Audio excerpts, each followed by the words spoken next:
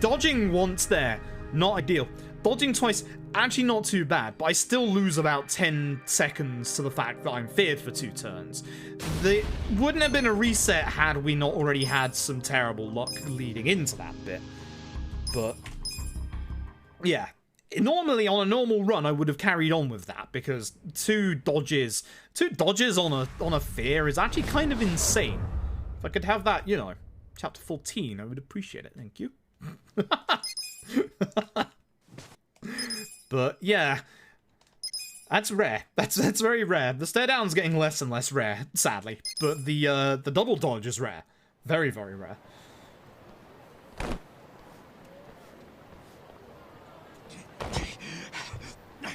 Yeah, game too popular. Better stop selling it.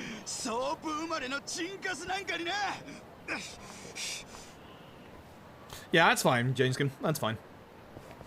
I was on when I was obviously in my teenage years and I had severe agoraphobia. I was on benefits for a year and a half, 2 years, something like that. And I know how wildly it can fluctuate. Also, I was on job seekers allowance a good 6 years ago. This is fucked up. I was on job seekers allowance a good 6 years ago. Couldn't find a job.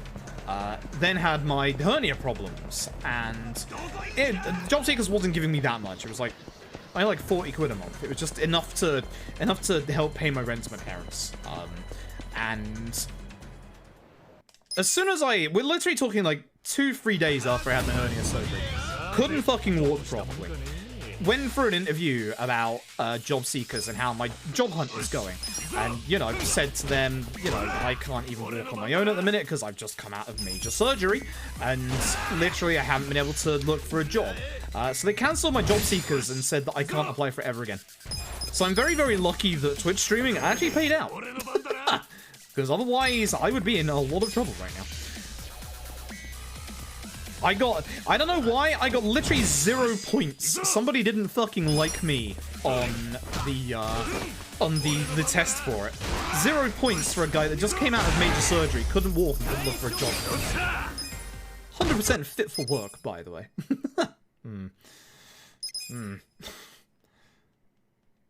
X2 doubt. X2 doubt. Good man. So yeah, I know how wildly fluctuating the benefit system can be. I was only on job seekers for like 3-4 months before that point, because it was after I got out of university. It was after I got out of university and then we figured out about my fucking body problems. And it's kind of a blessing because just after I got turned down, or like, I think it was like 2-3 months after I got turned down for job seekers, that's when Twitch introduced the affiliate system, which, yeah. I think the affiliate system is probably one of the best things Twitch has ever done, to be honest. It's enabled so many more creators that are like struggling to get noticed an opportunity to earn a little bit of extra money. Like, it was kind of like their response to like everybody like making Patreons at the time and stuff like that.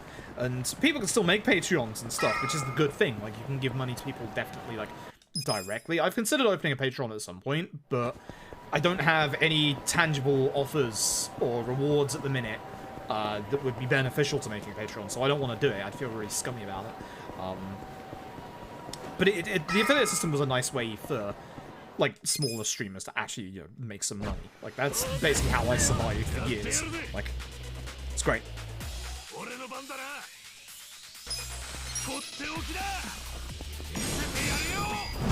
Yeah, I mean, I must admit, part of me is kind of, like, sad that they're not just making, you know, a new client, because it is starting to show its age a bit. It is starting to show its age a bit. I love the game, and I actually really love, and again, I'm not going to talk about it at all. Nice. I really love a lot of what Endwalker did, but that engine is showing its fucking age. Like, and I'm not talking like a weird semi-overhaul a la PSO2 New Genesis. I'm talking like a proper... I'm not even talking like, say, FF17, the MMO. I'm talking like a... almost like a 14.2, where it'd be like just, you know, the next part would be like on an upgraded engine. But if you owned 14, you would gain access to it immediately. It's very weird. Very, very weird.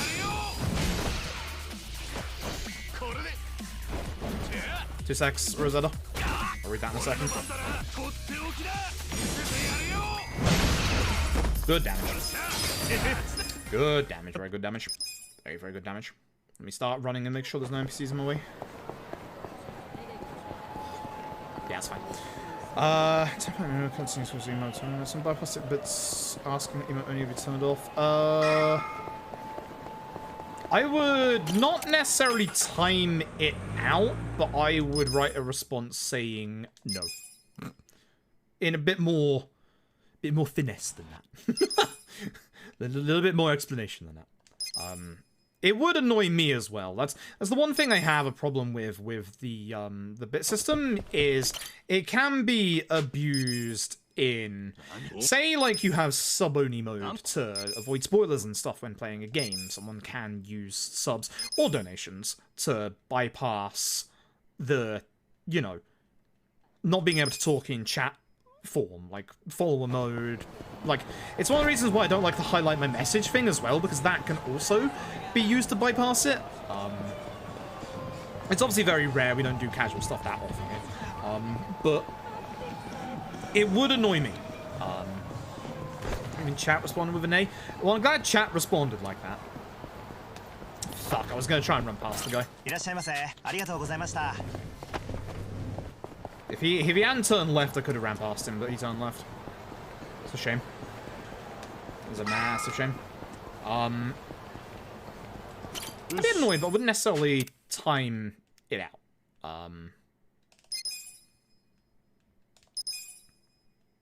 But I'd be annoyed at that.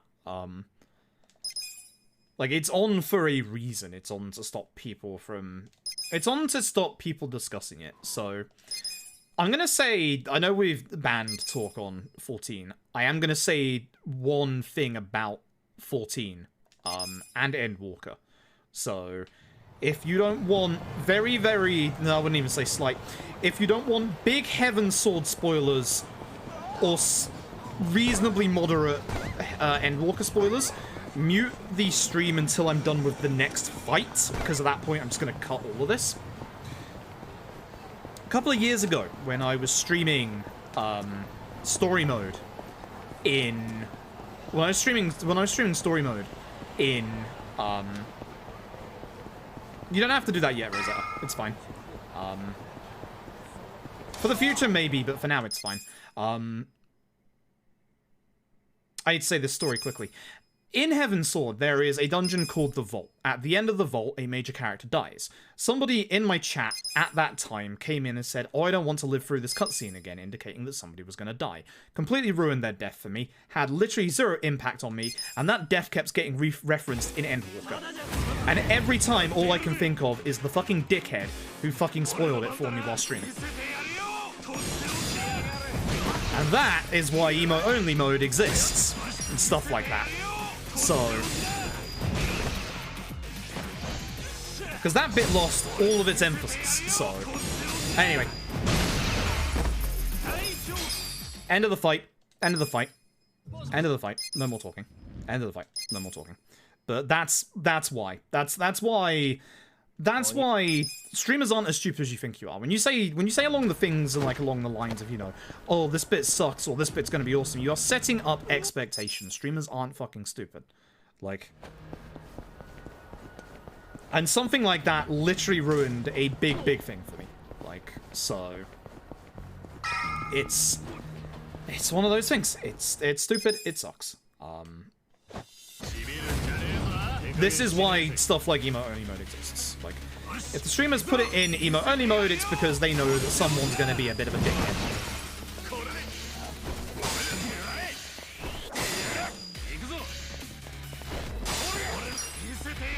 Like, the thing is, like, you'll get your chance to talk about the events that are going to happen after they've happened.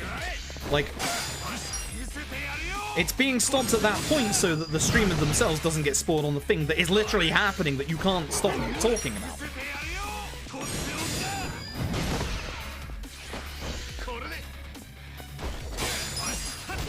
Okay. Better chapter 1. Much better chapter 1. As long as we don't get a fight spawn at the end of this. Much better. Much better.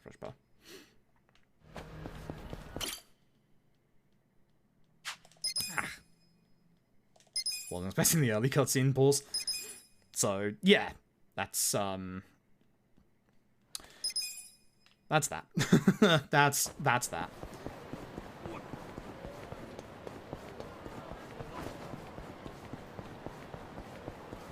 Yeah, I mean, I'm happy my mods shout out, like, people who host the stream and, like, raid the stream and stuff like that. It's just a nice way, because the trouble is, like, the way that Twitch works now is I'm fairly certain I don't get notified for a lot of... You used to get notified of, like, a lot of the smaller, like, hosts and stuff like that, but... There's like a limit right now, so it's a pain in the ass. Speaking of, Salma, thank you for the raid, appreciate it. Twitch used to tell you, like, in chat, like, everybody who'd like raid or host, etc.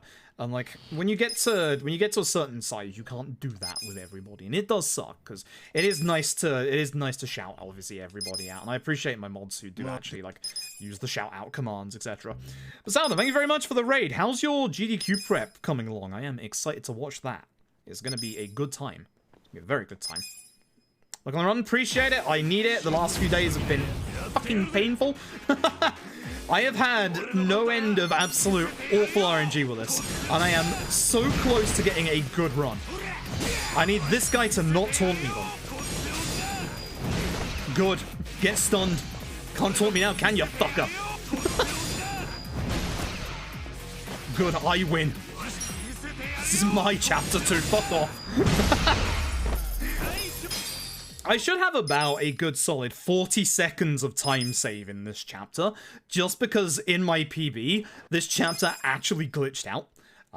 There's a boss coming up at the end of it, where we use a specific item that does 100 damage to it, and in my PB, it glitched out and ate my item.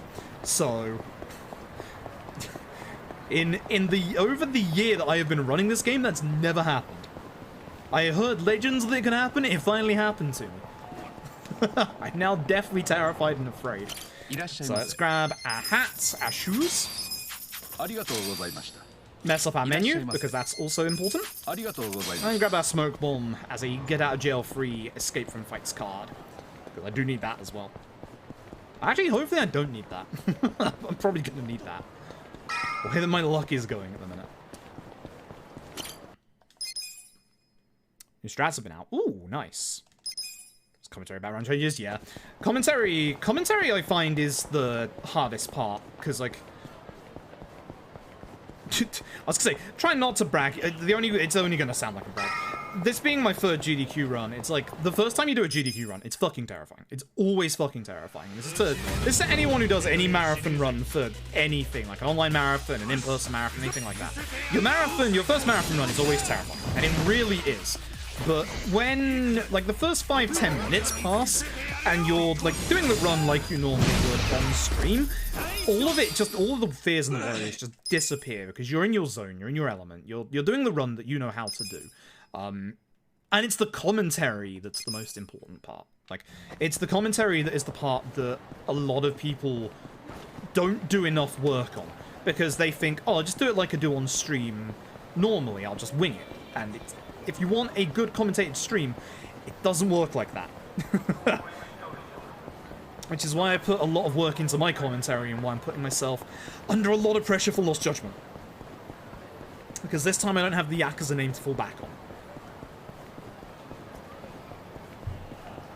So I'm hoping to make Lost Judgment the best GDQ run I've done. Hopefully. Head to bed. I wish I could head to bed considering it's 9 in the evening. Very smart. Have a good sleep. Thank you again for the raid. But yeah, it's like, whenever you do any kind of online marathon, the first time you do it is always terrifying. It really is. Like, the very first online marathon I ever did was Yakuza Dead Souls for shots fired all the way back in... Is it 2015 or 2016? I think it may have been 2015. Taunt is fine. I have to attack this guy anyway.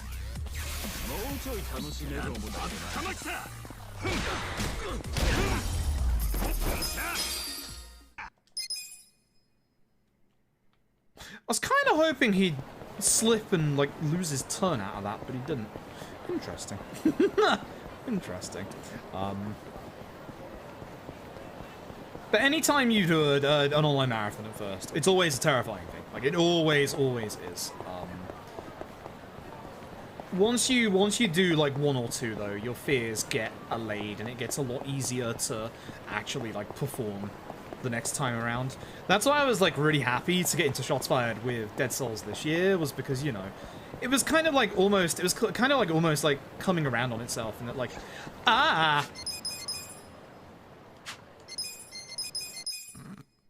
that's a fight spawn. That's not a nice fight spawn. Wasn't expecting it there of all places. Like, it was kind of like a nice, almost like, you know, return to the very first like online marathon, or the very first marathon run I ever did. So it's kind of nice to like do that and be all like, you know, this is how far I've come.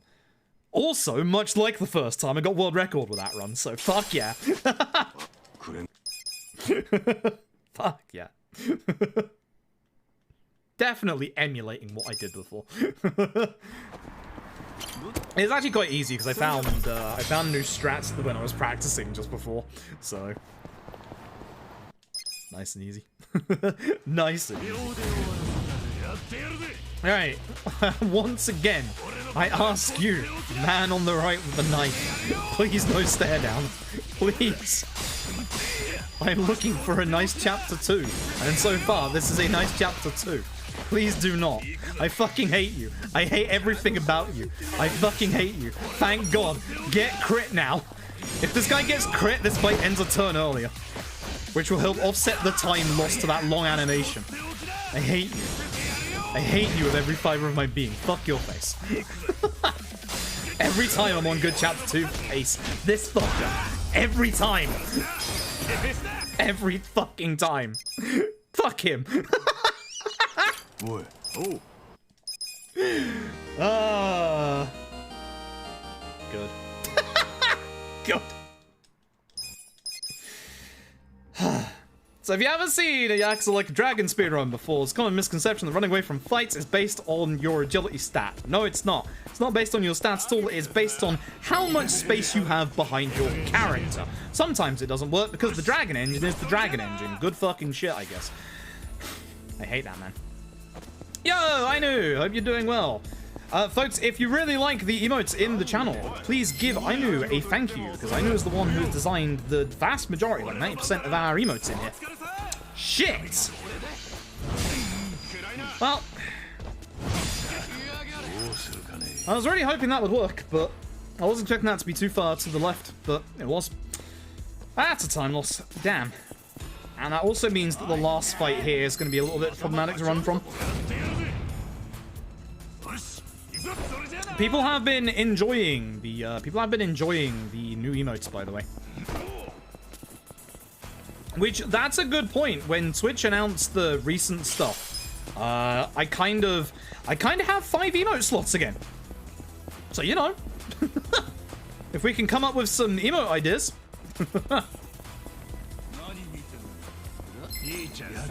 We were struggling last time, to be fair, so this next fight coming up that I hate trying to run from, there's a crowbar on the floor that I like trying to line myself up with. I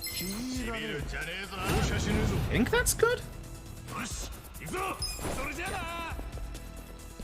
Not the best chapter 2, but we should still save time, provided every other fight in here goes well. Just because of how bad the Sawashiro was in PB. Moshi moshi.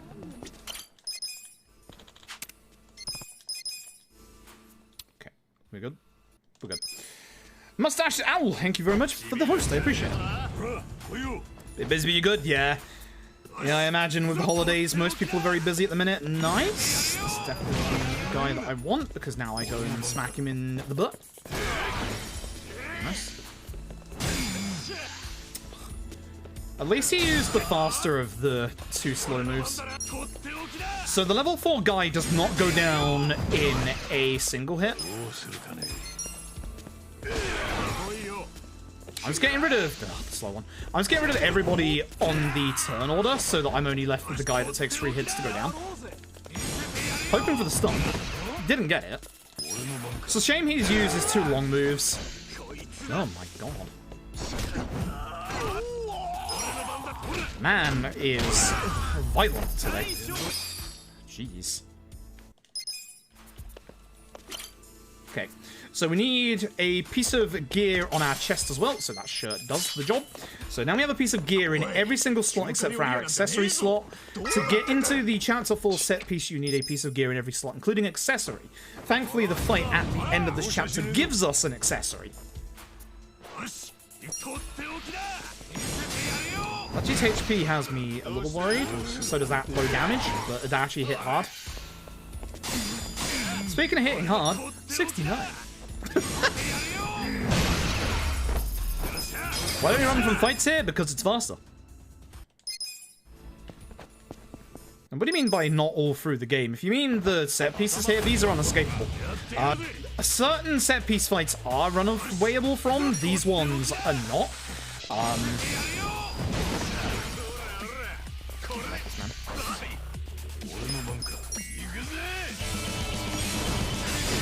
That works. Honestly, as long as it actually doesn't die, I'm okay with this. If this guy gets stunned, this would be nice. Cool. But we do run away from fights in the rest of the run. Like any fights on the street, we will run from. We get that stun. Itchy. No, not a stun day today. Fair enough. Actually shouldn't die from this. That was a normal attack, not tenacious. It's fine. But most set-piece fights you will not be able to run from. There's a couple that are. I do point those out when we get to them. It's very rare. There's only one time that we will ever be getting into a fight on the street. On purpose, I should say. And that's in Chapter 5. This fight sucks. The only way to get through this fight fast is to not get taunted. Cool. And both of these enemies have taunt, so I'm really hoping that the other guy just doesn't use taunt. He could use taunt in his next turn. It's not. Nice. Good. Okay. Good fight. He has a chance to use... They both have taunt. They both have a chance to use it at any point from their second turn onwards. So not seeing taunt at all is very good. And because of all the fights that we've taken so far, we know we're going to level up there. Sawashiro here. There's a couple of special rules for Sawashiro. The first rule is that we don't want to stun him with the second Tenacious Fist. First one isn't great, but it's okay.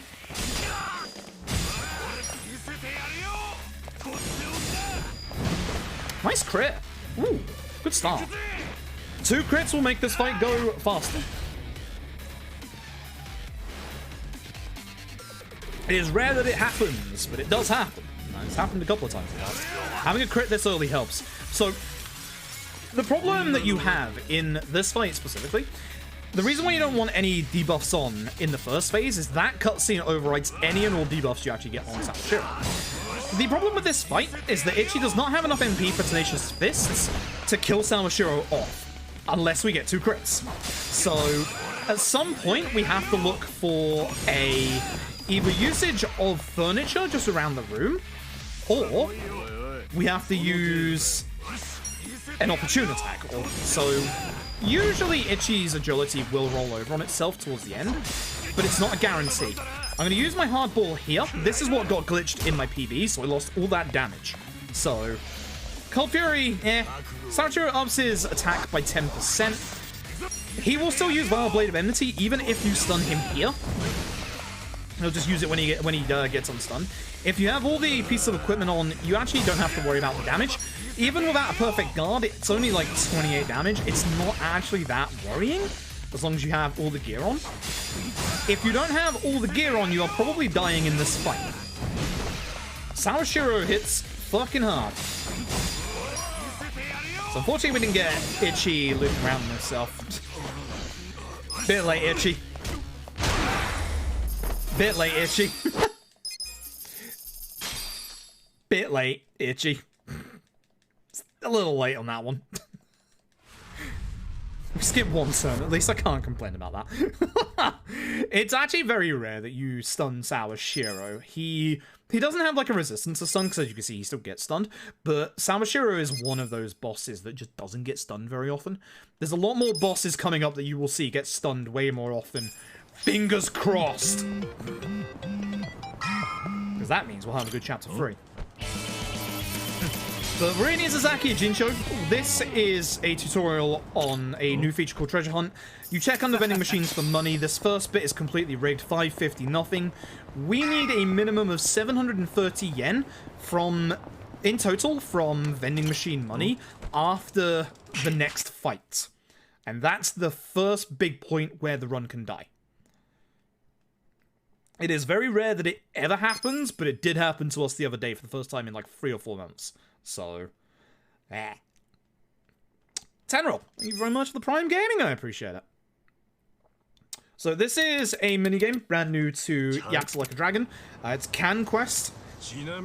We have to do the tutorial for it, we don't have to do the minigame itself, which it's going to throw us into after we've done with this. So, we're just going to be... This is a nice chill bit, this is the bit where I get to like, talk to chat and just like, relax. But yeah, as I said, like, that's not... I would say that's not a good chapter 2.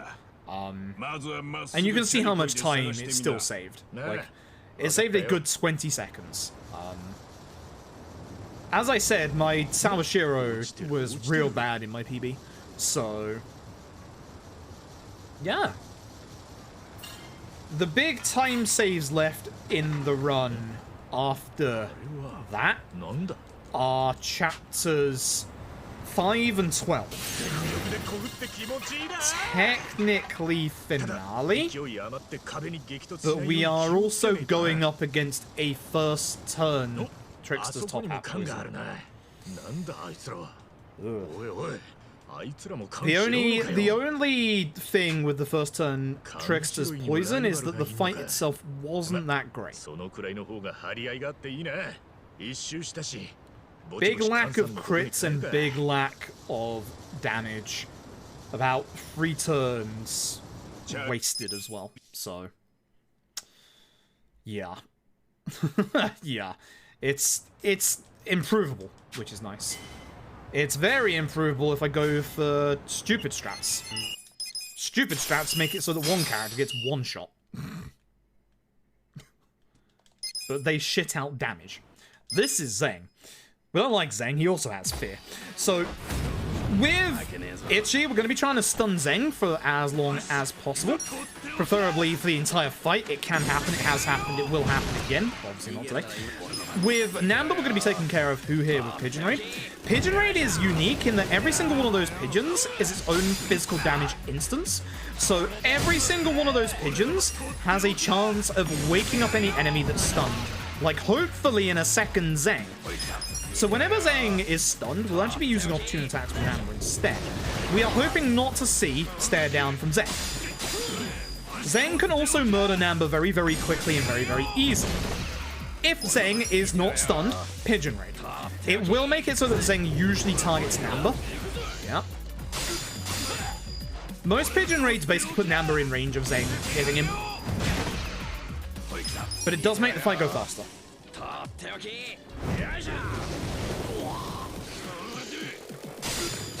This is a average Zeng fight, I would say. If we can get a crit, we end it on Namba's turn.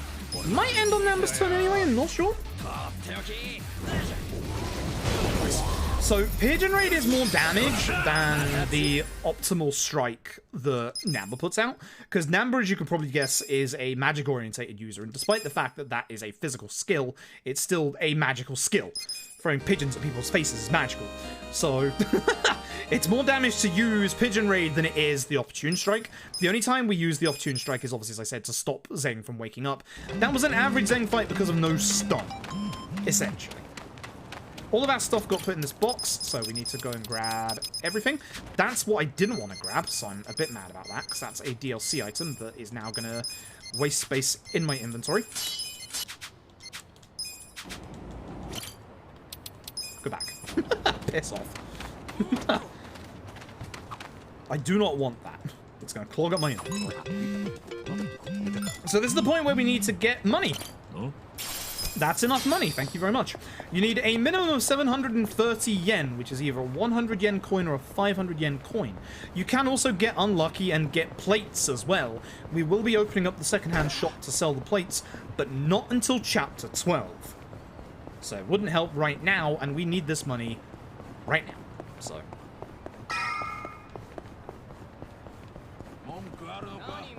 It's only Judgment and Lost Judgment that are faster in English. LAD is slightly faster in Japanese by about 15 seconds.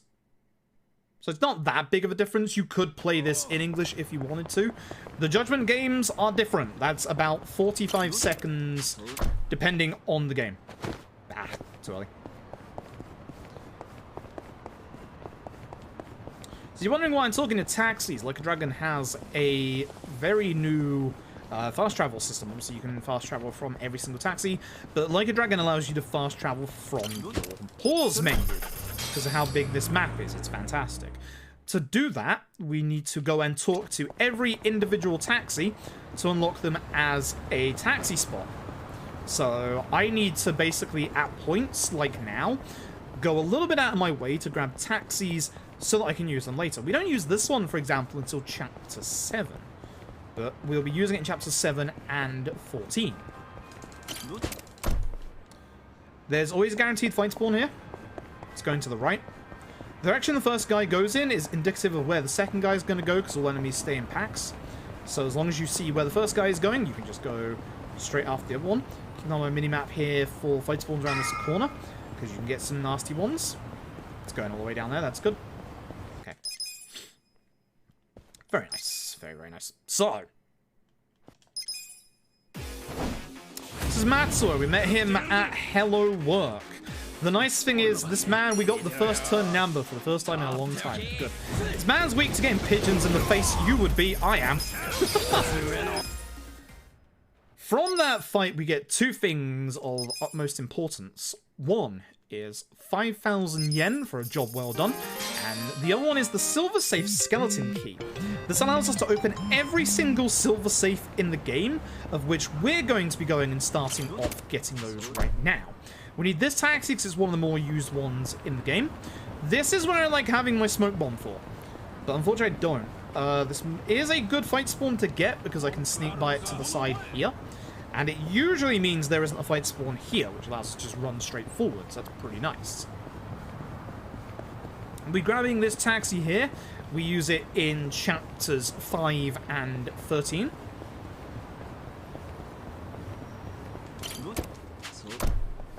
We do want a taxi, but not just yet. There's one more thing we need to grab to make the next couple of chapters go really fast. Thankfully, the light is red, so I can just not have to worry about getting hit by a car. If you get hit by a car in this run, you lose 10 seconds. It's like 7 seconds to get knocked down and get up, and then a couple of seconds to regain that momentum. Weapons for Adachi, Ichi, and Namba. The only person who can equip it right now is Namba. Now I have to be very careful here for a fight spawn, so I'm just keeping an eye on my minimap. If there isn't a fight spawn, I can go the quick way. It's there. I don't know if I have enough time for this or not. We're going to try it. I'm going to go and see the Shogi man. Cool.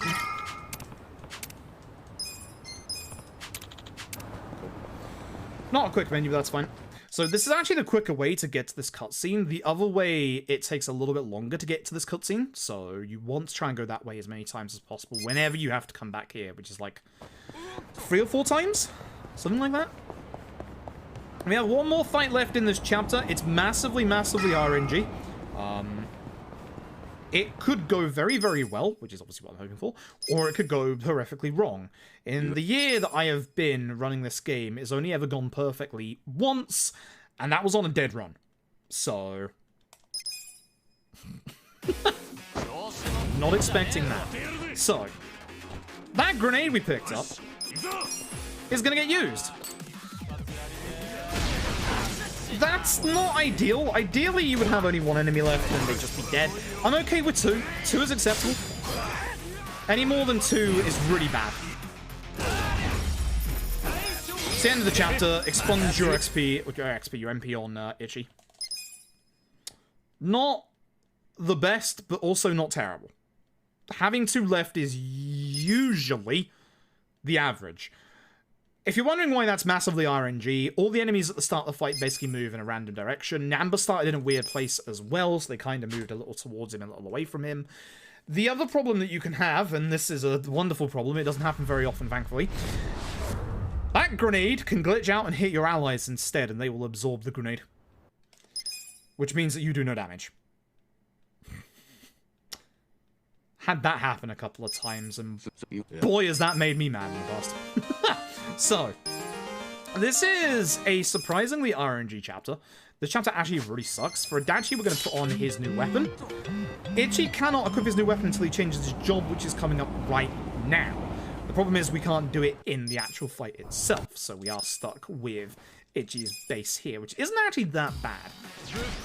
Now, optimal turn order is Namba, Ichi, Adachi. It doesn't matter massively for this fight. If it does happen, what we do is pigeon raid on the guy in the middle to stop him from walking away. Ichi now has an AoE skill in Mega Swing. We want to try and hit as many people as possible. Take this guy out with an opportune. So, of the 2 that are left, this guy has very little defense. This guy has a lot. Now, I need to perfect guard that to stop this from happening. The nice thing is, man dies to pigeons, and this man dies to tag team. That's why you leave the guy with a lower HP for tag team, because tag team is not that strong yet. It gets stronger the more party members that you have, and we only have 3. So Ichi is now hero class. We'll be using that for like the next chapter and a half. We need to put on our new skills, so Bat Buster, Mega Swing, Namba learned Pyro Belch. That is our very first elemental skill. It is Element Fire. It is a slight cone-based attack, which is going to be very, very important for the next few fights coming up, especially in this chapter and the next. The problem is that enemies and their positions can be slightly random.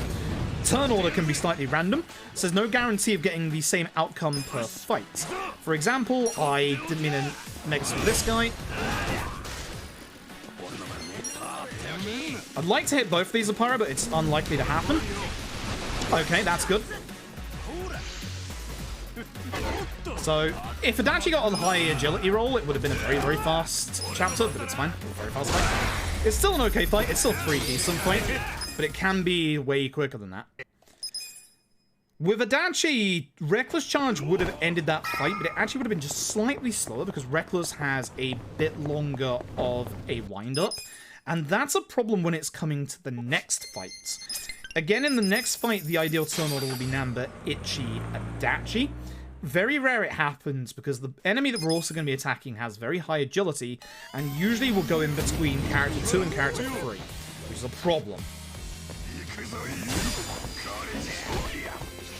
Oh, fuck. If it was Ichi, this would have been an insanely fast fight. So the problem that we have is the Degenerate, whilst he's weak to Pyro, he's got a resistance to Fizz. So unfortunately... Should kill? No. Fuck. Should have just used Titanium Man. And it's a shame because he did normal attacks, which are actually really fast. That's a very slow fight. That sucks. Give me an odd stone for my trouble, please. Thank you.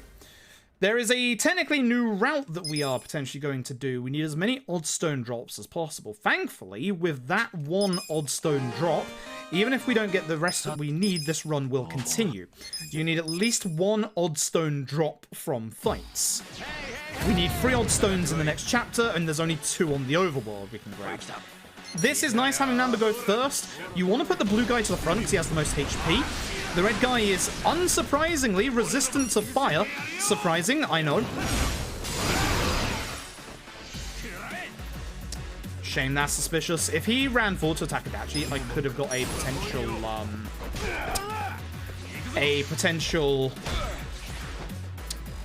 dual hit Reckless. Don't think this kills blue, does it?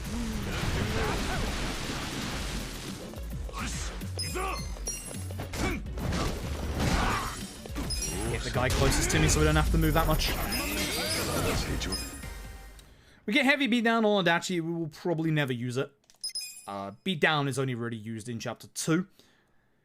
Adachi's pure actual physical damage at this point is really good, which is why we want him to be the opportune attack. Now, Tag Team Essence of Mayhem will always, provided Adachi goes after, set up for an opportune attack. Whereas nothing that Namba has actually sets up for that opportune attack. This is why, ideally, Namba goes first, Ichi uses Tag Team Essence of Mayhem, and then Adachi gets a free opportune attack. That is the optimal damage that you can do. Turn order... Oh, fuck, it's bad. Turn order is randomized, and the really fucky thing about it, it's randomized every single run, despite the fact that all of our stats are exactly the same. It's not like Fire Emblem in that you get randomized level ups. You don't. It's always the same. Agility and turn order in Yakuza Like a Dragon is dictated by a couple of things. One of which being the job that you are. Now, with the early game, we need to set this guy on fire. So, set this guy on fire. With the early game, it's... I was really hoping the other guy would be close to get hit by double mega. I really fucked that up again. You are not going to die, are you?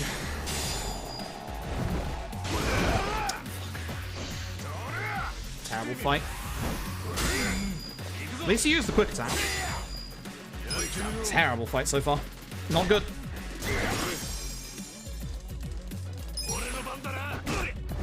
I think Ichi levels from this. I should have just used Essence. Oh well. That's an extra 2 turns than it needed to be. This is... We've got a bad Chapter 4 on our hands here. We can save this time back if we have a good set piece. Big if that one. But for this bit, we're going to go around and grab a couple of taxis that we need for this chapter and the upcoming chapters. This chapter right here uses that taxi that we just got, for example. So does Chapter 5. This taxi we don't use until Chapter 12, but it's important, so we grab it now. On the way over there, we're going to grab one of those overworld odd stones that I talked about a little while ago. It's on the right-hand side here.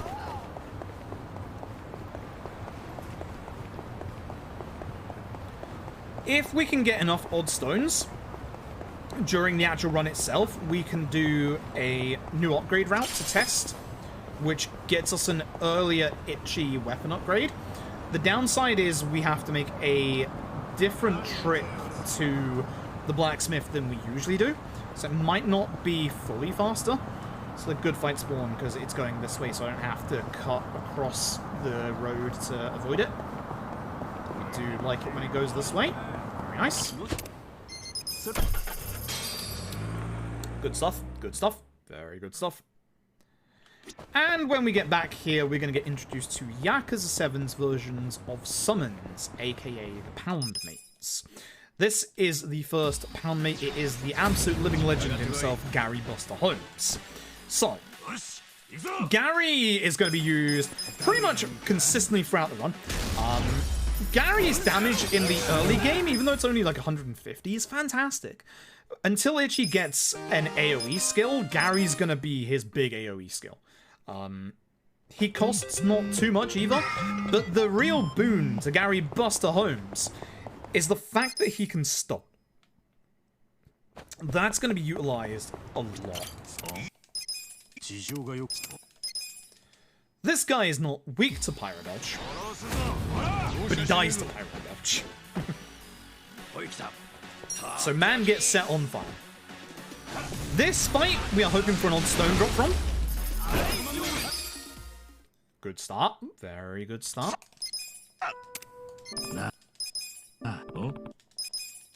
You have to skip one dialogue box there to be able to skip that cutscene. It's really weird.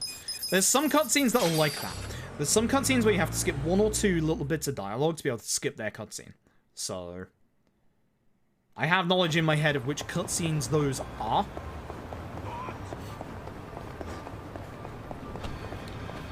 In here, ask for hot water. As soon as you ask for it, skip, because there is a fade out that happens that is skippable, but is obviously longer to sit through.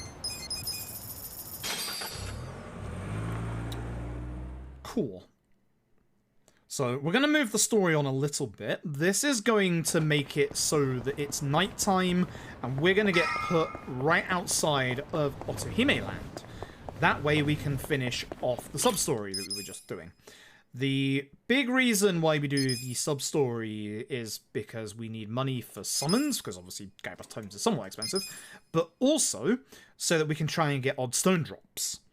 If we can get odd stone drops, then we are pretty much... Well, if we can get odd stone drops, we're guaranteed the run continues either way. But the more odd stone drops we get from the early game, the more chances I have of trying out this new weapon upgrade route. Hey, Shotgun Dow. That's his old tricks. Again, ideal turn order. Namba, Ichi, Adachi. Having Namba goes first should hopefully have Pyro hit multiples. Good. Gondara is the one you want it to hit. In the middle is good. It'll take care of at least 2. And boot. Good fight. No odd stone from that fight. So we're down 1 odd stone. Doesn't matter which of the options you pick here, just drink the milk. It's the quicker option because it's on top. You don't need passion in this run, but there are certain personality trait upgrades that we do need, and we're going to start getting those right now. We're going to get introduced to the Drink Link Conversations, the quick and dirty, easy way to explain these. If you've ever played a Persona game and you know the social links, it is exactly like that. We fill up our bond meter through fights and other some such stuff, like obviously minigames and stuff. We do it in the run through fights. Nambers is important, but so is Adachi's. And this is the tutorial one, and it's Adachi's. So, every single Drink Link conversation gives you 3 dialogue choices. For Adachi, square. I'd rather just make my own gives you charisma. You need charisma in the next chapter to unlock a specific job. Very important. Very, very important. Hey, good luck, Holiday Hippo. I need it at this point because things aren't going well this chapter. So, with that, we're now going to do the 2 set pieces that define whether the chapter goes fast or not. Oh boy, it doesn't go fast sometimes. So, we're going to head over to Sunlight Castle. It's going to be 2 fights. These fights are going to be determined on turn order and also positioning of our allies. We need Namba to go first, but also not to be in a weird position. Those are some odds. Namba going first allows you to Pyro Dodge multiple enemies.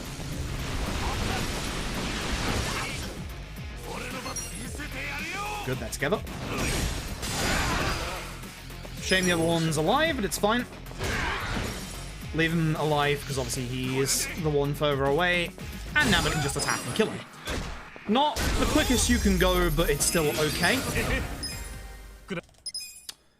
This fight, Totsuka. Totsuka's very, very weak to pretty much Fizz and Fire.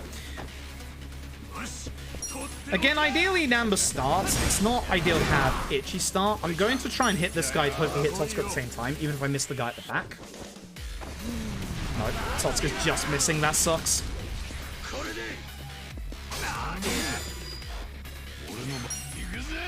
I'm hoping that's a double with the guy on the right, but I don't think it is.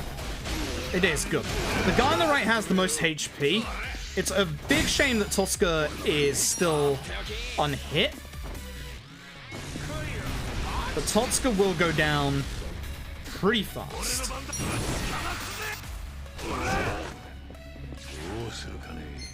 I was going to try and do an opportune, but I wasn't sure if this guy was going to hit me or not, so I just reckless. Guarantee the kill. Not the fastest fight, but also not awful. I wouldn't say it's great, but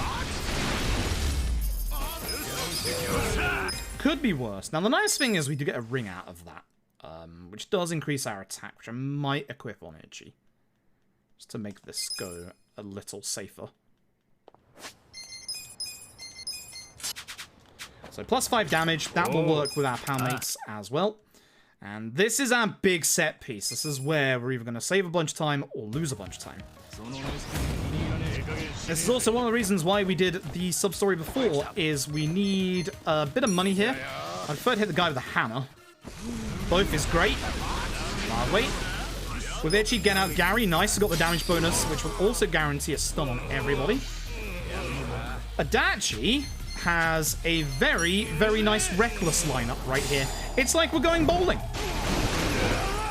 Nice. Namba levels, use Pyro.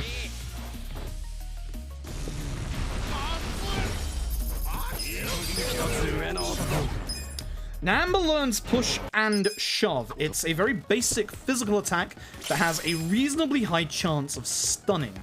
It might change the tide in one of the fights in this set piece. There are 3 enemies in here that are very boss-like enemies. This is the first. This is Ida. He can summon backup. You would think that we want to stun him. Incorrect. We want him to summon 1 round of backup. I gotta wait for him to start standing up before I use Pyro here, otherwise it's gonna miss. We want him to summon 1 round of backup, because once we finish, not this fight, but the fight after this one, it's then gonna give Ichi enough EXP to level up. We do now want Ida to die. I was hoping I'd get the guy on the left, I'm not sure. I did, nice. Wasn't sure if he was in the line as that started.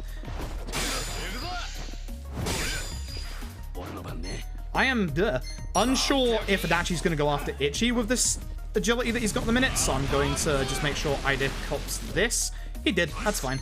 With Adachi, we will now just try and figure something else out, like hitting this guy Reckless and getting 2 of them. Very nice. This guy has high HP, so... Oh, actually, if I get both here, that'd be great. Ah, it's a shame. I really want to hit this guy because he has the most HP and probably survive Ichi Adachi. No, he won't. Good. Okay, good fight. Would have been better if I could have caught him with a Pyro. It was very, very close. Hammer triangle to skip that dialogue there, and then we're going to go upstairs. Still have mana on Ichi, which is nice. So because of that 1-person backup, that means we now have enough EXP that both Ichi and Adachi, who would level up from this next fight anyway, both of them are going to level up. Usually this guy comes back a bit and you can hit 3 of them, so I'll look like, oh no, it's still hit 3. Just hoping this hit the other guy as well, but it won't. Oh well. And a free opportunity. Boop. Good fight. Gonna grab myself this Tarana in the corner. It's not something that you definitely need, but it helps to make this fight at the end of the chapter go a little quicker if things go wrong. And if you do manage to keep it, it can also be helpful later on. Our second boss here that is usually pretty strong. Again, we want Namba, Ichi, Adachi. This is Kaseyama. We're going to start with Gnarly Breath. This is a 20% defense reduction. That's not the move that I want to use. But at least it got him on the floor for that, which is important. Now, Kaseyama here has a mid-fight HP block. It will go down once he uses the move Herculean Effort. This is the reason why you want the ideal turn setup, is because you get him on the ground for free opportunity. He can't guard that, whereas Kaseyama actually guards a lot of things. Now, Kaseyama can kill Namba in this fight. Very exceptionally rarely, you can have this fight end here. Not here with Namba's turn, but here. It needs the Pyro Burn, also a crit from one of Ichi Adachi, which has not happened. That's not a crit, it's just an opportunity. He's going after Ichi, which is fine.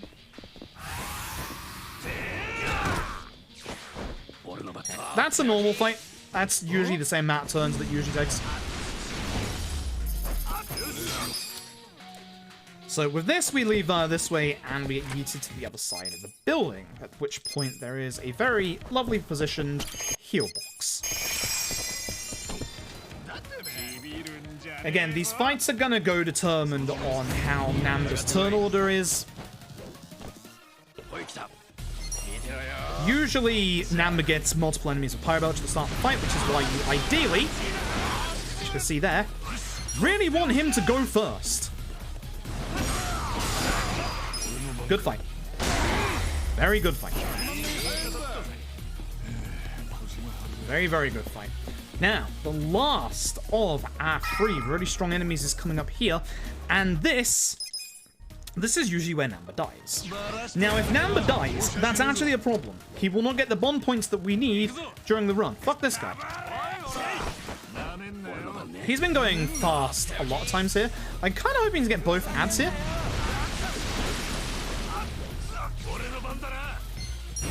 If I get both ads, I don't have to worry about them anymore. Oh, that's bad. Someone's dying. So, Fighting Spirit ups his attack by 20%. This can kill Namba when Namba is at full HP. Namba's not at full HP.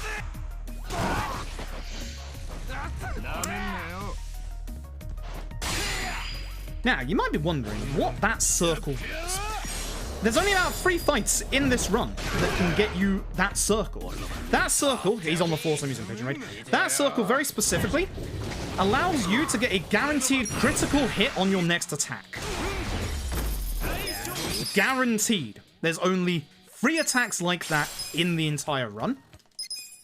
The others don't occur until, like, chapter 13. A very long time from now. So it's kind of nice to get that. It's very nice to get that on Adachi, because Adachi, again, is usually only physically attacking. Grab the grenade.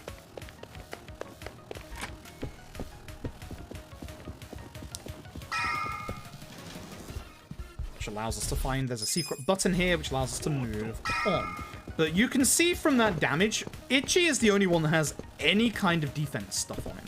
So that's the reason why Ichi survives that, is because he has the actual gear on. Nobody else does. Namba is very weak defensively, which is why he dies here. And unfortunately, as I said, you need Namba alive for his bond point stuff. There is a way to rectify it if Namba dies. If Namba dies twice, boy, you're in fucking trouble. This fight is one of the most RNG fights in the entire run. I hate it. It is all going to be determined on turn order and stun. Please stun everybody. Okay, because, unfortunately, Ichi went first, we're going to focus Kikagawa instead. Kikagawa is very, very weak, so don't worry about him getting out of his stun.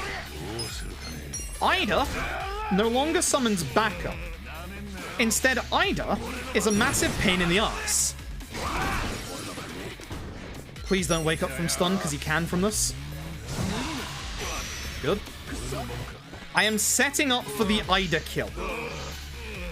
Because, as I said, Ida is really fucking nasty to try and kill. If it's a double pyro, this is going to be good. That's very bad, because now Ida's going to survive and heal. They're both going to wake up at this turn anyway. That sucks. So, Ida, instead of summoning back up, now heals instead. That is really bad for us. Kaseyama can taunt. If Kaseyama taunts, we want him specifically to taunt Adachi. I'm hoping this kills Ida as well. Good. Good. This is good. Because again, the ideal turn order that you want is Namba, Ichi, Adachi. So Ichi is going to knock him to the ground for a free opportune attack. This is why having Adachi taunted is a good thing. Because I'd be doing that anyway. Unfortunately, Ichi's MP is pretty low. This is why I get the tower. So I can carry on just getting these opportune attacks out of Adachi. Unfortunately, looking at this, this is going to be a big time loss in this chapter. Not enough damage, is it? No, it's a shame. I'm just going to pigeon him. Get rid of him. Not a great chapter 4. We are probably losing a bunch of time because we're not even done with the chapter yet. We're probably going to be behind going to chapter 5, but it shouldn't be massively bad. I am probably going to carry on, just because I'm very tired of seeing chapters 1 to 4 at the minute. And I have some time save in chapter 5 that's possible. So. And I get to explain chapter 5, because chapter 5 is really cool in the speedrun. Chapter 5 isn't actually that long of a chapter, but in the speedrun, it is. It's actually one of our longest chapters that we do.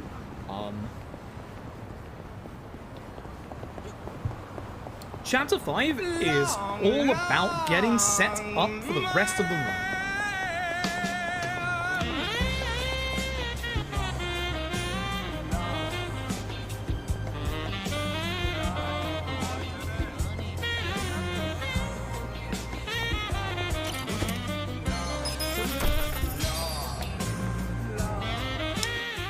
Mr. Papa Drac, congrats on the long man. Thank you very much for the host. So yeah, we're actually still going to be ahead somehow. That's kind of surprising. I thought I'd be behind, but no, we're good. We're good. We're definitely carrying on. We're still ahead. Good. So, only 4 seconds, but we are ahead. Again, the more important thing is the loadless column, not the real-time column, which is good because the real-time fluctuates wildly because of a certain few things. The save load trick to get rid of enemy spawns, that causes you to lose more time, obviously real time, than load time. Also, it's a thing with the Dragon engine that even on the same console, the same PC, your load times can vary wildly. On the PS4 and PS5, for example, if you're running one of the Dragon engine games, especially with 6, for example. With 6, if you run the first 2 cutscenes of the video game first, you actually load into the rest of them faster. It's exactly the same with Yakuza 5 Remastered, by the way. It's so stupid. It's so stupid, but it like caches the cutscenes or something to make them load faster. I don't fucking know why. It is what it is. President, thank you for the host as well. So, we have our 4th party member, Sayako. She's amazing. She is actually going to be one of our big damage dealers. You missed everybody but the guy in the middle, which is fine because everybody else will die. Everyone else will die as long as you get the Mega Swing off. Now, Sayako might be a much higher level than everybody else, but her job level starts a lot lower, and the difference between Sayako and everybody else is they have their good weapons at this point. So we're doing way more damage on the other 3 than Sayako. So with Sayako, we're actually surprisingly not going to attack. Now, part-time hero, the lovable lad, he can guard all attacks, much like Kikagawa from the last, Kaseyama from the last chapter. So again, ideal turn order is some form of Namba, Ichi, Adachi. This should be over with Pyro into tag team. So, good. Well, I just do this. Stand behind him. Good stuff. Sayako is going to get very, very strong very, very soon. But right now, Sayako doesn't do that much damage. She does have one skill called Clobber Bag. We'll talk about that in a second. Part-time Hero now opens up your completion list. The completion list is important in LED because completion list, as you can see at the top right there, certain awards will give you certain personality trait upgrades. We're going to utilize that. In fact, we're going to utilize that right now because the game remembers everything you've done up until this point, including all the taxiing I've done, which gives me style and intellect. Intellect doesn't matter. You can be a dumb shit and still make it in life. Look at me. But style matters. Style very much matters. We need level 4 style in this chapter to gain access to a casino in a toilet. Don't question it. Don't question it. By the way, if you like the look of this, or you want to start your Yakuza journey with Yakuza 0, the Yakuza games are on sale as part of the Steam Winter Sale. You should all buy Yakuza. In this fight, we're going to be using Gyarados Holmes.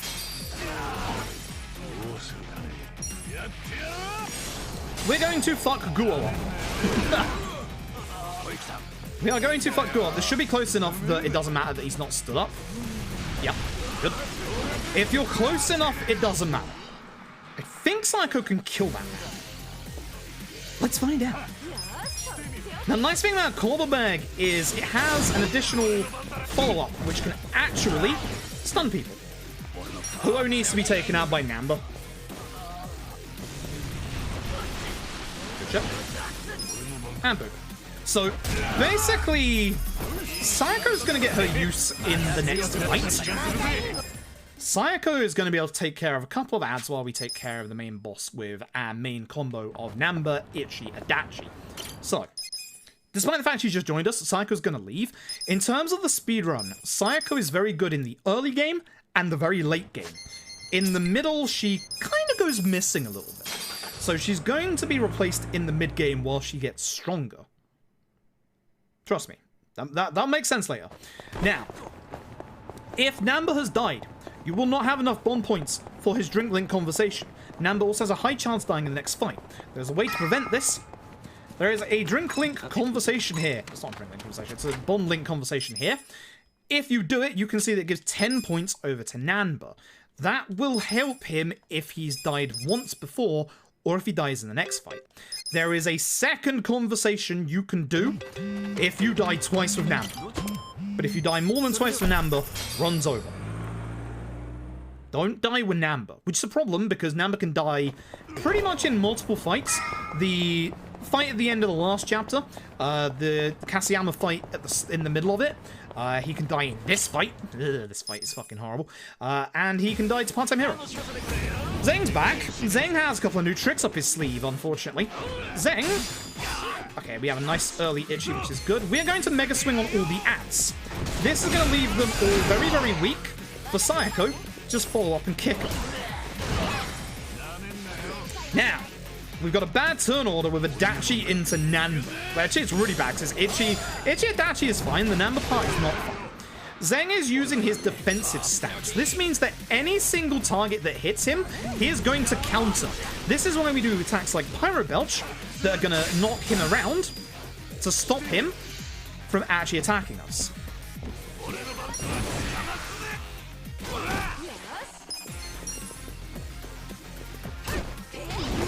Sayako can be pretty good when she wants to be. Unfortunately, we have a bad turn order in Itchy, Nanba, Adachi. Nanba's starting to get his agility back. Adachi doesn't have much. The nice thing is, Zeng has decided to die. Now, Zeng has a couple of really fucking nasty tricks in this fight. One of them is Liu Mang's Glare. It's a brand new attack that he has, which is party-wide fear. Party-wide. Fucking everybody. It sucks. If that hits literally everybody, you are losing time. There is no other way around it. If it hits anybody, you're pretty much losing time. So for Zeng to use 2 defensive stances there is really good. That is a very good fight. That is a very, very good fight. Do appreciate that. Do very much appreciate that. It is. This is a very RNG chapter as well. Not quite as bad as chapter 4, but there are a couple of things in this chapter that are going to be a little rough. Before we carry on, I'm going to be starting up a certain sub-story, because Gary is not the only summon that we need for damage. Here's Nancy. And we are, of course, going to be getting good on Nancy. We're now going to be going over to Hello Work, where we're going to open up one of LED's biggest gameplay factors, which is the job system. We're going to be changing one job immediately, but we are going to be changing jobs multiple times throughout this run. But we're going to start off immediately with Sayako. And this is how Sayako gets bloody strong. She is not going to become idle. Most people think that you go idle. We will be seeing Itchy host though. Most people think that you become idle because obviously the healing. We go full damage, baby. Sayako becomes a hostess. Today you can be cowardly. As I said, you would be the last time. Now, once you're done here, this unlocks a very long quest. Very long quest line. We're going to do it. We're going to be spending around 2 million yen in this chapter. Open this safe. That cotton pouch right there is a new weapon for Sayako. More importantly, it's her upgradable weapon. One common misconception in LAD is that your damage comes from your levels. A little bit of it does. The vast majority of your damage in this game comes from your weapons. So we want to get the upgradable weapons for everybody that we can, or everyone that we're going to be using. Which, at this point, we've only got the one, which is Sayako's. So, when we leave Part-Time Heroes, we get a phone call saying that all of the cats in his office have managed to escape because somebody left the door open. Whoops. So we're going to go around and get all, or most of the cats right now. We're actually going to go and get all of them. But on the way, we're also going to be grabbing ourselves the Kappa statues. The reward for the cats is 1 million yen, with a second quest unlocking after that for one final cat, which the reward is another 1 million yen, and a pound mate that has an insane amount of damage, especially for the early game. You heard it, and there's a cat around it. The Kappa statues are story locked. You cannot get one Kappa statue till chapter 6. You cannot get one Kappa statue until chapter 7. We will not be finishing the Kappa statues. Bad fight spawn, I dislike you. We will not be finishing the Kappa statues until chapter 11. I almost said 12. 11. 11. This is this bit right here is the worst part if ever you're learning this run. Because there is so much that you have to learn and remember in this one specific bit. See that car? I'm not getting hit by that car. There are 2 hitboxes overlapping each other right here. Fuck you. Bad late fight spawn. Not going back to the taxi, I've walked too far forward. If I do the save load trick here, it despawns any fight spawns around us and reduces massively the chance of them respawning next to us. So, Cat leads into Nancy. Those are your 2 hitboxes. When you go through these text boxes here, hold right on both the left and right stick of the controller that you are using. Because when you get to this bit, you will see, once it finishes loading, you spin and move. This one is Nancy. It is always Nancy. At which point we're going to go over the river. And we're going to carry on getting some cats. I'm also going to start a side quest that we're not going to finish until chapter 12. Now, we don't have to do this sub-story, but because there's an enemy spawn in front of me, I start the sub-story to despawn them, and I just get past on the other side. Kappa statue. Turn around, got these stairs, you'll hear it in a second. Very, very quiet, but here it is. Here is our next cat. Kind of having a chill on the roof, as you do. We're now going to go start the second-hand shop sub-story. But again, we're not going to complete it until chapter 12. So we want to start it, but we'll come back later. We're heading over to Hamakita Park.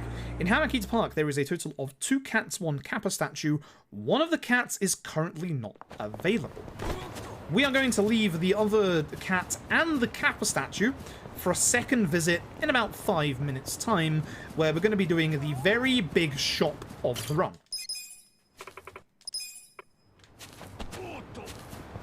In this bit, I'm keeping a very close eye on the right-hand side. I'm specifically looking for, or lack of, fight spawns. That one means the bad one can spawn up ahead. So I've got to keep my eye out very carefully. I see it. I don't know if it's coming this way. It's just standing there. It's coming this way. So we need this taxi. You can see on my minimap there's a fight spawn in front of me. That means I got to get rid of it. And this is why real time can, like, really wildly vary in this run. Because, obviously, better PCs will save load a lot faster than others. And this is the nice thing about having a loadless timer, is because of having a loadless timer, it doesn't matter whether you have a better PC or not. If you have a loadless timer, you don't lose time over anybody else by save loading there. So because I'm on a 2 PC setup, and my CPU isn't actually utilized that much, I load way faster than the other runners. Which is why having a load remover is really, really good. Because that means that this playing field for the speedrun is a lot fairer. A lot fairer. I am very much a man of, if can have load remover, fuck off. If can have load remover, fuck off. If can have load remover, give load remover. Load remover makes a lot of the Yakuza runs a lot fairer between the runners. Like, weirdly enough, despite my, fact that I have a 2 PC setup, my 0 loads are actually worse than some of the other runners for some reason. Don't know why. It's bizarre. It just is what it is. So having a load remover is very, very nice. Turn around, Kappa statue. That did actually work. I'm kind of surprised. I didn't think it was going to work, but it did. Very surprised by that. But we're just going to carry on getting the cats. Now, if Namba has died twice, one bond link conversation is not enough to get his drink link in time. So, there is a way to rectify that, and it's coming up right now. I might not be able to show it off, though. All depends on whether there's a fight spawn here. Which there is. Shit. On that right-hand pathway, about just between the green box there and the end of the fence, there is a drink link conversation between the members of the party that we have now, which results in an increase in Namba's bond level. That's the one you need to get alongside the other one if Namba dies twice. Please no late fight spawn. I'll keep an eye on my mini-map here. Nope, it's a good one on the other side. We want to move the story on a little bit. Because we are here. We want to move the story on. We want to make it nighttime. But more importantly, this actually makes us go to the other side of the station. And that's important. We need an item to finish off Nancy's sub-story. Said item is only available in 2 places, one of which is Can Quest as a reward. Way too long to get that. So we need to go buy it instead from this popo. We need to go and grab ourselves the premium sushi set. As you can see, it costs a lot. We're down to very little money right now, which is why you must be very, very careful not to mess up your taxiing during this route. This is why this bit is so stressful and important. Turn around, cap a statue. We're going to go down here where we picked up the weapons earlier, because on the way down, you may hear it.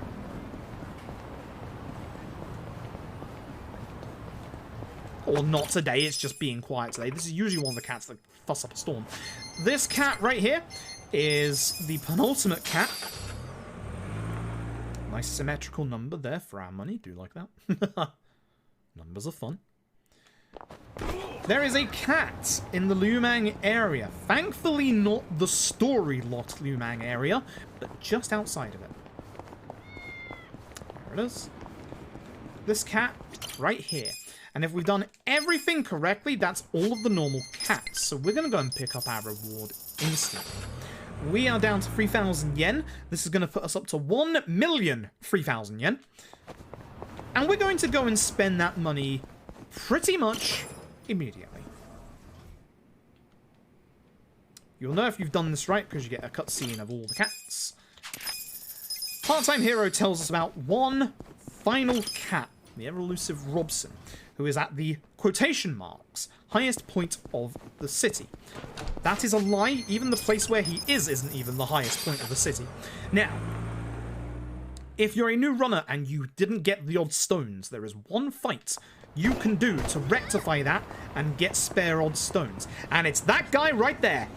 He's not a guaranteed spawn, but that fight right there can give you up to 6 odd stones. I was very tempted to do it, to do Ichi's weapon upgrade in this chapter, but I'm not gonna. There's Robson. As I said, not even the highest point in this bloody park. Either way, it's a literal highest point being, you know, the highest point on the map. Kappa statue, and now the big buy.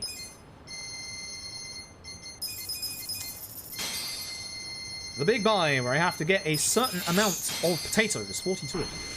So I'm getting, obviously, a certain amount of ingredients here. That's one too many, but it's fine.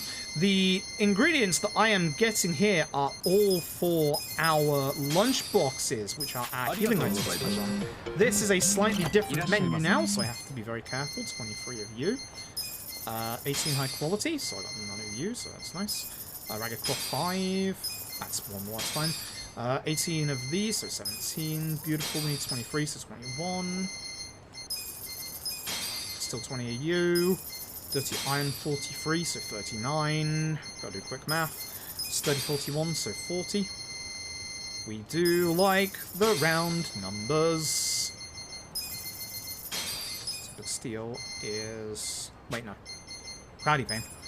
40, so 34. Clear 40, so 29? Yeah, I'm stupid. Immaculate is 39, so 35. Tempered 28, so 27. Safety, cheap plastic is 18, so 16. Thank you. Sturdy is 14, so 12. Dull 26, usually don't get any of these. Cleaning 9. 9, I said. Thick hide 20. Smooth 18, so 15. High end 8. Full grain 3. I would say that's a bad menu, to be honest. I would say that's a pretty bad menu. Either way, we go over to these vending machines. We want 5 muscle soda and 5 kiwami drinks. We'll get into the reasons for those in a bit. And we're off. But yes, if you make a mistake in that shop right there, runs over. Like, if I've made a mistake at all, this run is over. Pure and simple. That's it. Hello, part-time hero, lad. Give over Robson. We get Robson as a pound mate. Another million yen, which you can see gets us down to 1.1 million. Again, we're going to be spending the majority of that in this chapter. And now we leave. But before we do, Sayako. Nope. Sparking Cannon. Gear Sayako. I didn't want to give you the boots, but you know what? You get the boots today. You get the boots today.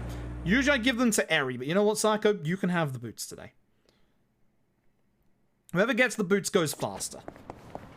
It doesn't really matter. I like having Eri go faster, but it doesn't matter. Just have to remember that my menu might be slightly askew because of this. So we just make sure that we don't fuck up. So when we rest, this is going to put us into a big fight against Bleach Japan. So Sayako's probably going early here. Not as early as old Namba, who will hopefully pyro multiple people. Ideally, you want to pyro Okino, because Okino is a pain in the ass that survives. Use Gary.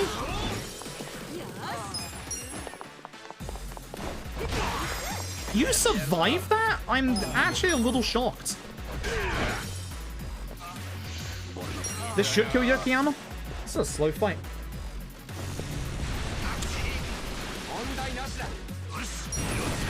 Shame. Very slow fight. Phase 2 is going to start with Sayako. This is Kume. Everybody fucking hates Kume, but at the same time, we in the speedrun love him. Kume has one redeeming character trait in this speedrun. He's weak to every fucking attack in the game. So, you know, do love that. That should be a double at least reckless. I'm hoping a triple, but I think it's a double. It's a triple, baby. That's a mega swing. Hell yeah. Glitch into the wall. Good fight. Good fight, despite the first part not being good. Kume is weak to literally fucking everything. It's great. Everybody hates Kume, but in the speedrun we love him because we get to punch his face in. Now, this is Eri. And this is not hyperbole. Eri is the strongest character in this game. By far. We are going to get her. She is important to the speedrun. Not getting Eri in the speedrun costs you, and I shit you not, 45 minutes. Eri is very good. Eri is very good. Yes, stronger than Jungihan.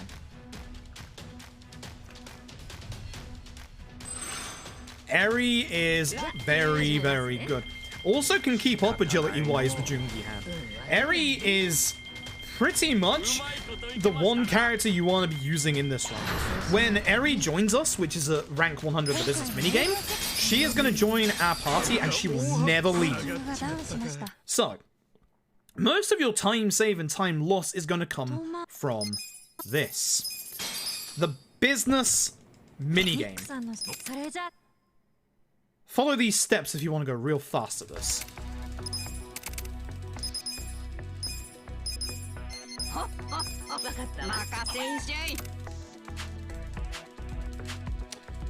want to sack these two, which is a shame because we do need red units. Careful here. 1, 2, 3. 1, 2, 1, 2, 3, 1, 2. That's it.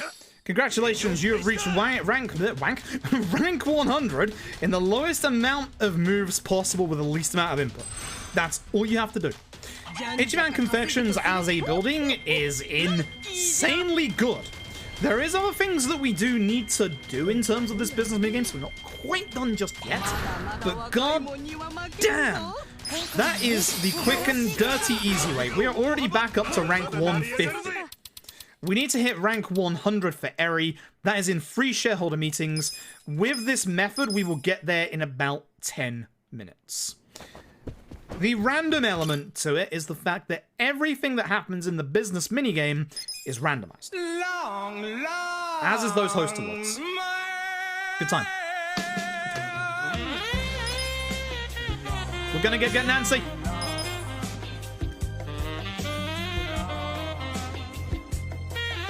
Nancy's important. Very important. So the Baron, thank you for the host. But yes, we are going to go and get Nancy before we do anything else. Nancy is actually very, very goddamn important in this run. And thankfully, we have everything we need to get Nancy. Literally everything. We don't need anything else. It's great. It's wonderful. We're going to get Nancy right now.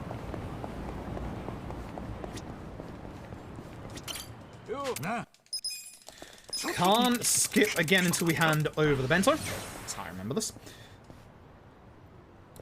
We don't need kindness either. It's just something we get. So hand over the bento, and that's Nancy. Cool. With this, we're going to go taxi back to Ichiban Confections, and we're going to do Ichiban Confections for about 10 minutes. This is the nice part of the run because I get to now chill and sort of chat after all of the stressful comings and goings of this chapter are pretty much done. Not quite yet. Not quite yet. Hi. So, we need to do something else here. We need to, oops, employees, recruit, you. You. Make everybody happy. Change via this menu, you for you and you. And there we go. This is how to do the business meetings easily. Aim for the angry people first.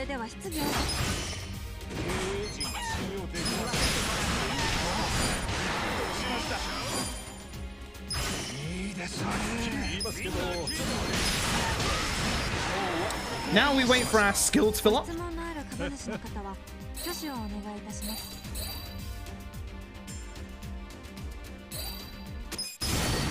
This gets us back points and deals damage.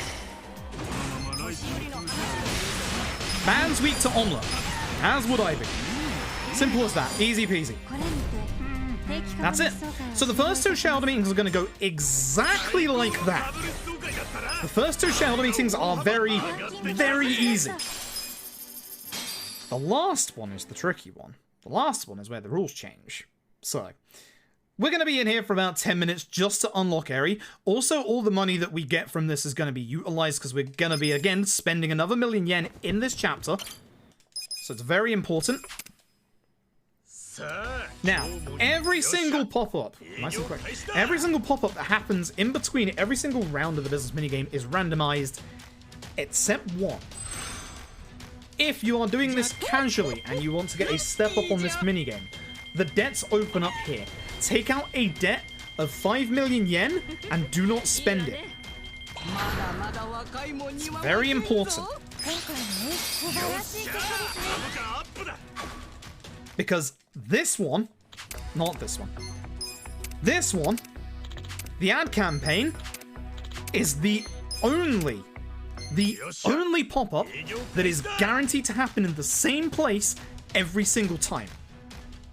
So if you're doing this casually, take out the 5,000,000 debt, take the ad campaign, you can get lucky. You can get very lucky and have Omelette's 5,000,000 yen bonus in the round before that one, or even before that ad campaign.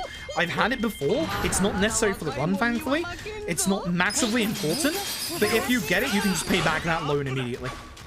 But if you're playing this casually, getting that is a very, very good thing to go fast in the early parts of this. And now we chill.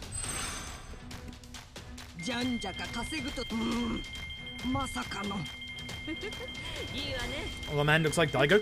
Fun fact, Daigo's actor is, I believe, the prominent star of Taku Inoue's latest music video in collaboration with a certain Mori Calliope of Hololive. So, there you go. I believe it's the same person. So there you go. Worlds collide. VTubers for LAD 2. Nep's already done it.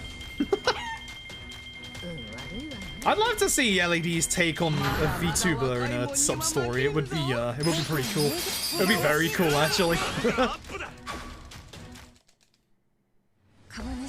Ooh, anytime you have a shareholder meeting, form AutoCare. Again, it's going to go the same way as last time. I kind of forgot it was this fast. This is going very fast. This is good. Going for the angry ones first. I'm going to give this guy a few seconds just in case I need a couple more points. I needed 2 more points. ご質問のある株主の方はぜひお願いいたします。すみませんでした。落とし穴がありそうで怖い。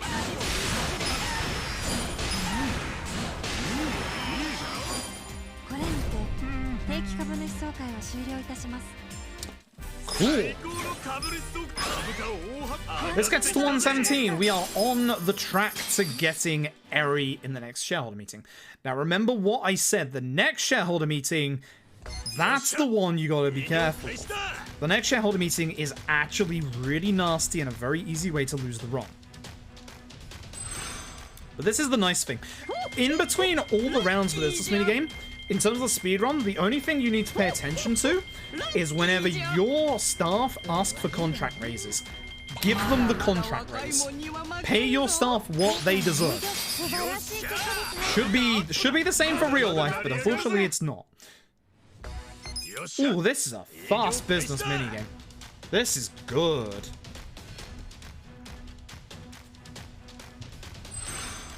This is very, very good. No, you still need to play the minigame. When you get past rank 100, you need to start investing in other buildings, but for the speedrun, we don't care. Ichiban Confections can actually take you to about rank like 50, but after rank 50... Oh my god, this is fast. After rank 50, you do need to get other buildings. Ichiban Confections can't carry you to rank 1. It does a damn good job of getting you most of the way there.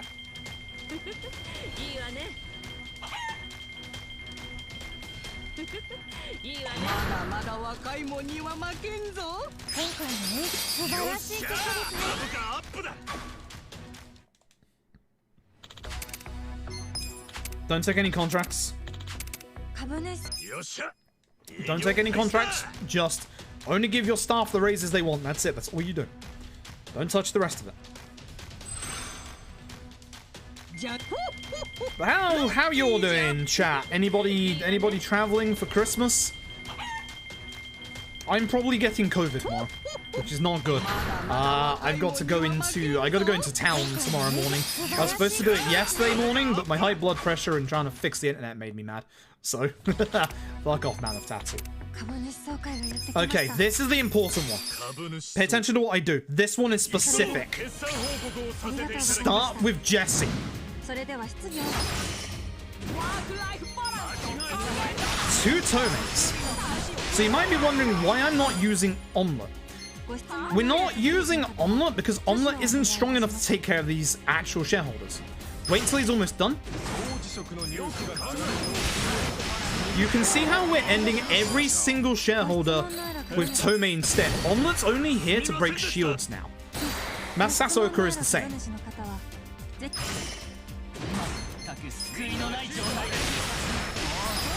See how I had to wait for 1 point there? That's how tight that gets. That's how tight that gets if you're doing it correctly. That is also why you make sure your employees are happy, because it makes it a lot faster to get your points back, and that's rank 100, the quickest way you can possibly do it with the least amount of inputs. Very easy. Very, very easy. So not only do we unlock Eri as a party member, we get a skill here called Stack Slap. Provided the run goes well, you should only ever see me use it once. If we use it more than once, things have gone wrong. So, we're now going to go over to Bar Survive, and we're going to go and do Eri's Drink Link, and this is obviously the point where you also need to do Numbers. If you still don't have the bond points with Numbers somehow, when you unlock Eri, there is a Drink Link conversation outside of Bar Survive that gives you bond points with Namber as well. You want X for Eri. Alright, you have to skip a tiny bit to skip. Looks like it's skippable, not actually skippable. This next one is, though. This is the last story cutscene that Eri is ever in. Which is a massive shame. But now she's joined the party, and she will never leave. She is going to literally take a slot in my party, and she will never leave it. She is that good. She starts good, she ends better. Eri is the entire reason why we PB this run at the end of the run. Speak to the Nan. Your options are circle, Casca's Counseling Corner, X, once done is done. This gets you charisma and confidence. You need those in this chapter. Confidence only just hit level 2, we need that at level 4. That is going to unlock the other casino. We will get that just in time. Now, what I'm about to do, you don't have to do until chapter 10, but I like doing it now. Not you. Our bartender. Remember when I bought those bentos earlier? And this is the reason why. Well, not bentos, I bought the ingredients. They make bentos. This bento recovers 500 HP for the entire party, and the other one I'm going to get recovers 200 HP and 200 MP of the entire party. That's going to be useful later on in fights where we have to mitigate MP. Those 20 lunchboxes are your healing items for the entire game. Oops. We are now going to go over to the pharmacy. We need to do a little bit of shopping. So we're going to go and grab a couple of things that we need for this chapter and the upcoming chapters after this, including 1 or 2 things that are optional but will save our life if we need them. Hopefully we don't. So, we're going to be grabbing 2 Paralysis Poultices, 2 mental supplements, 2 first aid kits, and 40 Celadine Super Rags.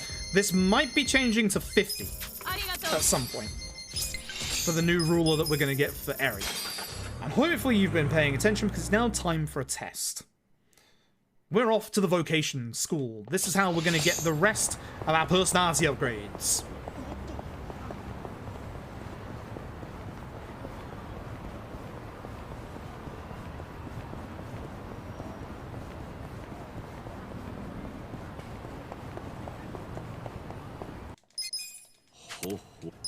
Oh shit, it's English.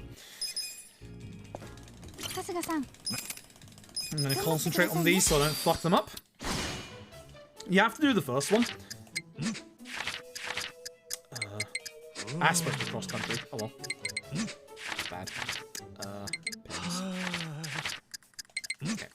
I got 4 there, so that's fine. You only need 3.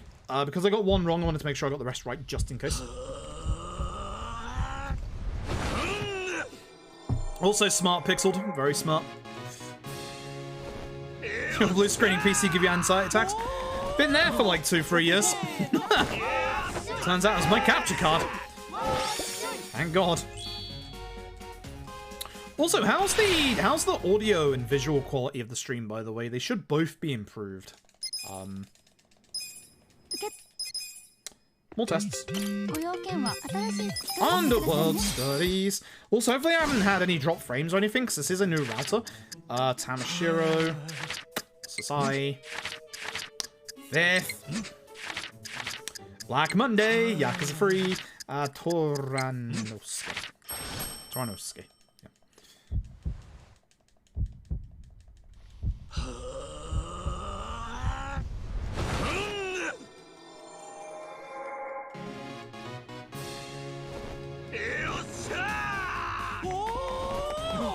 That's good. Stream looks good. That's good.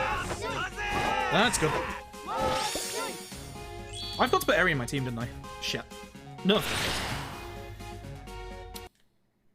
See Namba in my team, aren't I? Yeah, I am. Fuck you, Namba. Alright, final test, Fashionista. Hate this one. This one I keep fucking quite a lot. I'll die. Plant, because it's produced by a silk bug. That's nylon, I believe. Flat.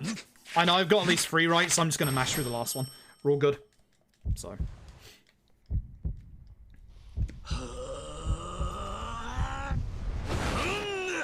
Good. So, those are the tests done. Now, I messed up a menu earlier. I should have replaced Namba with Eri. So we're going to do that right now. Somebody asked me earlier why I don't run away from all the fights in the game, and I said that I would point out the times that we do want to do fights. This is that one time. This is the one time in the run where, ironically enough, we want a fight spawn. We actually need a fight spawn right now, because we need to get Adachi to level 15. It is vitally important. Where's the fight spawn? Down shit. It is vitally important we get Adachi to level 15 right now. Boys, thank you. You can die in this fight, by the way. Proper game over. So we need Adachi to survive until Ichi's turn. Probably everyone survives. Preferably Ichi gets a high agility roll. Which he's not. He really hasn't. That sucks. Summon the Robson. Kill everybody. If Adachi has died before this point, he will not hit level 15. You will need to use a Kiwami drink. Said Kiwami drink will allow him to get the EXP needed to hit level 15. Eri gets a couple of job levels because obviously we don't have her a high job level. This is important as well. With the tests, we have enough style to get into this underground casino. We are going to immediately spend 100k's worth of yen for chips. And I'm going to spend half of that on these tarot cards. I hate trying to menu out of this place. There's like a slight delay. With this, and with having spent enough chips, our confidence goes up to level 4, which allows us to unlock the other casino.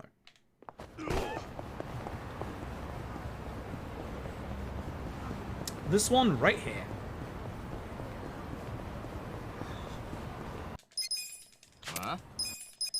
You can see why this one's hard to learn in the speedrun, because there's so much to this chapter. Speak to this guy. Once again, 100k's worth of tags. Prize exchange. We're going to get the bulletproof shield. Nope. Anti-corrosion box cutter. And table sparkling. Gotta be very careful not to fuck that menu up, considering. And this is the point where we figure out whether the shop we did earlier was correct or not. If it's not correct, we're in trouble. So, we're going to jump into Smears. This is where we're going to spend all of our money. So, fun sports up. We know we have enough odd stones, because I've been tracking all of them. I have 4 out of 5, which is pretty good, to be honest. We're going to craft 2 weapons. The first being the lightning bandages, and the thing that needs the odd stones, the voltaic yellow wine. We're going to strengthen our weapons. Lightning bandages times 1. Box cutter times 5.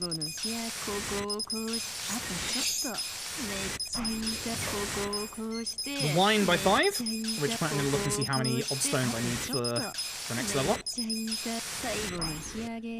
I don't? Oh, because he upgrades the voltaic. Oh. I see. I see, okay. And then free for everything else. Hey, outs. Hope you're doing well. Okay. Good menu. We did the right shop earlier. We are good. We are very good. With that, we go back to Hello Work, where we're going to be changing 2 characters into 3 different jobs, beginning with Ichiban. Ichi is going to start by going to Foreman and immediately changing into Host. You can be hero today. Fuck it. With Adachi, you're going to be Enforcer and you can be Kiryu's. Costumes don't matter much in the run. They don't actually change anything, which is nice. That's why we allow costumes. So, with that, with Foreman, we gain access to a cross-class skill called Demolish. That little bump there may just cost me some time, because that may cause a fight spawn to occur earlier than it should do, which it looks like it hasn't, so I got lucky. Want to go down here and... No, I'm not risking that. That's the fight spawn I was worried about. It spawned in late. I'm not risking it. I don't want to lose time to that, because it will teleport me backwards and I won't be able to escape. So we're going to hand over everything for the magic lighter. Cap statue. Head down here where we're going to burst into this house. This is Fumie's shop. This is why we have Demolish. I'm going to buy a couple of things. Hi. 8 gold safe keys. 10 smoke bombs. 2 gambler's ties. 2 of the fancy business cards, which you put on Ichi immediately. Gear. Sayako gets the magic lighter and the toy bracelet. Those gloves, not a bracelet, but sure. And we go. Usually, again, I would put the boots on Eri, but I've accidentally put them on Sayako, so instead Sayako's going to get the boots today. If it happens, it happens. It's not worth changing the boots over to Eri. Oh my god, that's a fight spawn as well. Ew. Terrible fight spawns in this chapter. Very terrible fight spawns in this chapter. We can now finish the chapter. Again, the nice thing is the real-time column doesn't matter. All of these save loads are the reason as to why it's actually as high as it is, because we had so many fight spawns. But the nice thing is the column on the right that matters. That's important.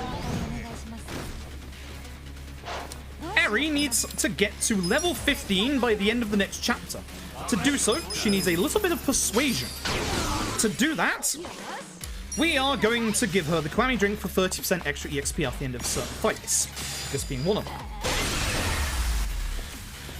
This one, Adachi, you need to be very, very careful and make sure that you use Reckless on the guy behind Yan. That's probably a double. If it's a triple, it's great, but it's probably just a double, which it is. It's a shame. If it's a single, or if it's only like one of the enemies, to kind of one with Eri. Then our best single target against Yan Foreman. So, yes, it's Tag Team SMAM, Sparking Cannon. He's going to do something, hopefully nothing long. That's okay. That's actually not too long. It looks long, but it's actually a lot quicker than... If you remember from earlier with Hiratsuka, you know how long that can be. Good crit.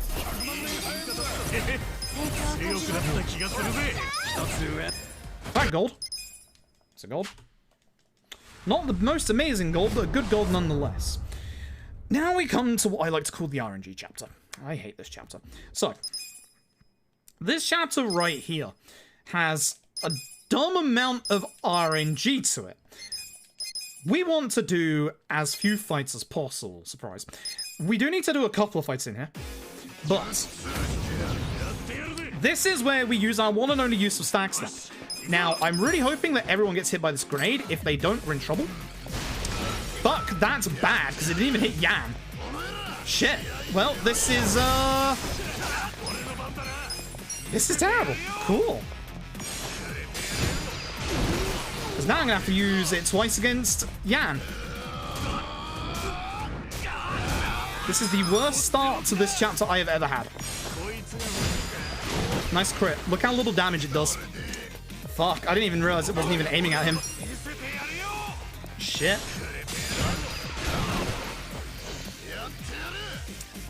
That's bad. I need that. Single target healing is rare to get.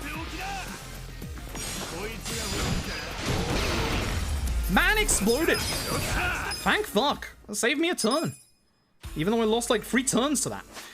For some reason, in that fight, it actually gets rid of Ichi's business card, so because it puts him back to his normal class. Rolling kick and thumbtack you want on shortcuts to Eri, and now I need the rest of the chapter to go literally fucking pristine perfect. Which is very, very rare, because it's very RNG based, this chapter. So, we're going to use one of those new skills of Eri. We're going to use thumbtack scatter. So, Eri starts with a very good AoE attack. As you can see. Very, very good. This man is a pain because sometimes he'll run away. Don't know why. Anyway.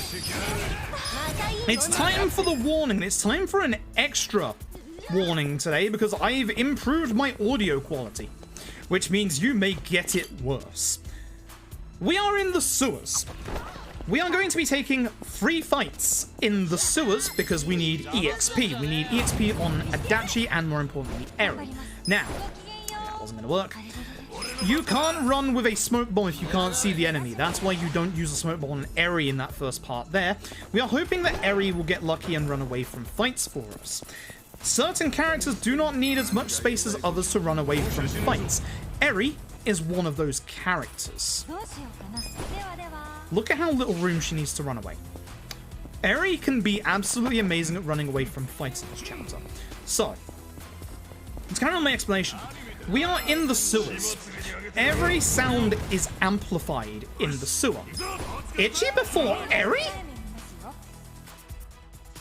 I got very lucky that Ichi just decided to pivot entirely like 90 degrees to the left. Very lucky. Either way, good escape somehow. Either way, there are going to be 3 fights we take in here. Because we're in the sewers, the sound is going to get amplified. It is going to be the fight after this one for our first one. I'm going to warn you, especially with my better audio quality, hopefully. Sound might be louder. Reminder that I get this 10 decibels louder than you do. This beanie is also to pad my fucking ears. Turn your volume down now. This is not a joke. If this fight ends in one hit, it's gonna be loud. If it ends in one hit and a crit, it's gonna be real fucking loud. Turn your volume down now. Final chance. どうしようかな見せてやる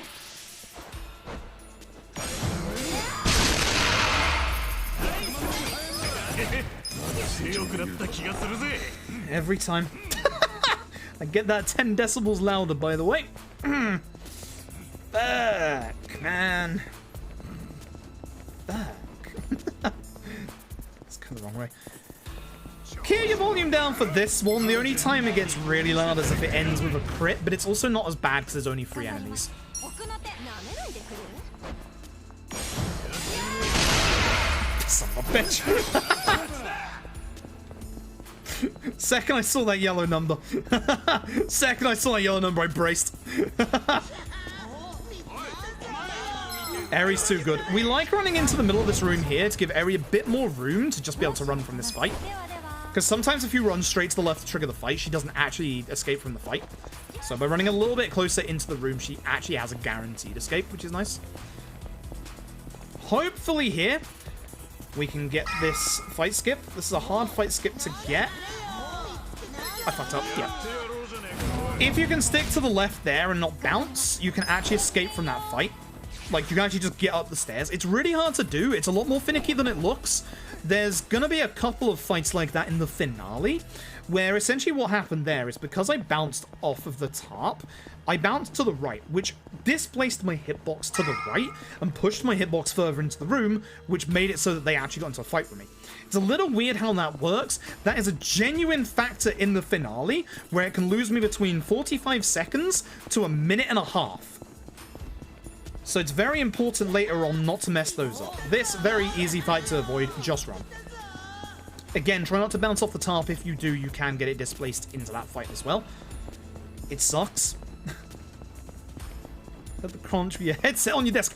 It's so loud. I don't know, is it louder than it usually is?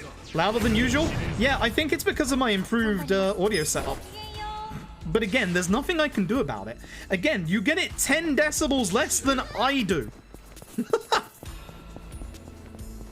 It's so loud. I could even crank it up another 10 decibels. So Adachi's EXP that he needs is fully done at this point, by the way. He's learned a brand new skill that's going to be very, very important going forward in this run. But again, Eri needs to hit level 15 at the start of the next chapter. This is not actually as easy as it sounds.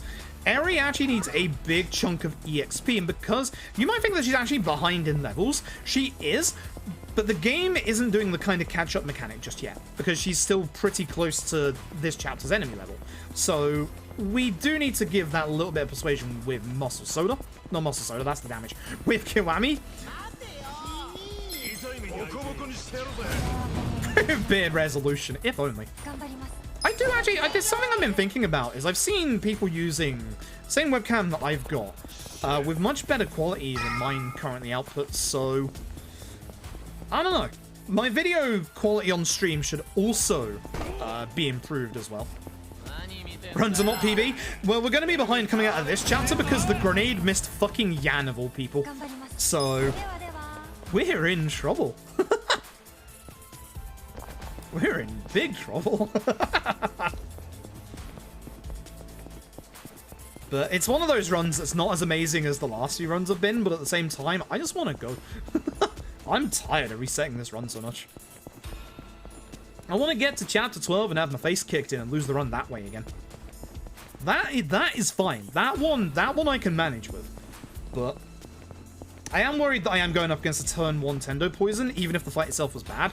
Turn your volume down for the final time. This fight usually doesn't end in one hit, so you're probably safe. But just in case, turn your volume down. I actually gave it a second to hope the guy gets into range. It worked! It worked! Shit! Oh, thank fuck, I needed that time save after earlier. Oh, welcome back, Third Crunch. I haven't heard you in a while. Oh, fucking hell.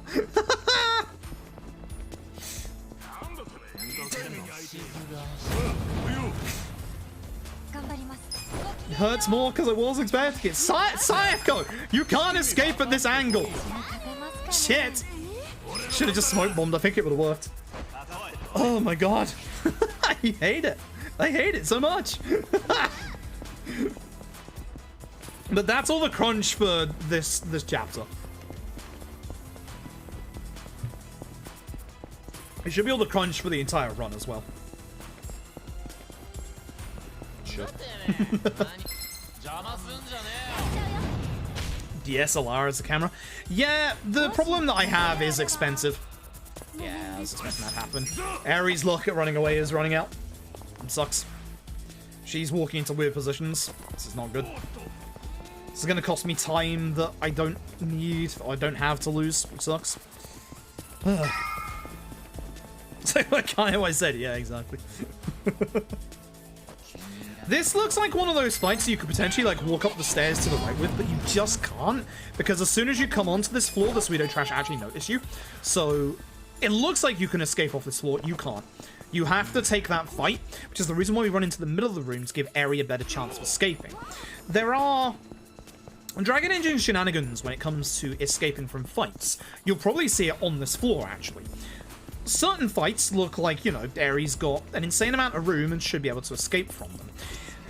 In the older Yakuza games, which they've employed in this game as part of, like, the turn-based stuff, every single fight arena has invisible walls to it, much like the older games. So, sometimes, like what's going to happen here, Eri will spawn outside of that invisible wall, at which point the game will think, you know, you're running into a wall and won't allow you to escape, like so. Sometimes it will work like that. It's very weird. There is no reason as to why Eri didn't escape, but Sayako did. It is Dragon Engine shenanigans at its most finest. You just accept it and you move on. And then sometimes she does that, which shouldn't escape because she bumped into a teammate, but as you do. Now, hopefully, we have a couple spare smoke bombs. We should have at least one spare smoke bomb. You want to come out of this chapter with a bare minimum of 4 smoke bombs, ideally 5. Ew. Okay, we have 1 spare smoke bomb.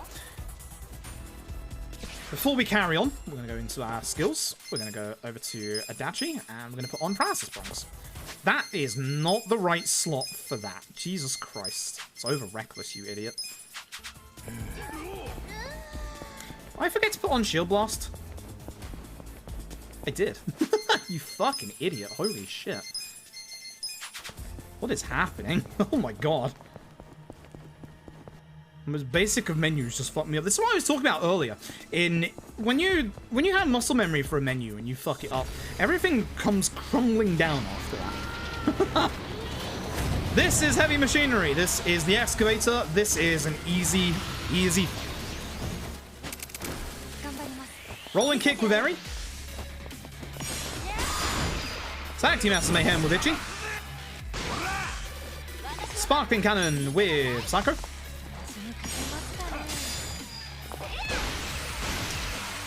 Shield blast with Itchy. This is going to do enough damage to get Yan out of the excavator. Now, remember I said you need a little bit of persuasion on Eri to get to level 15 for the start of the next chapter. This means we need more EXP. So, on Eri, can I drink herself?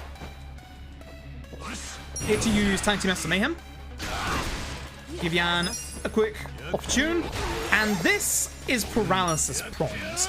Look at this damage. That damage is going to triple in about 2 to 3 chapters' time. Paralysis Prongs is an insanely strong skill, but it doesn't work on everything.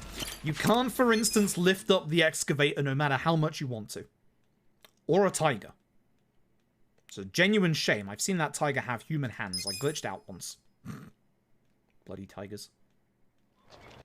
New tigers were human after all. I think the Kiwami drink tastes like. If it tastes like Kiwami as a speedrun, devoid of soul, completely sour and disgusting, leaves you feeling like you want to never ever do anything ever again, That. That.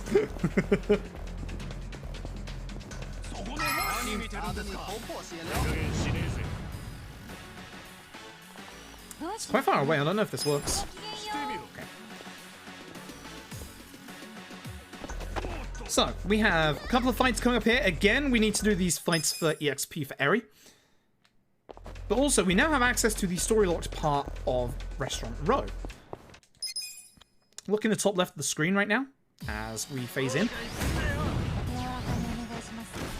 Kappa statue. Holy crap, we've got a Sayako before Ichi turn again. The guy with the most HP should be fine for Nancy to do work on, so we'll take care of this guy with the wine. This is our first use of the Nancy. I don't know why I went the long way around the menu there. This is just in case. I'm fairly certain Shield Blast kills. Yeah.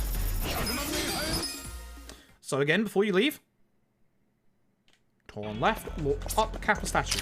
The nice thing is, if you forget this Kappa statue, we come back here in Chapter 10. You have one last chance to get this one, whereas the others, you do not have a chance to get this one. Either way. Superpower rings. One for Eri. By one, I mean two.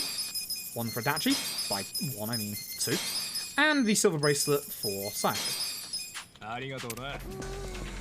For this fight, do not start skip into.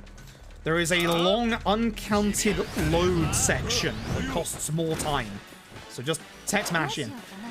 We only need to hit the guy with the large HP bar with Eri, which I didn't actually aim for, so I'm glad he still got hit. Sayako with these boots, I don't like it. I really don't like it. Can I just do this now? I guess I can, but I should have just used Gary. Okay. Food for thought for the future. As I said, I was always losing time in this chapter anyway, so this was a bad chapter. The Yan fight got fucked to begin with. I was supposed to save a tiny bit of time in this chapter, but nope. It's been bad. Run's not over. Run is far from over.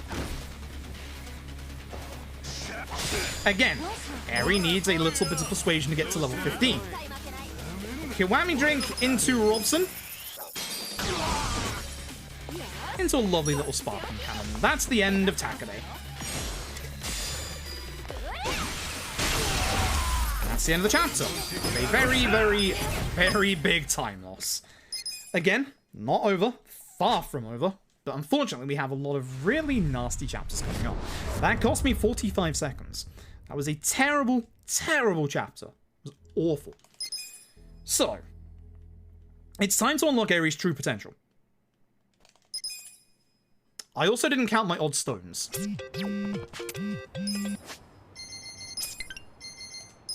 I didn't count my odd stones, so I don't know if I... Drop 6 odd stones. Interesting. Interesting. Which is the wine you upgrade? Is it the voltaic wine or is it the normal wine? Because I'm fairly certain that doesn't require... Hold on. Eri, dealer? You can be Karu again. Everyone's Karu today. You upgrade the voltaic. Okay. Why? Why?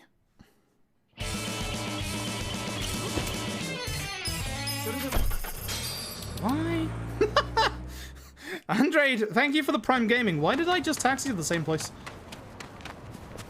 I guess I'll upgrade Voltaic then. Strengthen Voltaic. I assume... Oh yeah, it is equipped. Okay. And... Kumi Jewel. I'm very lost on where I'm going now. I'm exceptionally lost on where I'm going now. I just fucked me up. Alright.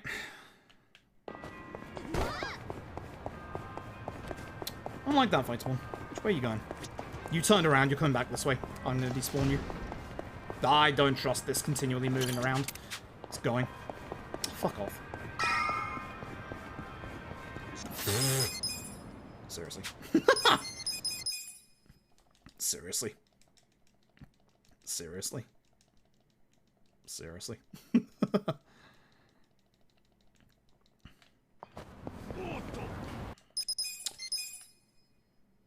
one and only break point of the entire run is here, by the way. You have about 20 seconds. Good luck. 俺ら少し前にコミジュルの人たちと揉めたことがあるんだけど、スナックの人たちに頼まれて、ほら、東電の件で。But yeah, I'm not using the new ruler out. いや、それならいいんだけどさ。Because I didn't math out what the different shop would need to be, so I'll do that again later. あれ、そんな風に見えちゃってる？大丈夫よ。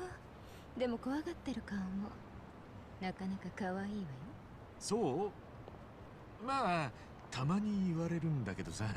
どいつもこいつもだらしない。So, Eri has just changed jobs, so she's a little weaker than everybody else right now. So we're not going to use her in the first fight, but we will use her from every fight onwards after this one.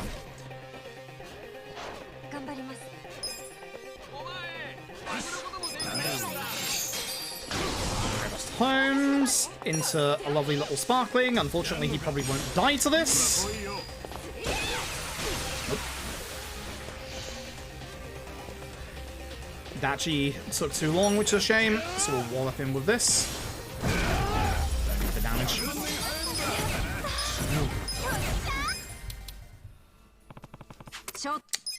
Did press start there. Thank you.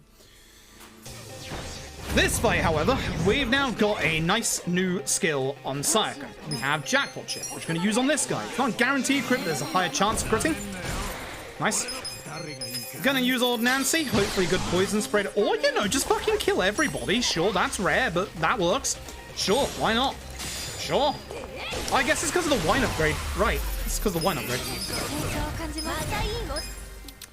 So, with this, we have unlocked another new skill for Eri, Dart Airstrike. Dart Airstrike is genuinely one of the most overpowered skills in this game. It is going to be the thing that literally saves us in this run, as you will see. Smoke bomb. So we do have one smoke bomb still. I could run from a fight in here to make it 2, but having one smoke bomb allows me to do some dumb shit in certain places. Which is nice. It is nice having a spare smoke bomb for safety for the Chinatown spawns. Nice time on that pause. So we're going to be walking along here, and then we're going to be hoping that the game doesn't glitch out for the second time ever. That still hurts. That was a very good pace run when that died. Good. Didn't glitch. I've had it once where this bit doesn't load in for some reason. Oh my god. Good stuff. Alright. Easy fight coming up here. Agent Dragon, thank you very much for the host. Appreciate it. Hope you're having a good evening tonight. For this fight, get to Itchy. Use everyone's favorite Roxanne. Simple as that.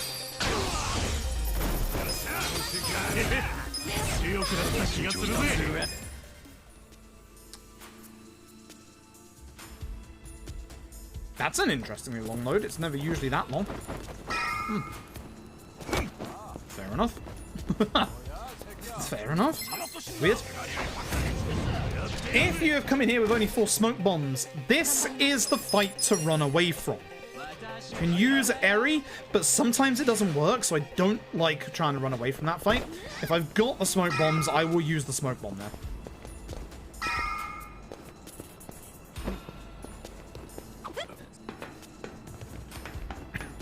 Oh, excuse me. Hernia's giving me some shit tonight. Okay. Oi. With this, Namba's going to disappear for about a third of the game. And we're also going to get to see the hot one. This guy.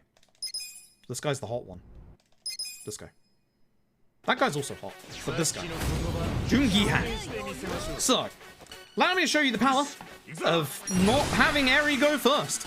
This is the power of Dart Airstrike. One dart may now miss because of Itchy going first. Thankfully not.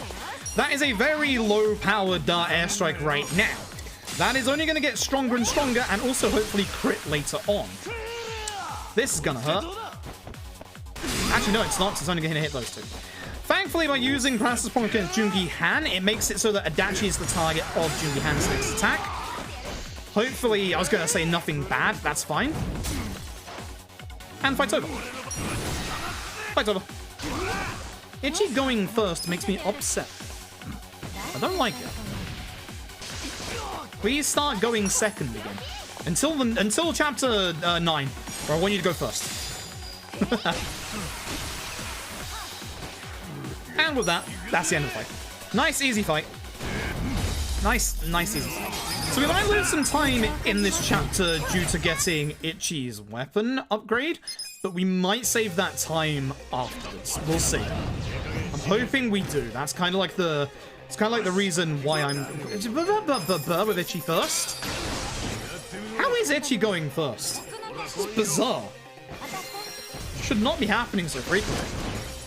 Give him a kick, Sayako.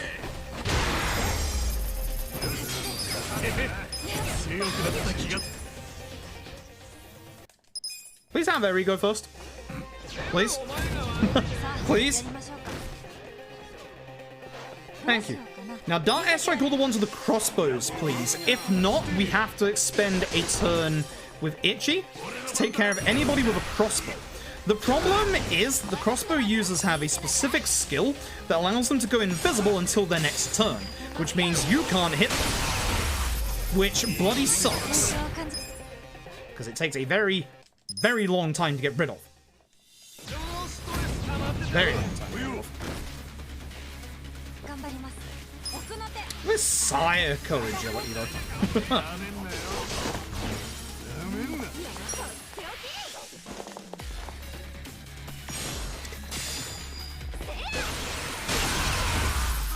If you're wondering why Sayako has so much agility this run, I gave her the boots. Before you leave here, very, very importantly, I mentioned it earlier, there's 2 chapter-locked Kappa statues. Chapter 7's Kappa lock statue is right here. This is the last time you can get it in the run. Walk up the stairs. Look left. Kappa statue. That should have happened way earlier than that. I'm upset. Yeah, I'm going to lose time in this chapter, but we'll see what happens in the next couple of chapters. Please don't fight someone. Please don't fight someone. Please don't fight someone. Good. Good, no fight someone. I get to go the quick way. So, because I have spare smoke bomb, I get to do dumb stuff in Chinatown. Mentioned it earlier, Chinatown is one of the worst spots in the entire game for fight spawns. It is absolutely terrible. You got to see me down to 100k yen. Money gets very, very tight with this route. So I'm keeping an eye out for fight spawns on my minimap, and also with my eyes. That's a late fight spawn. I'll do the save loot trick. Fuck it. I could have used the smoke bomb, but I kind of want to save it for a little bit. Smoke bomb is a very good get out of jail free card. I'm going to be losing time. It's fine.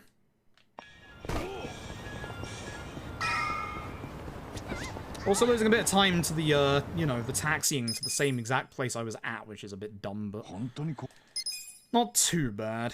Not great. Again, Run's not dead yet. Run's definitely not dead yet.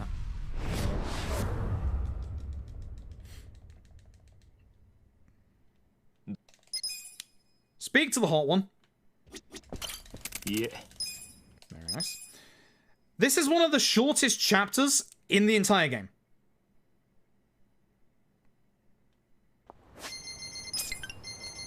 Like, it's actually one of the short chapters. Funnily enough, this fight right here, we want Itchy to be the one that gets hit. Because Itchy levels from this fight. So if Itchy gets hit in this fight, that's actually for the best. Him hitting Sayako and Eri isn't ideal. It's usually Eri that gets hit, which is a shame. Dachi's not the best, but it's not bad.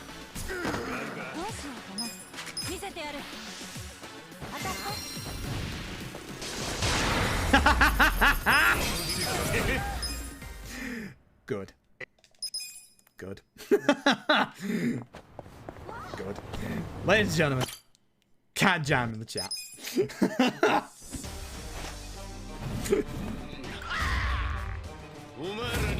Appreciate the good RNG LED. I respect it. Itchy first, okay. Fair enough, we'll just go to phase 2 straight away.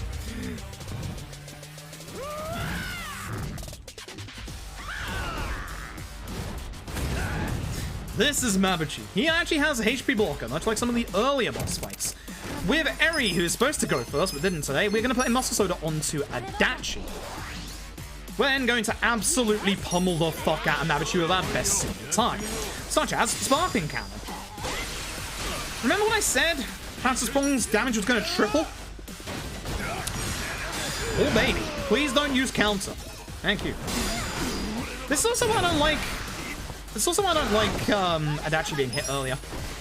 I do not like the fact that Eri has gone early. I'm gonna guard because he's at his HP threshold? He wasn't?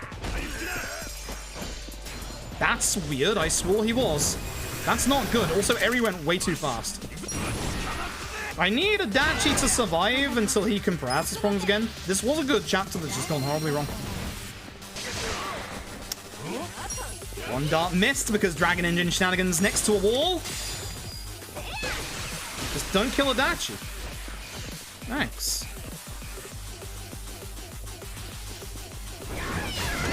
Oh no, Sayako's dead. I'm upset.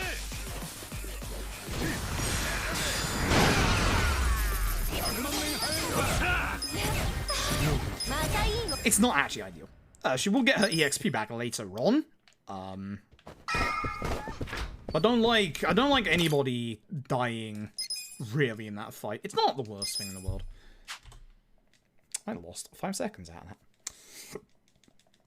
A shame, because that was a very good chapter up until that fight. So basically, Chapter 8 heralds the start of the chapters that can actually start murdering you. This chapter is essentially one big boss rush. Now, the nice thing about this chapter is it's not too bad. So, the first 2 bosses are going to go pretty quickly. There's slight ways to go quicker with these bosses, but it requires a little bit of luck. It requires good enemy positioning in the first one, and it requires Itchy going first in the second one. The first one is going to be good old Totsuka. Hello, Totsuka. So, with this one, we're hoping that most of the enemies stay together. Imagine remembering to use the right summon for once. Christmas miracle. Ideally, I didn't have Totsuka get hit by that dart, because now I can't go super fast here. I'll still burn him anyway. Get out of here.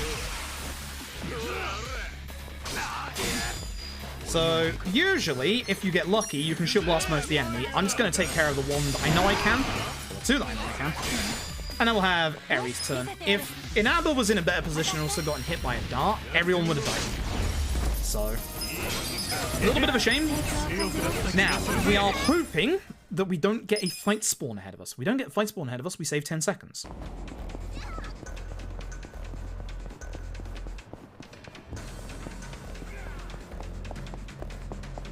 Okay.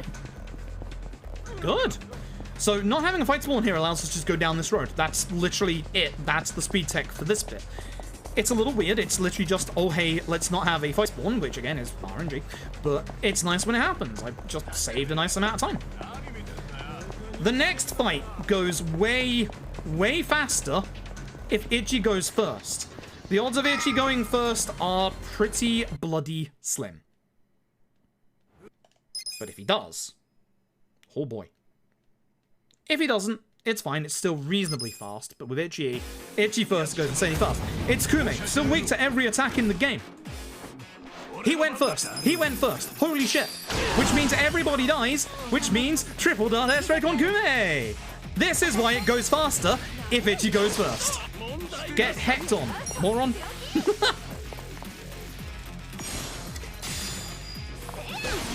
Hopefully him being drunk stops him from doing something stupid. That's still pretty stupid. Fight ended a turn early. Very, very nice. Good fight. Very good fight. This is going very well, which means the next fight's not going to go well. This next fight also has a chance to end quicker, determined on which people get hit by Dart Airstrike and also whether they're lined up properly for Adachi's Shield Blast.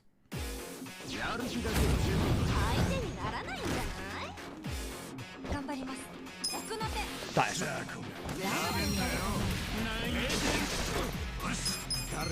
fancy.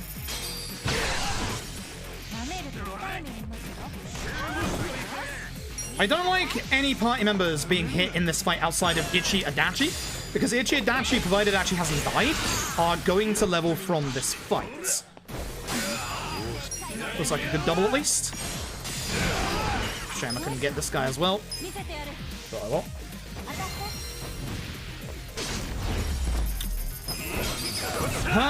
This fight. This fight is usually guaranteed. Now with the using Shield Bash instead, Sayako dying has me slightly worried. Her damage output might be a tiny bit off, but it should be okay even because we have Ichi's new weapon on top of that. This is Raging. This is Heavy Machinery round 2. If you do enough damage in phase 1, which you should always do at this point, you can go straight into phase 2 without the Wrecking Ball ever hitting you. Now, the nice thing is, if you get a crit from either Ichi or Eri, it's guaranteed. If Ichi knew damage, it'll be guaranteed anyway. But we now use Shield Bash as well to just guarantee it. Shield Bash also has a second property to it, which actually aggroes the Crane. If it didn't do enough damage, the Crane would only do single target attacks on Adachi, which saves your party. But the damage from Shield Bash, not Blast, Bash, should always be enough at this point. Now, the nice thing is, Reiji is going to be constantly stunned. If you look in the top right, you'll see that his stun continually refreshes itself. Adachi just got a very low agility roll, which kind of sucks. Because now I have to wait through that. But this will do enough damage to get him down to 1 HP. You'll see that he goes back in the Crane because you can't finish him off outside of the Crane. And the nice thing is, even if Reiji was going next, it resets the turn order back to the start of the fight. Eri time. If that crit had happened second rather than third, it would have ended the fight a tiny, tiny second earlier. The interesting thing about this is that that's the first Eri crit I've seen, which is very bad. To go fast in speedrun at the endgame, you need Eri to shit out crits. This is not a good look where the first crit from Eri has occurred in Chapter 9. I am starting to get worried. This next fight is a run killer. What? It's time for Reiji. Now, unfortunately, Reiji can kill most people, aka Sayako and Eri, at full HP. He can also fuck Ichiya, and that's the problem. So, we're going to Muscle Soda over to Adachi. Now, we're going to hope, with Sayako, we're going to try and hit Reiji with Sparking, and we want him to counter this. I create 3 race crits. No fear. So, reason why we want him to counter that is because that stops his turn order. That's bad. That's potential Ichi death on the cards. We gotta be very careful.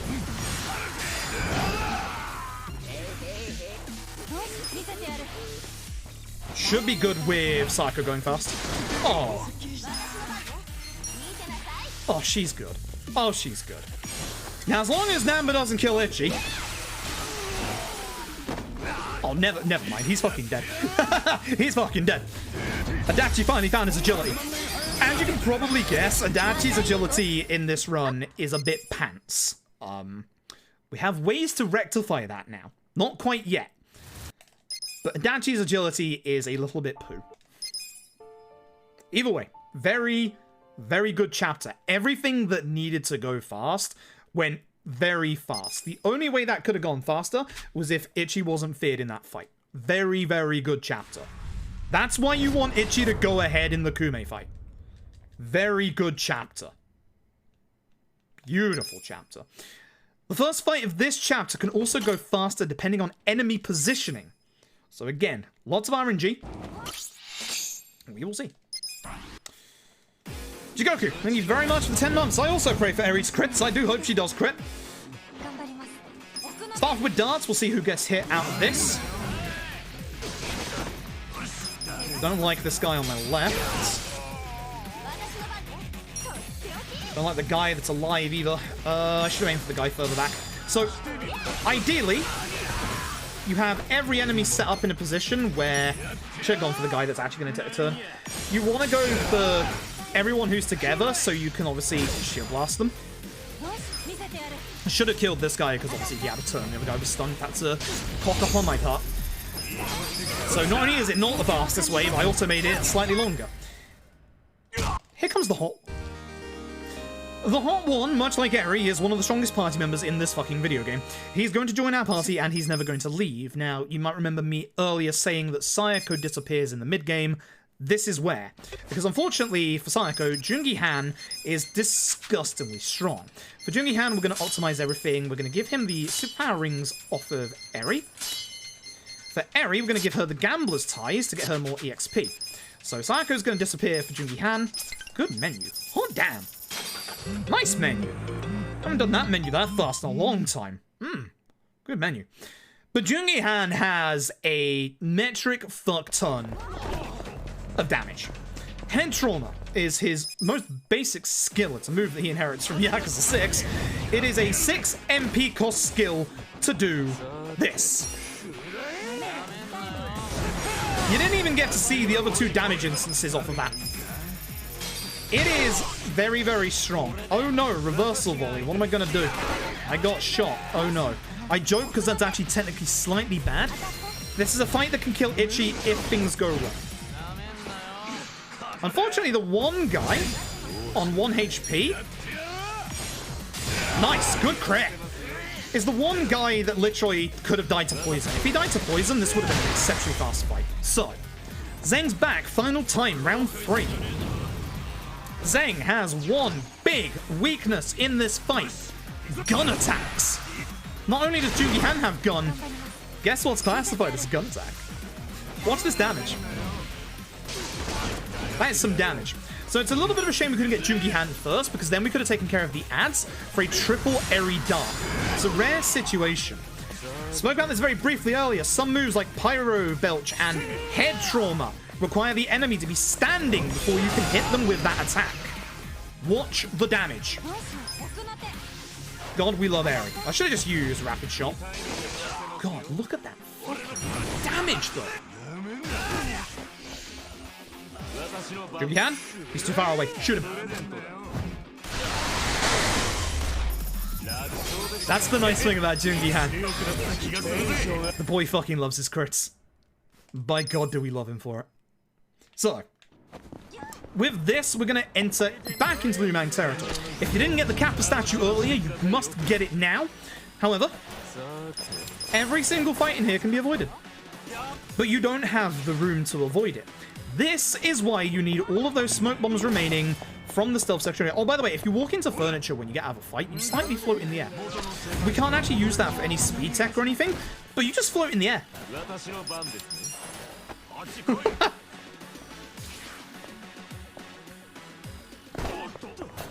So we're just going to take care of all the fights in here by running away from them. If you are a new runner, I recommend picking up the premium first aid kit in this courtyard. Very good, very, very useful. This run with current strats is a little dumb. So, also I'm upset. I don't know if you're still here, Tom. I had the fight in the park to get the odd stones, but I didn't take it because I wanted to make sure I got the EXP on Eri.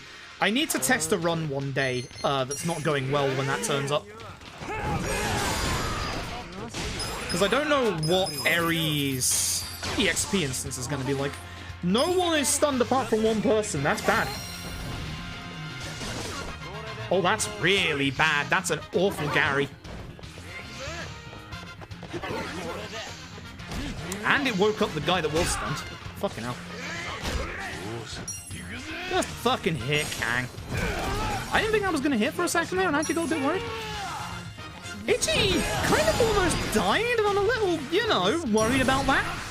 Now, sometimes I will look to hopefully have Eri not use this Dart Airstrike, because if I don't use this Dart Airstrike, I can go into a fight, not the next fight, but the fight after, without needing to heal. However, Ichi's fucking dead, so I'm going to have to heal. So, you know. Open safe. Get tactical helmet.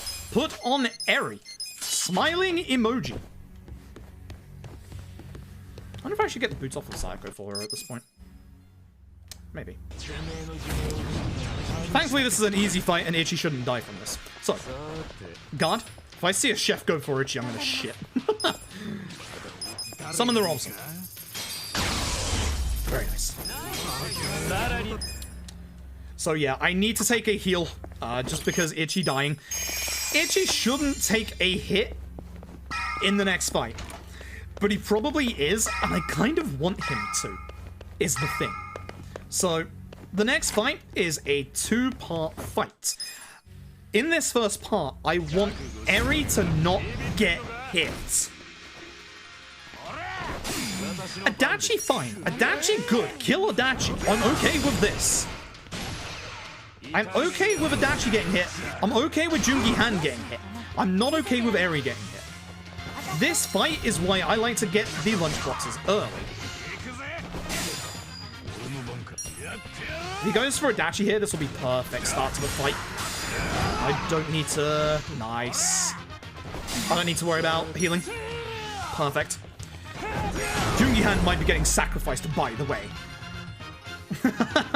So, phase 2 of this fight. It is, of course, the tiger fight. If you've never seen this fight before, this fight has a gimmick. The tiger will always attack the last person who attacked it. You're probably understanding why we put the shoes on Eri, because guess who's weak to gun attacks?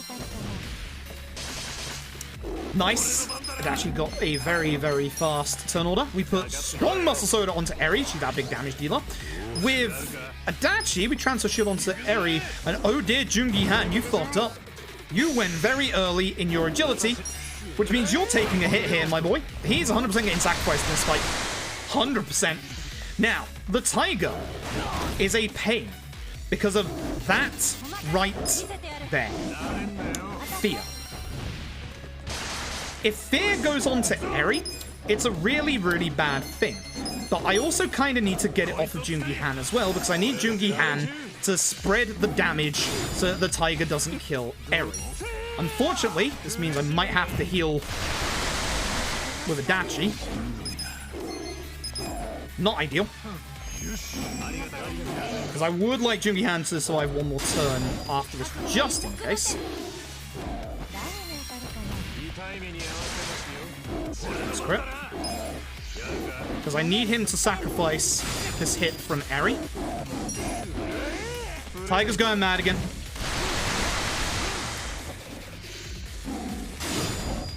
And that's the end of the fight. Okay, tiger fight, not a great tiger fight.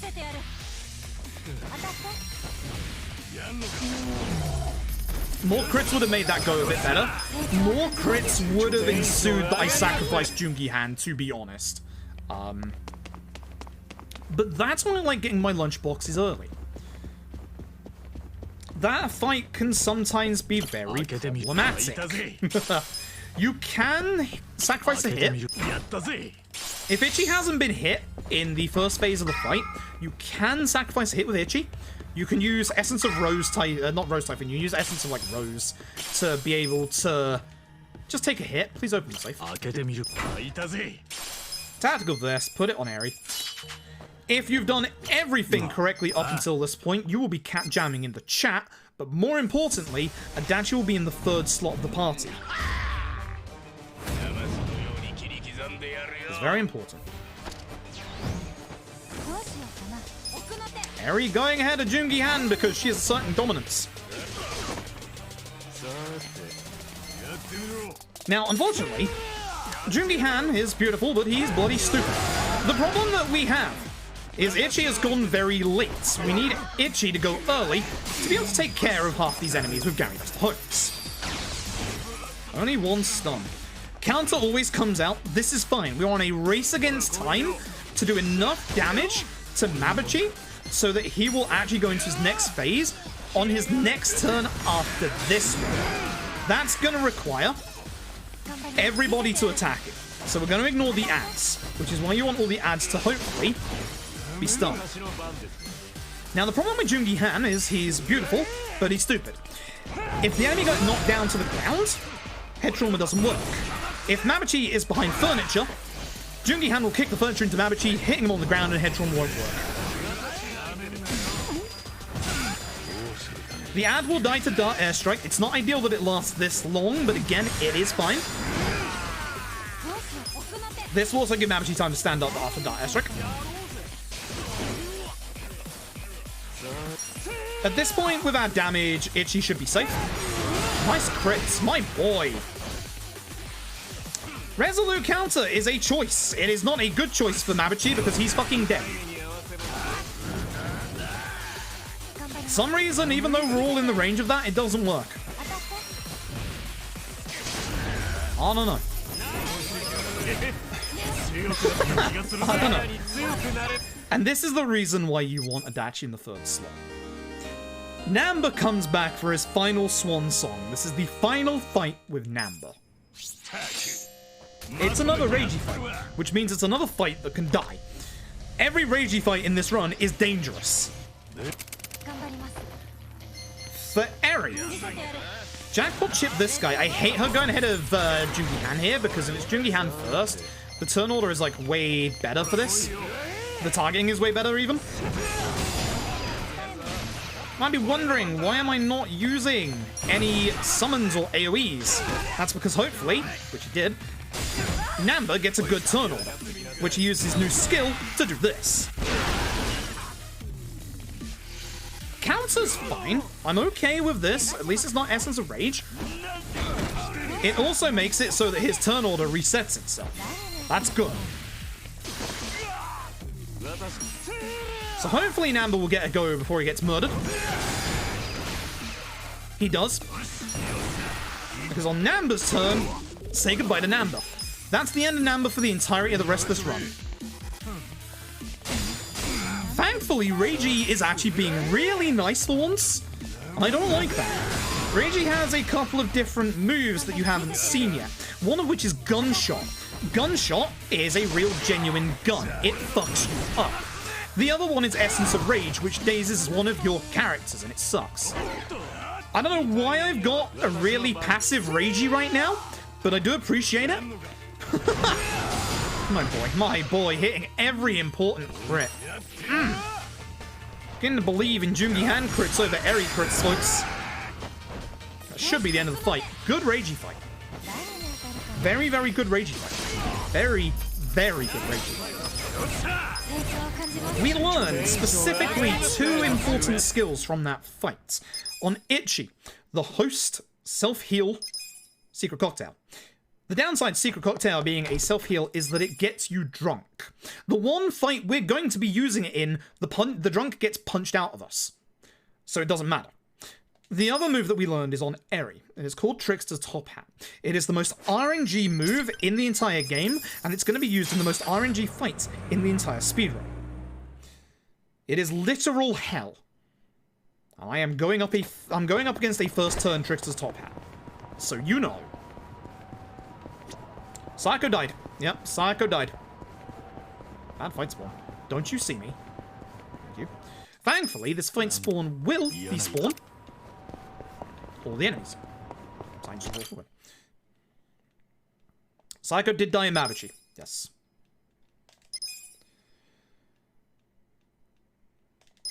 Did I get the Kappa statue, or did I just fuck up? Please tell me I got the Kappa statue in the alley. Please tell me I got the Kappa statue in the alley. I didn't. I just fucked up. That's bad. Alright, well, we're losing time. Fuck. I need to go get that shit now.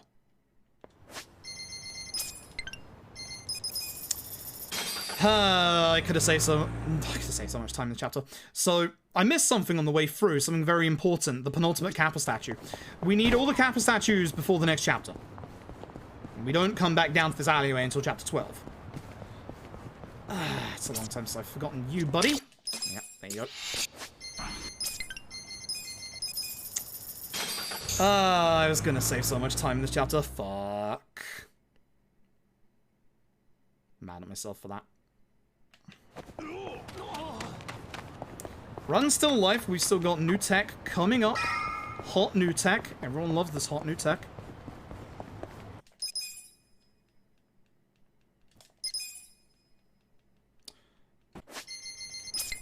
All the times. Give me a good Chinatown.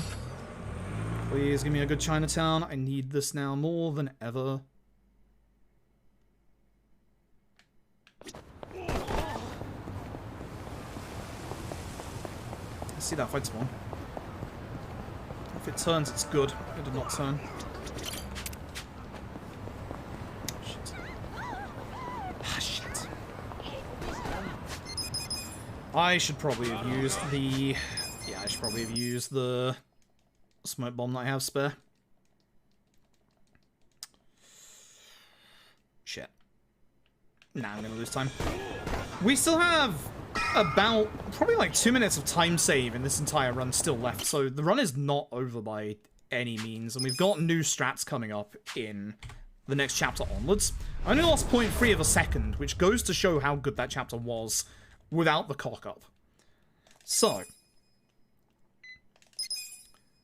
here comes the final party member, our boy Zhao. You will never ever see him in a fight, but he's actually here to deliver Adachi his shoes. Zhao's shoes have a shit ton of agility on them. Adachi doesn't have any agility on him. So, Adachi, he doesn't even have shoes. He's gonna get our boy Zhao shoes, and we're gonna carry on. This is not going to make Adachi go faster than our party members, because Adachi's agility, base agility, is just too poor.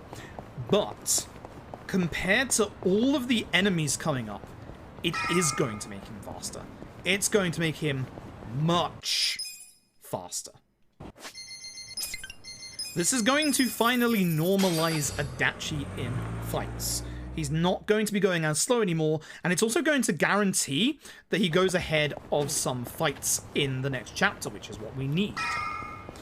We're also going to start a set of SOS quests. These are special quests by Part-Time Hero, where you help out some citizens being harassed. There is a specific SOS quest that we need to do. It is the third in this line of SOS quests. Here when Eri's dart goes to the other guy. But Jungi Han knows how to finish a fight. Good.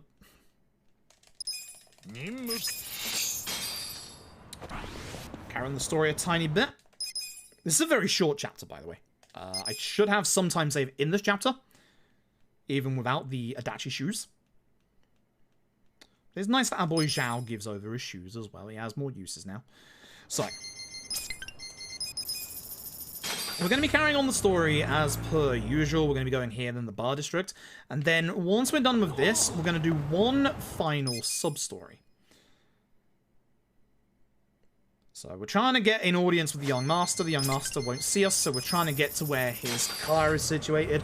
We can't get into the car park this way. Drunk Adachi remembers an old path he found there after he got drunk at Bar Survive one night. Keep an eye out for my late fight spawns. It can occur right here. If it does, it's terrible. Nothing you can do but save load. And this fight. So, nice thing about this fight is, again, it's a very, very easy fight. We do like easy fights that are very easy to remember. Guard on Eri, guard on Jungi Han, bring out the Robson. Because he's on the floor, you can use a normal attack.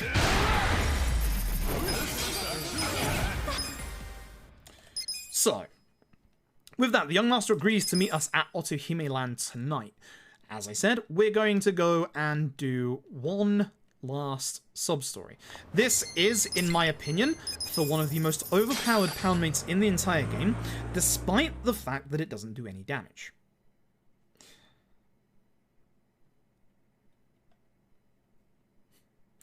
You all know this poundmate. You all love him. It is, of course, Mr. Masochist. Please no fight spawn. Good. At this point, I'm just going to run up here and hope that I don't get the second kill board and just save load this one if it ever occurs. I think it's a bit quicker than trying to continually taxi. Because does. It can still respawn if taxi. This is, of course, Mr. Masochist. So, we just met a dominatrix who can't give anybody any pleasure or pain, and this is Mr. Masochist, who can't feel anything. Probably tell where this is going. We're gonna go and find Mr. Masochist.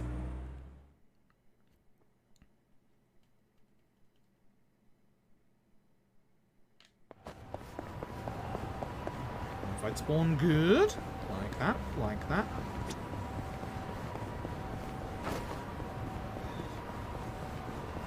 Here he is. Headbutt a tree. As soon as you get the intellect at the top, make sure you text mash through that last one, by the way. If you start skip, it's a longer fade out that doesn't count towards loads.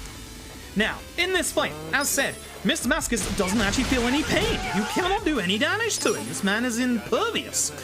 We want to trick the game into thinking that we've tried. So, hit him twice, and then guard until he's used up 3 turns. That's the trick. Mr. Feels No Pain, yes. I thought that was a good name to get around the whole, you know, sadomasochism. Excuse me, can I have my turn back? Thank you. Jungi Hand still lands to Dachi, but Eri didn't. That's the agility difference now. Not too bad. So, Mr. Masochist feels no physical pain. Let's try mental instead. We're going to go and get his mother. A fate worse than death, I assure you. Wouldn't wish that on anybody. So, on the way, and this is the reason why I needed my Kappa statues, we're going to be going to the Popo here, and we're going to be handing over the Kappa statues for the reward. The reward is, of course, 2 million yen. This 2 million yen is the money baseline for getting a Sotenbori in the next chapter. Now, if you die and get a game over, you lose, I think it's half your money. Like, it's half or nearly half. It is not impossible for Ichi to die in this chapter. Probable? No. It's very exceptionally rare. I don't think it's ever happened to any runner ever, but mathematically it's very possible that Ichi can die in this chapter. Now, he shouldn't do. There is every chance, but he shouldn't do. You wouldn't let it get to that point anyway. You need to get the... When we were last at Bar Survive, if you didn't get the Bent O's all the way back in Chapter 5, you needed to have gotten them in the previous chapter. Reason why is because one of the fights coming up here is going to be our first fight in a long time, where we're going to have to do some MP management. This is why you need those lunch boxes. We're suddenly getting into the territory of needing to manage our MP for fights. We have a couple of fights coming up where we get level ups at the right time to be able to get enough MP to do moves and stuff. But in this fight coming up, we've got a 2-part fight coming up after this fight, which has one of the best fight themes in the game. Don't have it.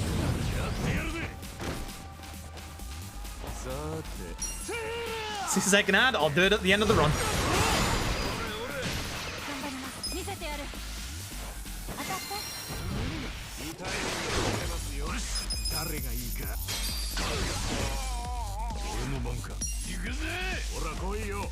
And the Gary Buster Holmes damage comes out.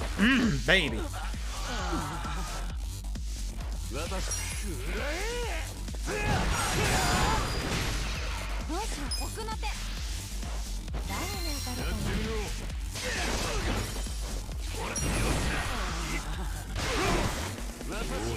I could have potentially not used Paralysis Prongs here, but...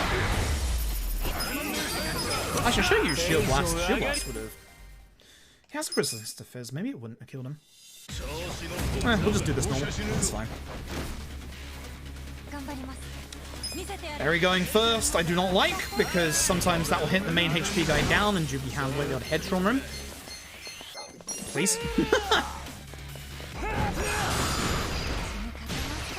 A Robson fight. Hopefully this paralyzes the guy, because that'll stop him from taking his turn. If not.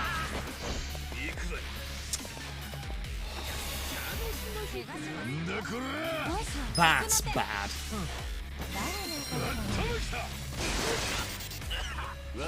That's bad to the point where I'm tempted to get rid of that. Or, you know, work with it. Go and opportune attack that guy. I'll work with it.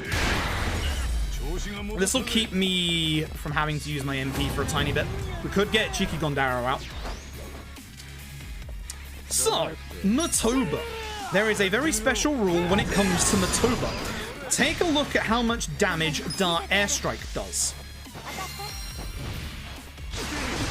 Nothing is the answer.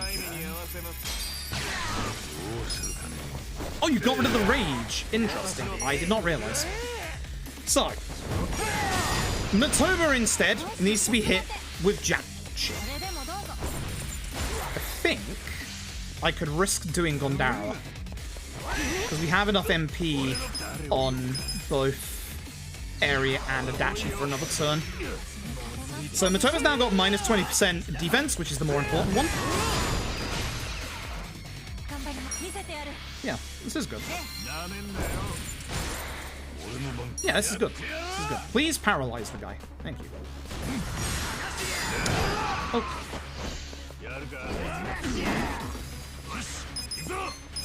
And this is why you need your MP management, to make sure that obviously everybody can keep attacking with their best single target attacks.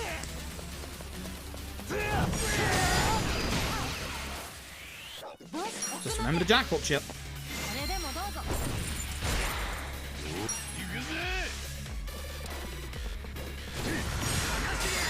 Man refuses to be paralyzed. How dare you? Should be the end of the fight. Not the greatest of fights, but should save us some time.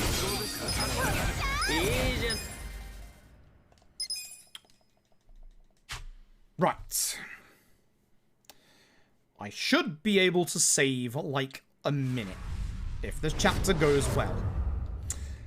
But this chapter is what we consider the last third of the speedrun, and this is where shit gets really hard. This is where the run actually starts getting dangerous. So, let's go do some shopping. We don't have enough money to get to Certain Bori just yet. We need 3 million, we got 2.2. However, we have that in liquid assets. So, off we go.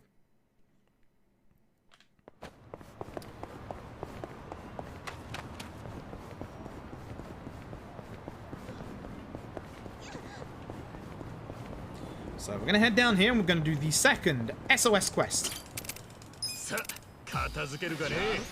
Fun fact, the guy in front will not die to a single dart airstrike. But he will die to a dart airstrike if he gets punched first. He's already dead because our boy decided to just crit. As you do. So, more importantly, that unlocks the last SOS quest we need. But first, secondhand shop side story that we started all the way back in chapter 5. Tech skip through this. There is another fade out that takes longer to load through. Unfortunately for our man Gomi here, aka Trash, he's level 9, we're level 30. Jimmy Hand's killing a man off screen. Don't worry about it. The big reason as to why Japanese is the faster dub is that text box right there before the flame amulet. The Japanese dub has that text box. For some reason, the English dub is missing it.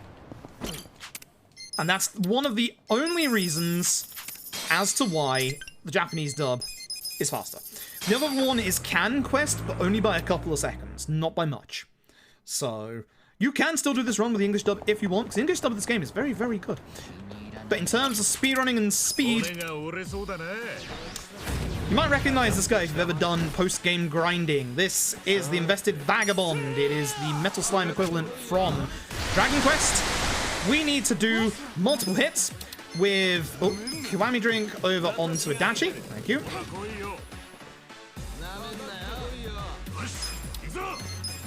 Where's the Vagabond? There we are. We need to do hits that are going to do multiple hits, obviously. Lovely job. I probably should have killed one of them to stop them from having a turn, but I'm just going to get back to Eri's turn. Shit. Should be fine. I hope.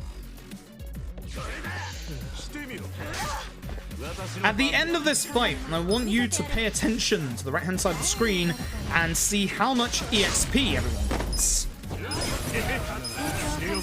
Everybody gets a base 500,000 EXP. For the characters that have their job cards with them, they get almost 1 million. And for Adachi, who had his muscle soda, he gets a tiny bit more. More than the 50%. More than the 500k, I should say.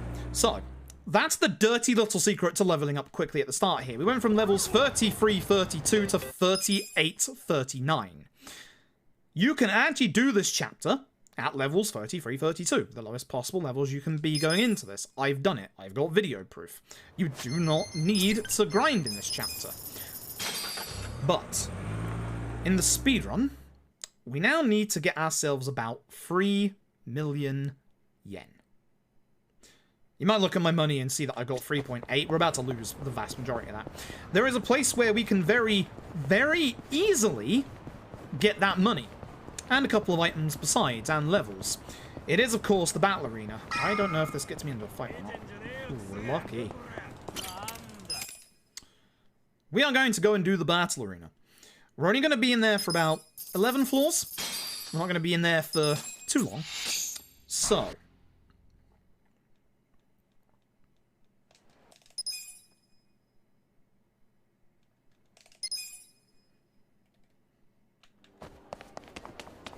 Also, Tom, if you're still here, which wine do you now upgrade? Do you upgrade the Voltaic still, or do you now upgrade the original one again? Now, you might remember earlier we got a couple of gold safe keys. It's finally time to use those goddamn gold safe keys. A couple of these things are going to be pretty obvious what they do. That's a coat. You can probably guess that's a piece of equipment. There's going to be a couple of shoes and stuff that we get as well. All of these are going to help raise our stats a lot. It's going to help us survive a lot of the endgame. Barasu, thank you for the 7 months. I appreciate it. So we'll be opening this safe. That's a rare NPC spawn right there, and I hope that's the only one we ever see. So, we're going to go into this car park here. And we're going to grab this silver safe. This is going to be an accessory called the Gallant Binding. The Gallant Binding is actually an accessory that gives 100 HP to whoever equips it. The only words I need to say in relation to that are Blade Kill. Or Blade Kill. We're going to go up to the safe on the top of this roof. We're going to be getting the Minister. This increases your elemental damage by 10%, but weirdly enough, it also counts towards our poundmates.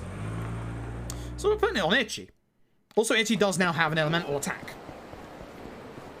So it's going to help out a lot. We're going to go down this alleyway here. It's going to be a little cheeky. We're going to go grab this silver safe. The silver safe contains the rainbow hat, which I'm actually going to equip on Sayako immediately because I still don't remember her new menu to not lose out on that. The rainbow hat is a special hat that gives a lot of magic damage. It's going to increase Sayako's magic damage exponentially. Oh, that's a rare fight. I don't like that. That's going to be level 50 if I get into this fight. Ooh, We're going to go into Ebisu. There is a very big secret to this chapter. Rocket launchers. So, skills. Ichi, we're going to put on Essence Rose Typhoon. Eri, we're going to put on Lucky Punch.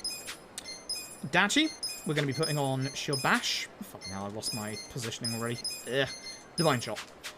Yeah, Ichi, you. Eri is too strong right now. Eri is legitimately too strong right now. So, what we need to do is we need to nerf Eri. We do that by giving her Namba's shoes. We actually need a specific turn order in the rest of the game from this point onwards. Said turn order is Jungi-han, Ichi, Eri, and then obviously Adachi afterwards. You're never going to have Adachi catch up to those three because all of them just have so much agility and you don't get much agility from Enforcer at all.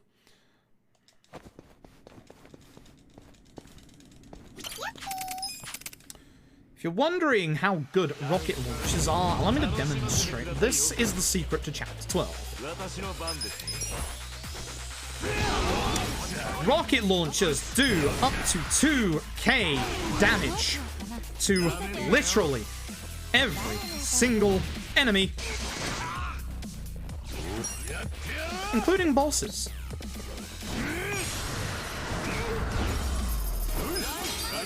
It's a shame because the peer reviewers are the ones you want to hit with the rocket launchers, but it's again randomized on enemy positioning, which sucks. There's a couple of enemies here that like really benefit from being hit with rockets, but again, there's not much you can do about it. With Adachi's higher agility, that does help for occasions like that where the peer reviewer survives.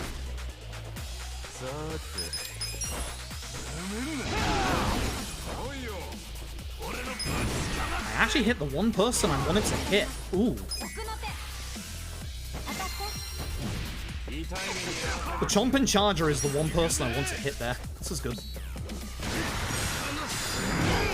Nice crit. Very good fight. Very good fight. This is going well so far. And those are the two fights that usually go the worst in here, so very happy. Gonna be using Robson this fight, but again, we want to get as few enemies as possible. We need this guy to get a little bit of damage first. So Robson will take out all the ants. The Head Trauma will take care of that guy at the start. And Dart Airstrike with a crit. With a crit. That's... well, I should use Blast. I kind of forgot I put Shield Blast on. With a crit, kills that guy. Bit of a shame. So, beginning on floor 4 is going to be the combo that you're going to be seeing us use for the last hour of this run. You'll be seeing us use this a lot. We love to call this DRD. Divine?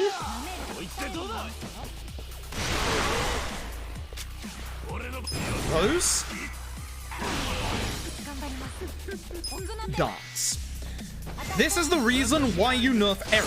Because Eri now goes in the third position in the fight where there's less enemies. And when there's less enemies, darts spread less.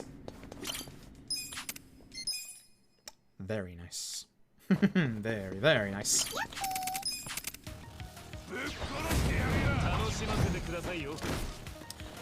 Still noticing a lack of Eri crits in this run. I am a little worried, I'm not gonna lie. Eri's crits have been missing for a while.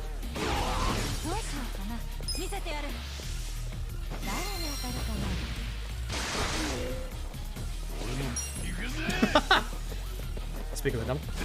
Speak of the devil. From floor 5 onwards, we are going to be grabbing every single prize box on the way up, because there's a weapon for Abel Zhao, the Liu Chinese Saber. It's a very, very good weapon, actually. But every single weapon from this point onwards sells for 1 million yen. That's how we get our money. That is indeed how we get our money.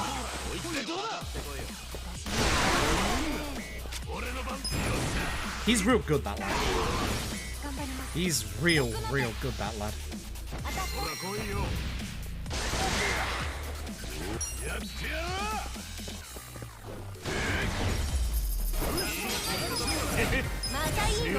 In this house, we respect and appreciate Eri and everything that she does for this run.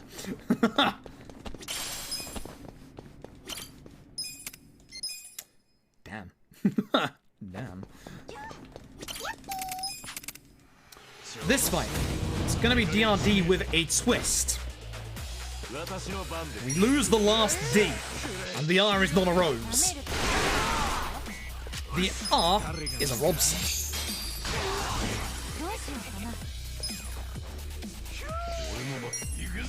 That'll finish this fight a lot faster. Stops any potential problems with old Joe there from silencing someone or sapping their MP as well.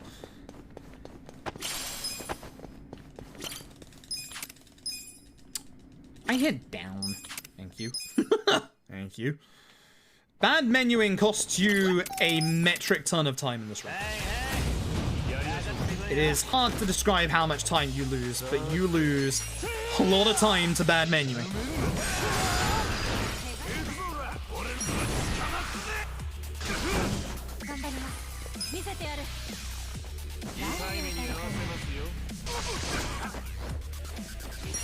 So nice to have Adachi guaranteed turns. So nice to have Adachi guaranteed turns. This is really good. New route is good. We like the new route. More shoes on Adachi. I'm going back to DRD for these final two floors. Or final two normal floors. But there is actually a specific item that we're in here for.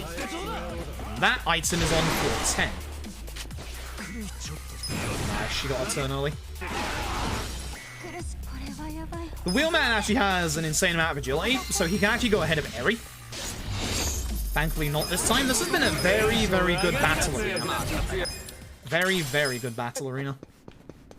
Also, I think we can avoid the Commando's hat here now, because this Commando's hat used to go on Eri, but obviously we don't put it on Eri anymore. So I think we can avoid that.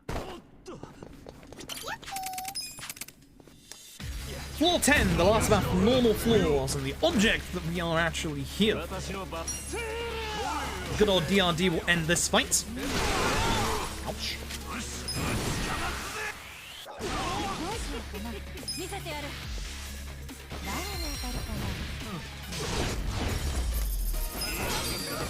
We get two weapons from this floor. The first is the Damascus Ladle, sells for 1,000,000 yen. It's for the chef class. We're not using any chefs.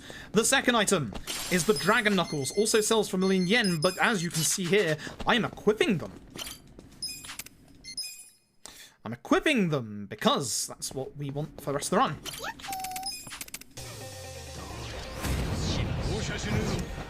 This is not going to be DRD, this is going to be DGD, because the G obviously stands for good old Gary Bustards, who has the bonus. Beautiful. This should kill Notorious VIP, who can go invisible.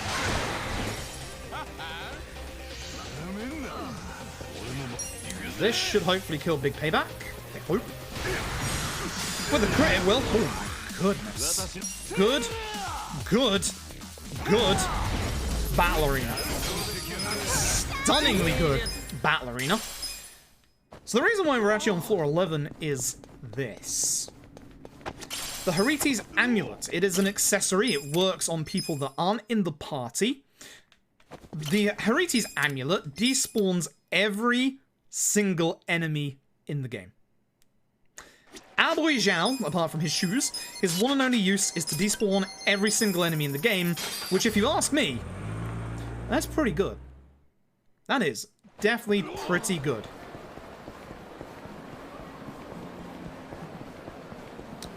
On the way back, it's munchie time. It's actually munchies time. We do need to eat some food. Not the recommendation, I've hit X too early. You actually want to order specifically everything on the menu. Reason being is that this is going to not only obviously heal us to full, but it's also going to give us a specific attack up bonus for free fight. It's only 10%, but that 10% is very, very useful. In episode, we're going to be buying, would you believe it, 2 rocket launchers, haha. But we're also going to be selling the items that we just got. So, we're going to be getting rid of the Damascus Ladle and the Chinese Saber. We're going to be leaving, and we're going to be going back to Izizaki in Jinchu. Reason being is that we need to do a little bit of shopping while we're here. We're not quite ready for the Omi HQ just yet. We can do, but if we get a bit more damage, this will go way faster. So, we have to hope for a rare bit of RNG in that we don't get an NPC spawn. We didn't. One of the lucky NPCs that we saw back in Zotenbury can spawn in that far corner over there and block off that item. It's a gold ingot which upgrades Jungi Han's weapon. Another Gallant Binding. The Courage Pendants. That stops one party member being feared. the blessed wood armor to bless this run, and the golding gun. Messed up my menu because I completely forgot. You get an added tactical certain boy at the bottom of the list. This is where we find out whether or not I did everything correctly so far. Let's find out. So, up it to level 3.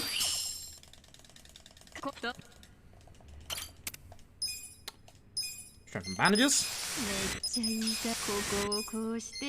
So I'm gonna strengthen everybody else's because I'm not quite sure what I'm actually supposed to strengthen out of Ichi's stuff here. It's quite clearly the Reserva Magnum. Still. Okay. Gear. Jungi-Han, Eri, Adachi, Sayako, Ichi, Blesswood. Yes.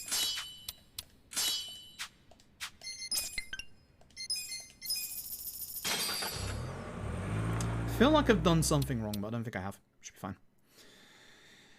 And with this is where the run gets hard. This is what we like to consider the hard parts. Every single major boss fight from this point onwards ends the run. Legend Beto, thank you very much for the Prime Gaming, I appreciate it. Ladies and gentlemen, don't forget this right here is a stealth mission. We must be quiet, stealthy, guns are blazing. You can do 2 fights in here before you get thrown out. We're only going to do the 1. The attack upgrade that we have from the burger joint will last for 3 fights. So we're going to do 1 fight, but there's another reason why we're not going to do another fight. You could do the fight ahead of us here on this guy. You can see him on the mini-map. He's just ahead of us on the other side of this wall. We could do this fight right now. But the problem with that is if you do this fight and then you go up to the next floor, the enemy on the next floor is already staring at you. So we like to wait for that guy to leave. This is going to make it so that the enemies on the next floor are in a much better position to deal with. As you'll see, he's not here. He's actually already around the corner. With this, the other enemy down there is also facing the other way, which means we can go this way.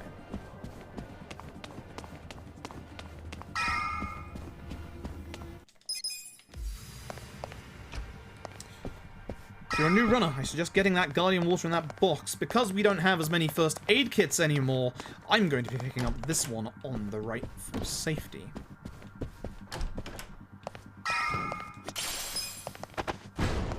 Knock the vase over. Grab the profane wristband, that is very important. Grab the iron beaters. Go into your gear. Ichi needs HP with the Gallant Binding and also a little bit of damage with the Superpower Ring from Jungi-Han. But don't worry about Jungi-Han because he gets the War God's Keystone. Good. And with that, here we go.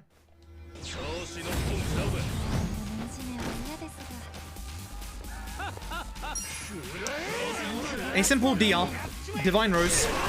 Even without a crit, everybody goes down. And time to odd stones, alright. Time for one of the harder fights in the run.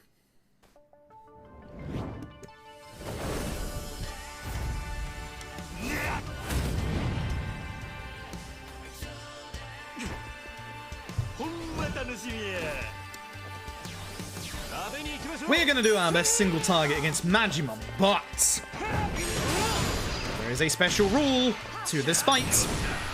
Remember Matoba. There are 2 enemies resistant to darts. Majima is, of course, the other one. We don't use Lucky Punch here, just in case it puts us into Doppelganger range. Because it can. We're doing more damage with the buff. Patience, please. By waiting specifically for this turn to put Majima into Doppelganger phase, it means that Ichi is going to go next instead of the Doppelgangers. With the attack buff that we have from the Burger Place, even if we don't have Robson's buff, we are now going to do enough damage to get rid of all of the Doppelgangers.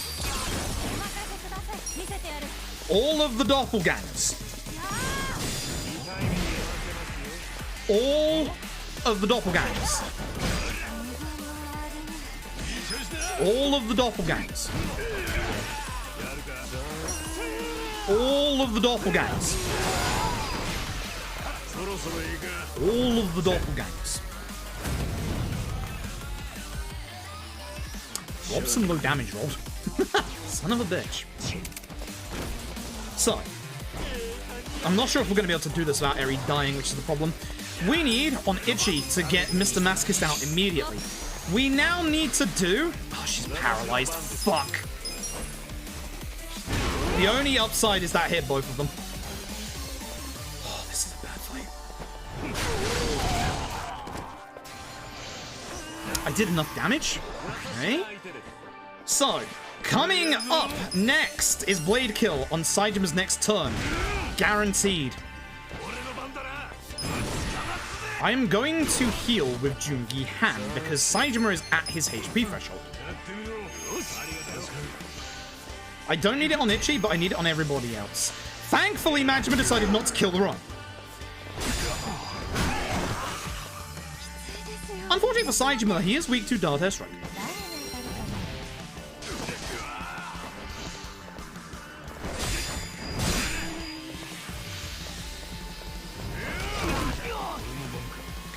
Shield Bash Majima. It can still miss in this one, but this is the one move that can actually hit him. Jungi Han's going to be our healer in this fight because Itchy does way more with Essence of Rose Typhoon than Jungi Han does against Saijima right now.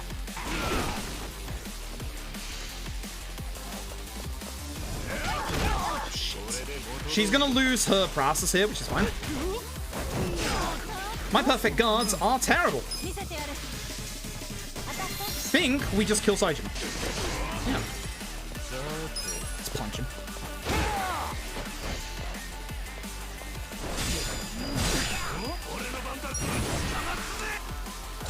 Not the smoothest of fights, but a good fight. But a good fight. Definitely not the smoothest. Now, from that fight, we get the Diabolic Wristband. The Diabolic Wristband, much like the wristband we got from before this fight, gives a greater chance to crit. Not the best fight, but a good fight. We will take that.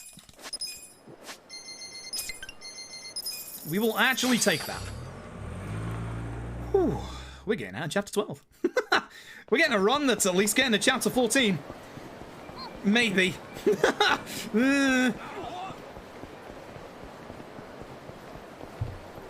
Maybe I should not, you know, discount that one fight. We're going to Ebisu because clearly we need 2 more rocket launchers.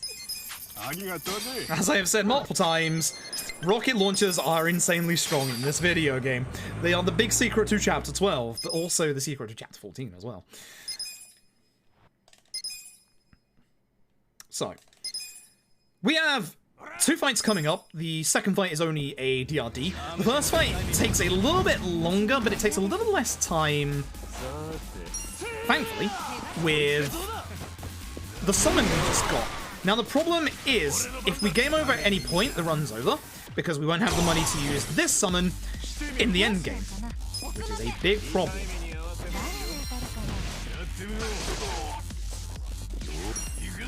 Please paralyze this guy so he doesn't get to do anything. Okay, sure, cool. Now we just use that as a single target. This guy's very tanky. This guy is ridiculously tanky.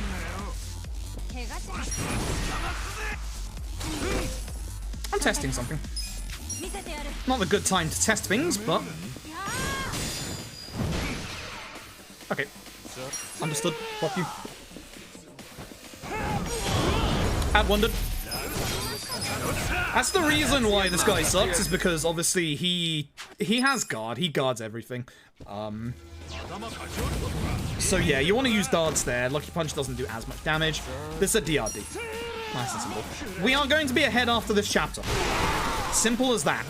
I don't know if there's golds, but we're ahead. Run is very much alive. This was a very, very good chapter 12. A very, very good chapter 12. Not a gold. We're just losing the gold time now. Going into the final cutscenes. Very good chapter. The Majima fight could have been a little better, but very, very good chapter. This is exactly what we needed.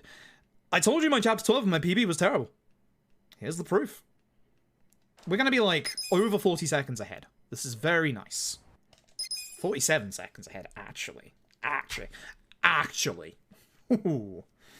Ooh, that's good to see. Fucking hell. After that horrific mid-game. Ooh. But the problems don't stop here. We still have big problems coming up. We still have very big problems coming up, unfortunately. We have a lot of very, very nasty fight scene coming. So. This chapter is by no means an easy chapter. Most of the things getting up to the last part of the chapter won't be a problem. There's one fight that can go horribly wrong if a certain enemy survives, but the boss of this chapter is the problematic part. Now, the nice thing is, remember all my moaning about how bad the Chinatown spawns were earlier, we don't have to worry about that anymore because Zhao and his Riti's amulet makes it so that there's no enemy spawns. We don't have to worry about enemy spawns in Chinatown ever again. So, unfortunately, the one smoke bomb I have left is a spare, and I really should have used it earlier when I thought I should have. It's a little bit of a shame. I've got to stop hoarding them when I've got them spare, because that's the reason why I have them, is to get out of jail free card from any fights that are around. It's slightly faster than save loading. But the important thing is that nobody has died yet. The more important thing is that Adachi and Jungi Han haven't died.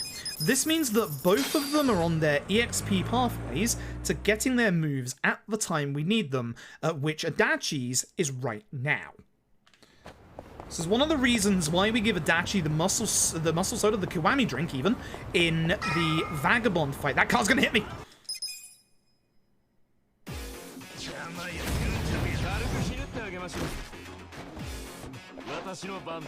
BRB. Think I'm using Side against Reiji?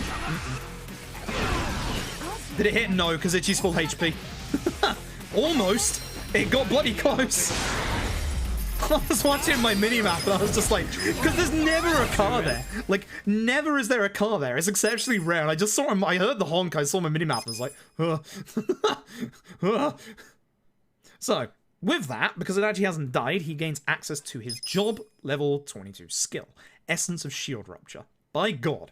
This is finally an AoE skill on Adachi, and it's gonna come in clutch in these last couple of chapters. So we're obviously gonna be putting it on immediately. I always menu back one too many times there. I even waited half a second. So even though we get our 3 million yen back, we're obviously not gonna be spending it. Because we spend it in terms of the actual run right here. Bit of a shame. We could do a fair amount with that 3 million yen. We really could.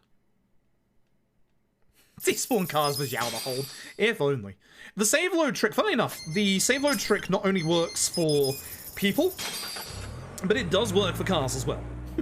So, you know. It would be nice if it also worked on cars. RGG, LED2, Hariti's amulet for cars as well. Listen, whatever you do in LED2, please don't remove the Hariti's amulet. I don't care if it's harder to get, please don't remove it. Also, go back and patch Yakuza 5 Remaster so that we can have the Hariti's amulet on everybody. Thank you very much. Greg!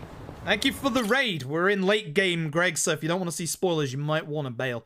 But Greg, thank you so very much for the raid. This run is alive. It was dead. Now it's alive again. This run is going very, very well all of a sudden. It's very nice. Needed a run like this for a while. Hello, everybody's coming from Greg's. I'm Froob. I speedrun RGG games, including, would you believe, Yakuza Like a Dragon.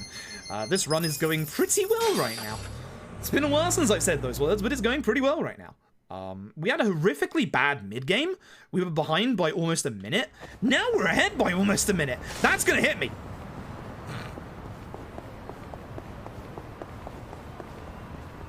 I don't like cars. Don't like cars. Oh god, the bot bopped Greg. No. Bad bot. Bad bot. Bad bot. So we're going to do DRD here. Any remaining enemies are going to dictate what Adachi does with his turn. If there's one enemy left, we'll just use paralysis prompts. If there's 2 enemies left, we'll be using his new essence. Because there's only the one. Boop. Such a good skill. Such a good skill. Brilliant. Yeah, all good, Greg. Thank you very much. Thank you very much. Have a happy new year as well if I don't see you before the new year as well. Okay, so we're going to be heading over to our last set piece of this chapter. This is the hard part. This is the part that can potentially kill the run. This is the part that isn't necessarily that hard, but to go fast is. You can completely misunderestimate how strong this last bit is. I have in the past, I will do in the future, I might do now, let's find out. Greg, thank you for, no, not Greg, Rosetta, thank you for gifting a sub to Greg. I saw the alert that said Greg sub, but no, Rosetta, thank you for gifting a sub to Greg, I appreciate it. Paying forward the gift sub you got. This is not a DRD, we're going to be using Gary Buster Holmes in the hopes of stunning as many enemies as possible.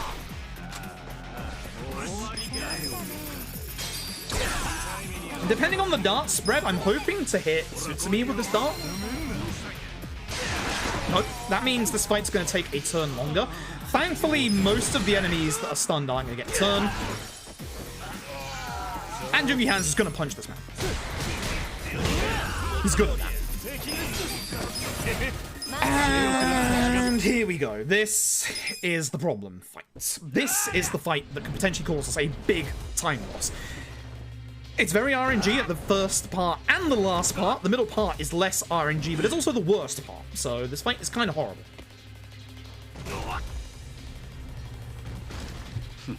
We need non-someones. Yep, that's what we needed.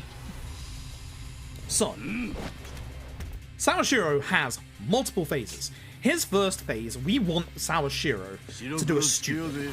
Sawashiro is going to use one of two attacks. We specifically want him to do a specific attack so that it won't hit anybody. So, let us begin. We're going to be pushing Sawashiro to the back of the fighting arena. That's going to look exactly the same as what we would normally do in a fight like this anyway, with Tag Team SMA, Hem Head Trauma, and Dart Airstrike. We are hoping to see Vile Blade of Enmity, not Vile Mutilation. Good. This is why. No one's in front of him.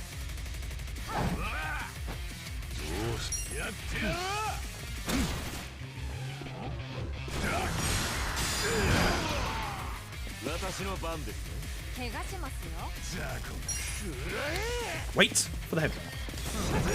This will get Jungi Han hit. Unless he rolls back, I will forward. Shame. Almost had it. I'm going to push through on damage to get to the next phase. The next phase is, in my opinion, the most dangerous phase of this entire fight. Reminder, we're 10 levels behind at this point. Phase 2 of Sawashiro. Less RNG than the others, but the more dangerous one, in my opinion. Sawashiro's now going to change to a 2-hit normal attack. That hit is also going to be a tonal attack. But on the last hit of that attack, if it knocks your character to the ground, he gets a free follow-up opportune attack. You have to be good at your perfect guards in this fight. But that's not all. Sawashiro also has Cane Strike, the ability to daze one of your party members.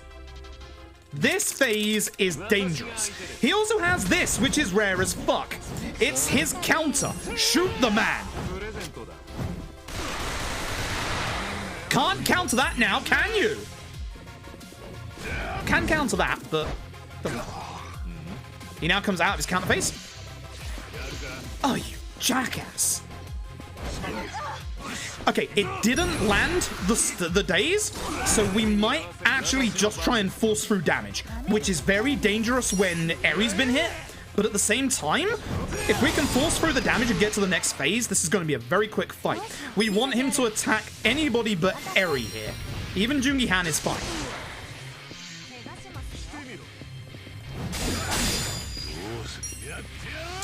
Now, unfortunately, MP levels are a bit weak anyway, so I'm going to have to heal with Ichi. As we said earlier, there are certain fights you need to mitigate your MP. This is one of them. But that gives Sawashiro enough time to stand up for head trauma from Jungi Han. It's enough for phase 3, and it should be enough not to push him into heal phase. Sawashiro's final phase has a couple of different attacks. He has a very rare counter which we don't want to see. His main attack gets upgraded into a Vile Mutilation type skill, which does an insane amount of damage, but his worst attack is his heal. he is going to put on a self-regen 1k HP per turn. Thankfully, he's not at that point, so he's just going to start attacking. He will probably do it after this Dart Airstrike. Especially with that crit. Good girl. No! Interesting. This might be a good Sawashiro. No more healing. We push through the damage. This might be a very quick Sawashiro.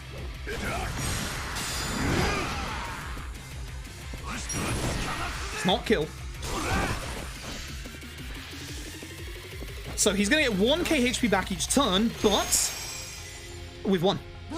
We've won. Jungihan and Eri going one after each other. We've won. My god, what a Sawashiro. What a good Sawashiro. Holy shit. I'm fairly certain that's going up against an almost gold Sawashiro as well. Ooh, that was a good Sawashiro. I'm not quite sure where I lost this gold timing in this chapter, but yeah. Not bad. Very good Sawashiro. That is the absolute most ideal Sawashiro you can get. Cane Strike not landing on Eri is perfect. Unfortunately, Jubilation is going to end. Welcome to Chapter 14. By far and away, the hardest chapter in this entire speedrun. This is where things get bad. This is where things get real bad. The two hardest fights in this speedrun are coming up in this chapter. One of which, if it decides to kill me, I am dead. So, what was that?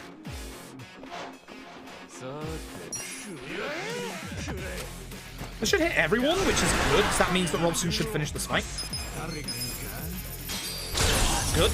Now, because Jungihan hasn't died, he now gets to his jump rank 22 as well, which gives him his essence. This is the last move that we need in the run. This is Jungihan's essence. Oh, oops, wrong way. Essence of Phantom Drive. Now, Essence of Phantom Drive is a very good single target knife attack. It's not going to be strong against most of the bosses that we see coming up, but it's free damage. Free damage is always good. Free damage is always good. I like free damage. Did he even get to his heal phase? I think you're right. I think my gold Sawashiro, which is like the most insane Sawashiro you can see. Now, that didn't hit too many people, which is a big shame. And it's funny in that I don't want most of these enemies to go into the road. So I don't want them to actually get hit by that car. Now, thankfully, we have a shield rupture, which, as you can see, does a shit ton of damage. One of these guys, this guy, should be dead at this point.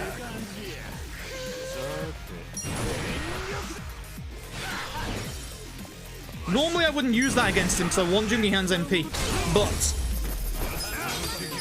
man needs to die. Fight going slow. Man needs to die. Say hello to the foot of Taichi Suzuki, ex-taxi driver of Nagasu Taxi.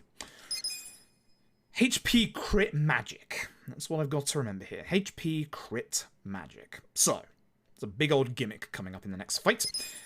Ichi needs a metric ton of HP. He needs the other gallant binding with Eri. It is time to hope for crits. And with Sayako, it's time to hope for, you know, a little bit of magic damage. Where are we? Dachi goes out for Sayako. We, once I heal, travel over to here.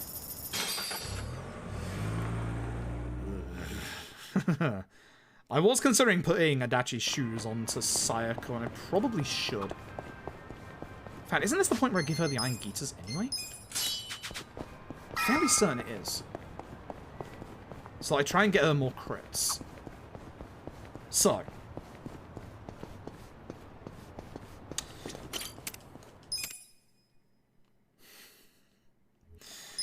This fight sucks. This fight is hard. I need to be good at my perfect guards in this fight to survive. It is, of course, Kazuma-Kiryu. This is a hard fight. Not the hardest in this chapter. But if I die, run's over. Thankfully, Ichi got the early turn. Oh my god. This is big. This is very big. This means Masochist early. If it gives me the Masochist defense buff as well... Oh, I get to do dumb shit! Oh, I get to do dumb shit! Sayako's getting an attack buff. Oh, I get to do dumb shit! Ooh! This is the rarest combination I'll ever see. Having Masochist come out early stops Ichi getting massively demolished by Kiryu, but also means that I don't have to heal as much because of the bonus. Oh, you fuck. Well, that's a problem. That's actually a problem. Thankfully, with the Masochist defense bonus, I'm hoping he punches him out of it. Thank you. Love you. Appreciate you. Thank you. So I am going to have to heal instead of give Sayako the attack buff, which is a shame. But I don't have to heal that early because I have the defense buff on. It's great. Please don't stun me again. Love you. I'm running OG 1 and 2 soon, I promise. Love you.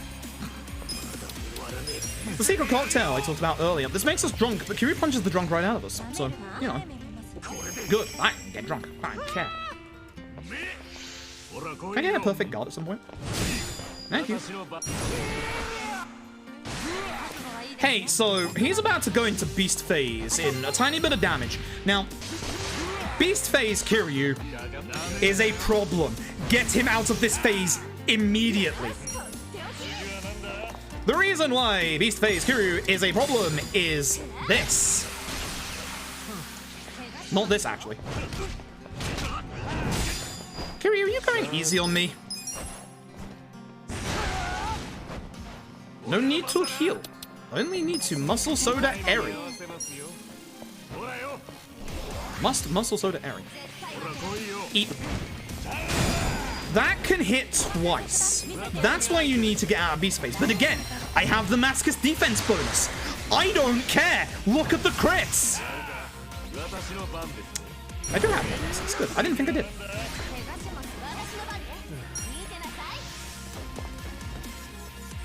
This is a very good Kiryu fight.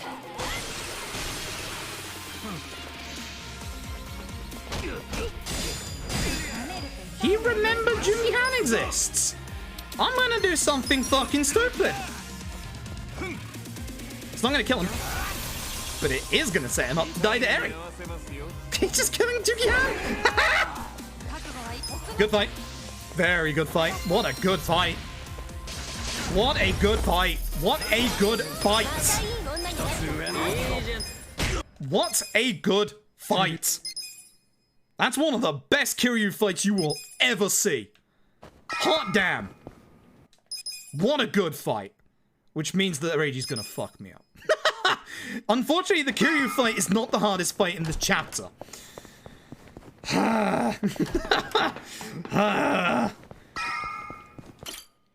We've got problems. That man is the problem. So, first of all, I'm going to go into items. I'm going to be using a special lunchbox for MP and heals. We're going to go to party. We're going to take out Sayako back for a dachi. And we're going to go to our smartphone and go to the bar district.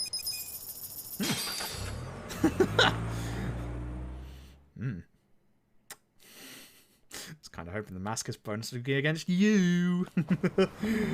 HP should be fine, but I might heal just in case. This fight can actually be a surprisingly, like, hard fight for Ichi. If everybody focuses him, it shouldn't, but just in case. This fight. So this is a reasonably long fight outside. Shouldn't go too badly. We're going to start with Would You Believe DRD. I'm surprised.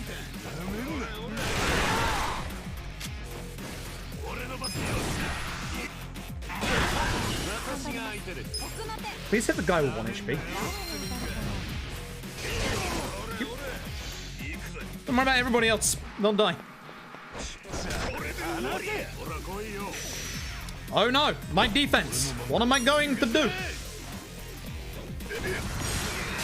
Don't care. If you can, head trauma this large lad. It's a little better than his essence. Head trauma is surprisingly stronger than Jungi Han's essence, except in certain circumstances like enemies that are weak to knife attacks. Now by using Essence Rose Typhoon, man's about to get darted. As you do.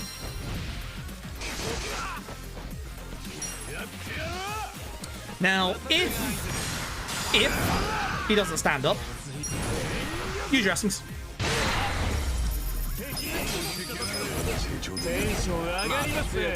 You didn't need to crit, but I appreciate it. Damn.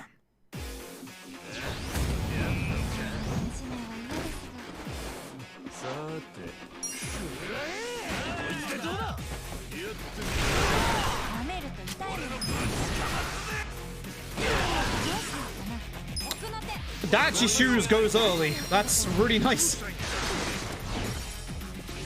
Wow, this is kind of good. Ichi should level from this to get his MP back. So I don't have to heal. Instead, we will go to Jungi Han. Yes, I'm not doing... Oh, wait, hold on. Itchy. Yes, I'm not doing Psycho Strats. Not with this run. Not with how it's going. We don't experiment with this run.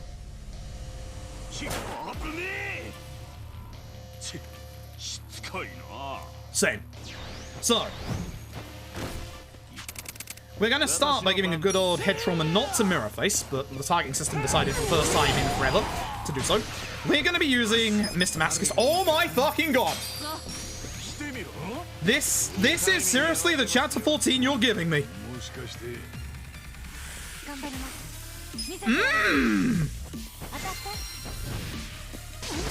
I don't want to run against this chapter 14 ever again. I'm sorry, is that a nice Ragey as well? What is this? I'm not used to this.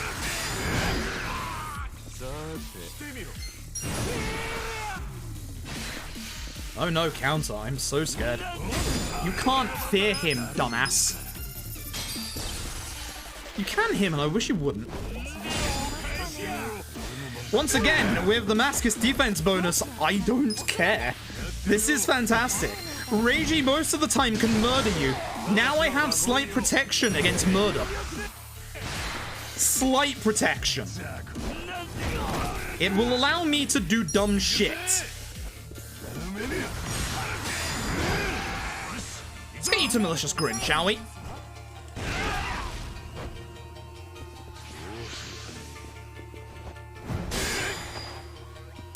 Let's get you to Malicious Grin whilst we heal. So, Ragey is about to cast Fear on everybody. It's not too bad, because obviously we had a fear before. You see his HP threshold.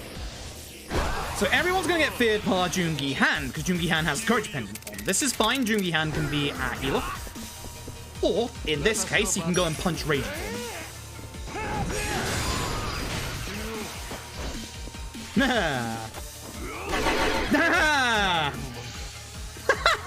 This is the one time we don't want him to use surveillance, but goddamn, is this actually kind of good.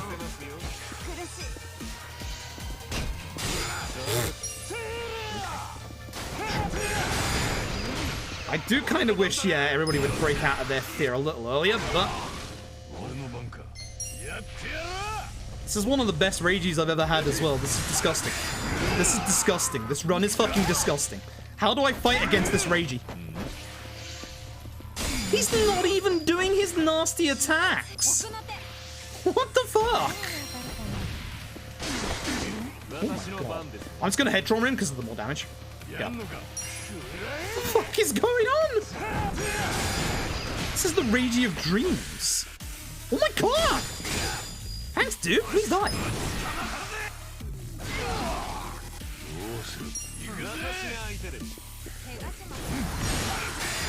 We're gonna be multi-minutes ahead before Tendo. Multiple minutes ahead before Tendo. Multiple fucking minutes ahead before Tendo. Multiple fucking minutes ahead before Tendo. That is a gold without a shadow of a fucking doubt. What the fuck was that 14? That is the most disgusting chapter 14 I've seen in my life. Is it time to skip Curse Substitute? No. No.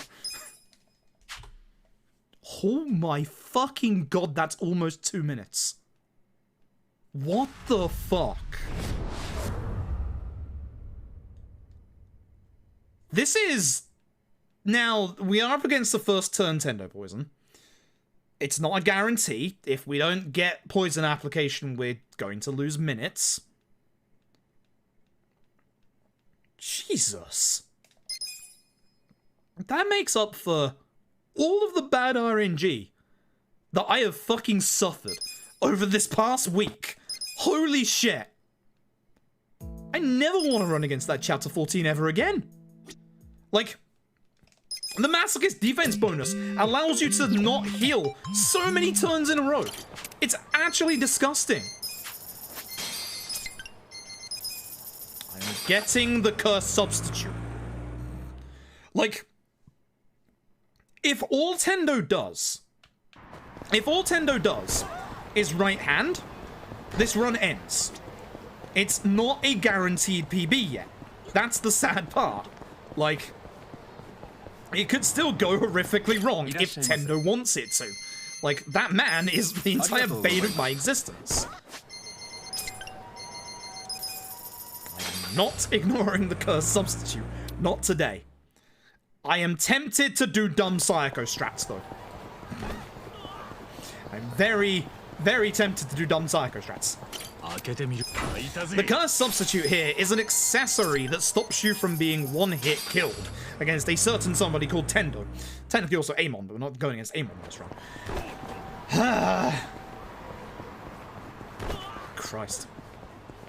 That Chapter 14 is actually disgusting. That Chapter 14 is actually one of the most disgusting Chapter 14s I think we'll ever see. Like, I don't think that gets beaten. I don't think that gets beaten ever. That's how good that was. It was actually fucking disgusting. Yeah, yeah, hi you two. Holy shit, that was disgusting. Like, I can't stress enough how insanely good that Chapter 14 was. Like, people have seen this run before. Like, the fact they were screaming how good that chapter was. Like, that chapter it never, ever goes that well. It is actually kind of insane, the luck that I got. The 2 fights in this run that need defense bonus masochist had defense bonus masochist. Like, defense bonus masochist turns those fights into almost a joke. The best part is they actually both went easy on me. I don't know why. Like, Reiji stopped using his strong attacks. Goes to a 326? Christ. I'm curious as to what it will be. I'm very curious as to what it will be. But I still was almost a minute behind at Chapter 8. This run can be very much improved. God.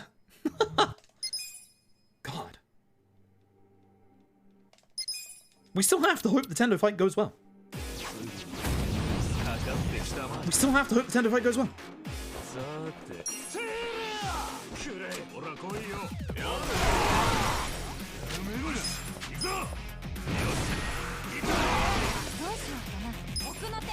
Okay, video game. Could also do with Eri getting more crits, please. Unless you're saving them for Tender, at which point, yeah, fair enough.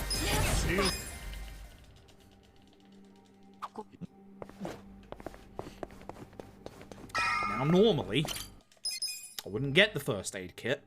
I actually haven't used any of mine yet, but we get less first aid kits in this run now, so I am going to pick that up for safety. Just in case Tendo has an absolute field day.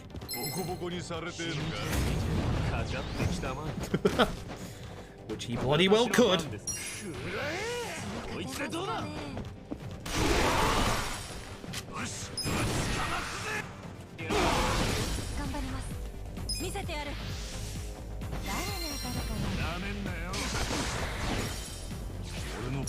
God, I love Adachi going early. These shoes are the best investment. Thank you, Zhao Boy, for your shoes. Much appreciated.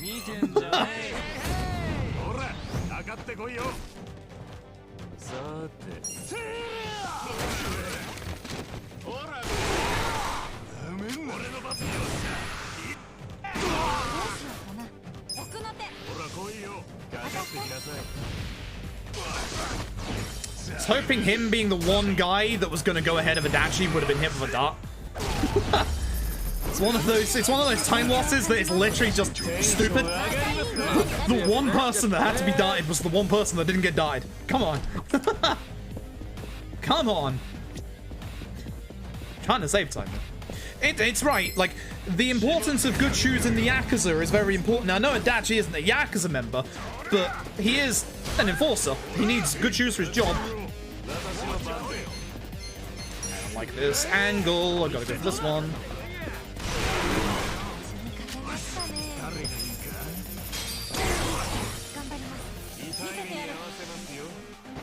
Both near walls, a bit worried. Okay, it's a hit. My perfect guards. Yeah, it's a good question. Where are my perfect guards? Take care of the one with the most HP with Adachi. Or least HP with Adachi. The one with the most HP with Rng Chapter. Nice crap. Again, didn't have to, but I do respect it. Where are my perfect guards? Dude.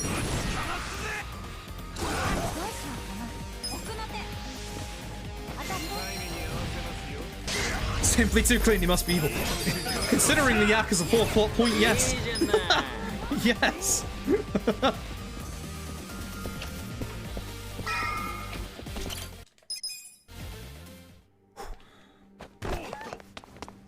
There are 3 fights that can be skipped in the Millennium Tower. If you fail to skip them, you are losing between 45 seconds to a minute and a half, depending on the fight. The first of those fights is coming up next. God, if I fail the fight skips, I'm going to be upset.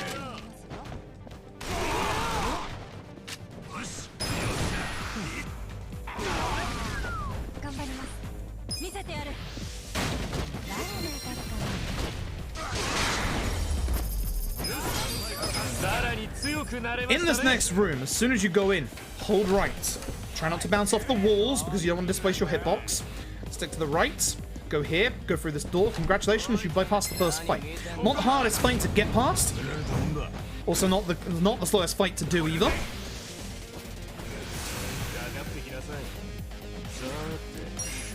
Stop head trauma.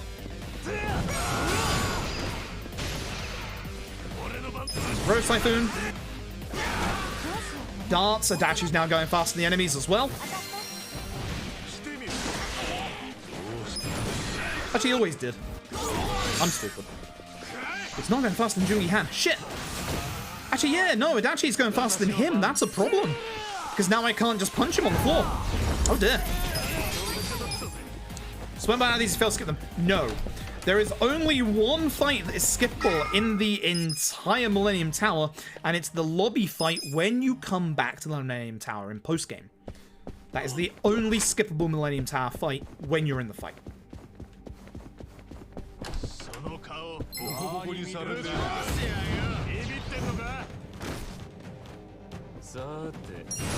Stab man.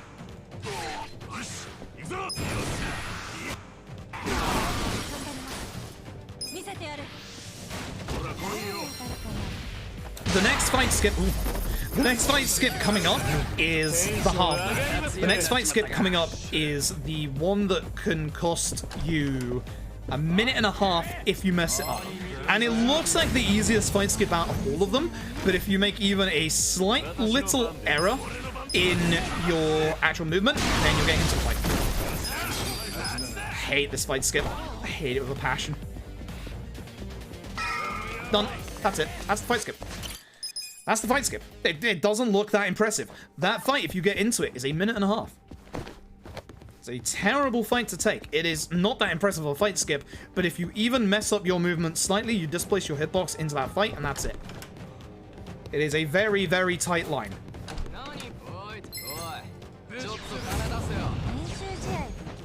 Go after Itchy, which is fine.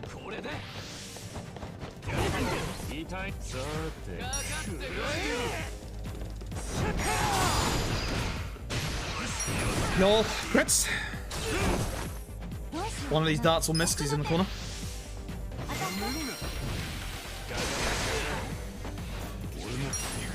Never mind. Never mind. Good fight. The third fight skip is coming up here. It's the last of the fight skips. This one's not too bad. I'm going to run up into this restaurant here, and we're going to be going around to the right-hand side. We're going to be watching this fight spawn ahead of us. It's going to go behind this pillar, at which point we're going to run out and go left. By doing that, we get into this fight instead. And by getting into this fight instead, we actually skip past the other fight because it's actually going to spawn behind us when we come out of this fight.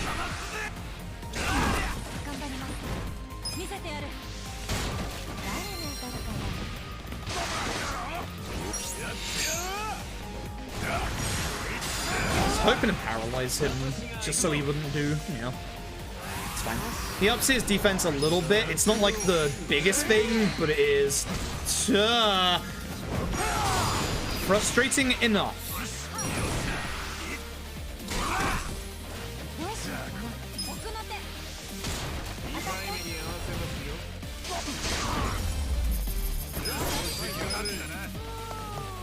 There you go. The spawning point of that previous fight is actually the wall that we were hiding behind. I don't need to take this, but I'm going to for MP, just in case. I really don't think I needed it, but...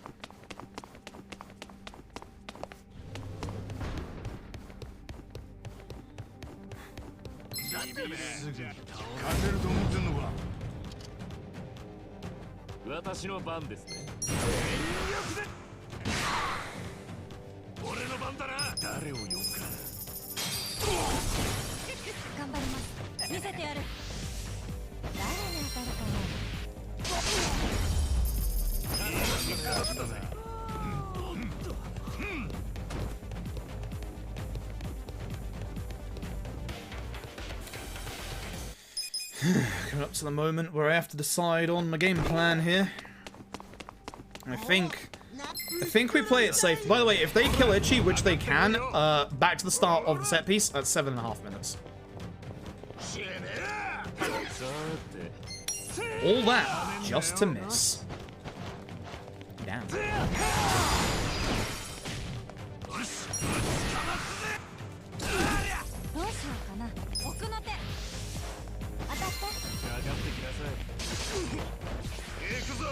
Nice, because of Dragon Engine.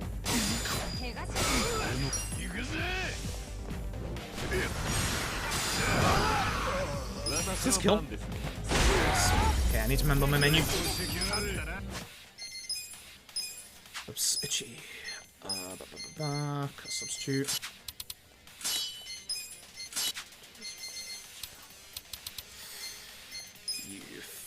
You for you. I think we play this safe.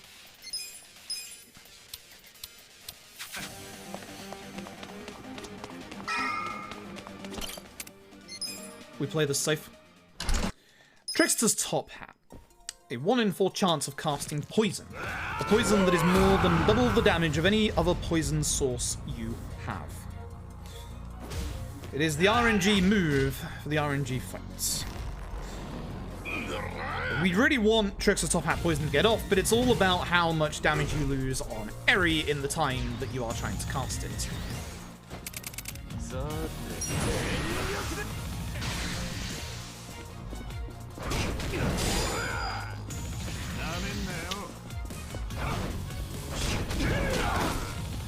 Not ideal.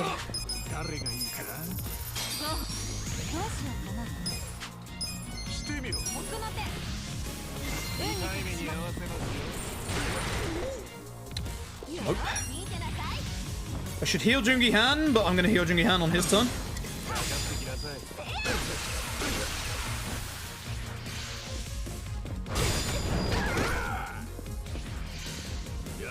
I'll use the MP. Pencil, I think.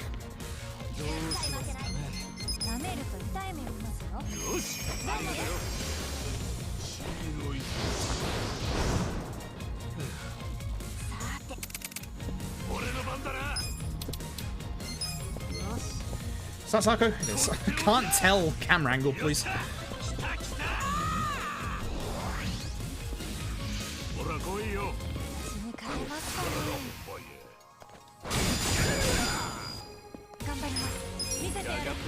Two.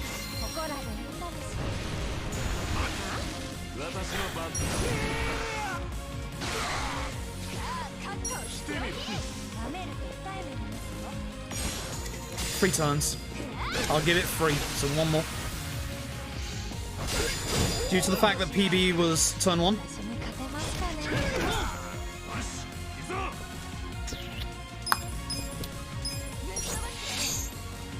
That may be a mistake. It's fine.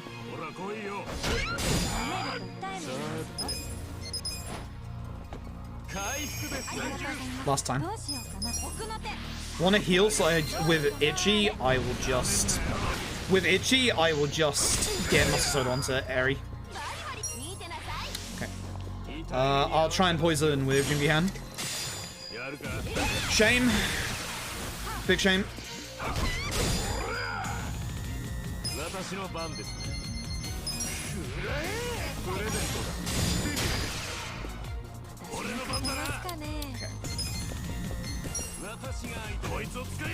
As long as I keep everybody alive, we can still have a good fight.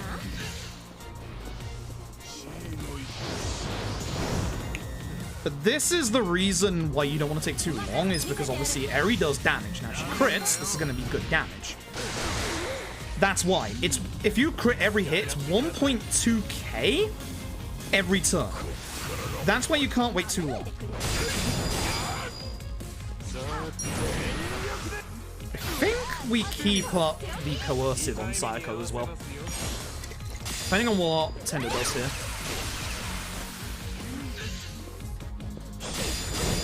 Yeah.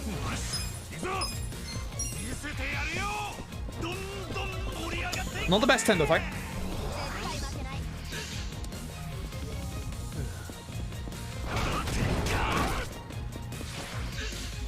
Not happy about that.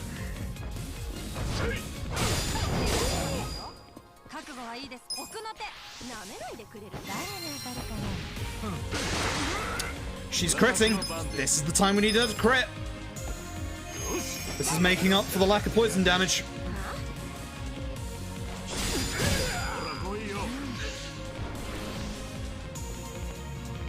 Again. One more turn with Eri on Muscle Soda. So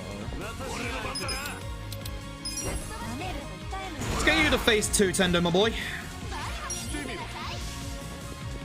Let's have some fun.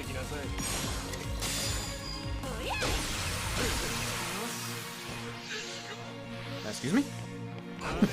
Phase 2? Hello?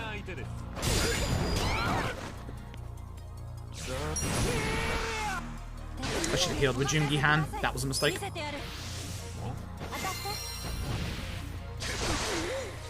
Phase 2. So now we have to hope for a bit of luck. Ironically enough, we really want Tendo to use his one-hit kill attack against Itchy.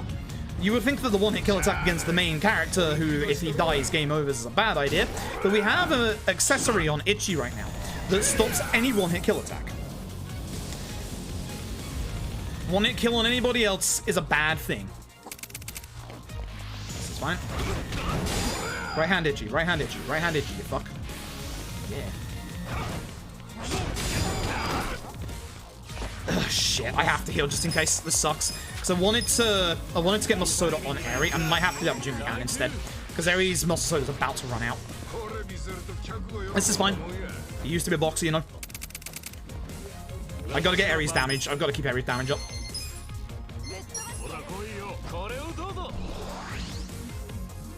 This is lost turns, unfortunately.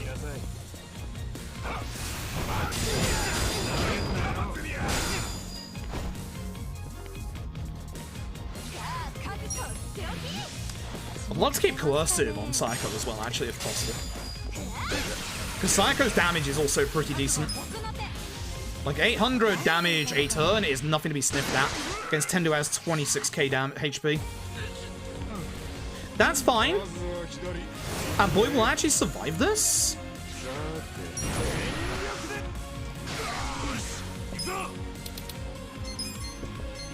I hit left and it goes to the right. Targeting system, please.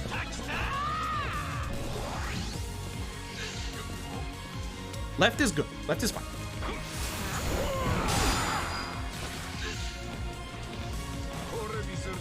Sayako's got full HP. This is fine.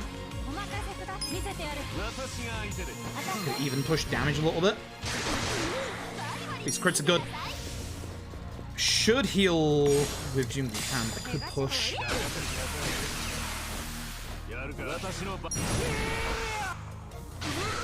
First turn Tendo poison.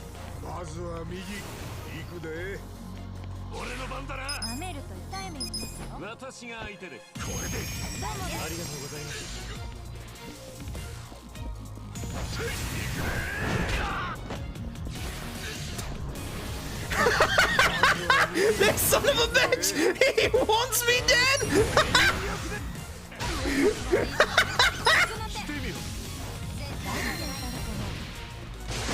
Hey Fred, why'd you get the cursed substitute?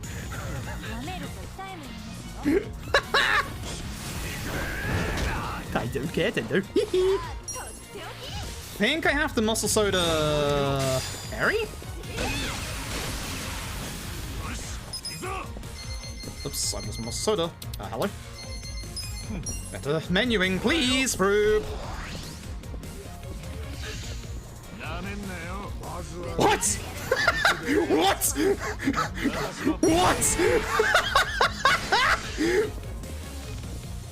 You can't do shit, my man. Fight's over.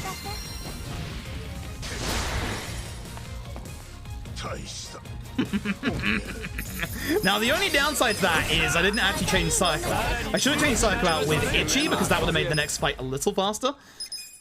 What a Tendo fight. Time to die to Young Master? I can't.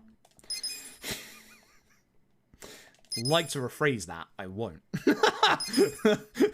I'm gonna rephrase that. I'm just gonna be a little careful with my wording here. We should be good. We should be good. This, I think, is a new PB. I think this is a very, very fucking good run. I think we're gonna lose a little bit of time in the finale. Nintendo fight wasn't great because of the tricks of top hat, but find the Young Master. Punch the Young Master. Here we go.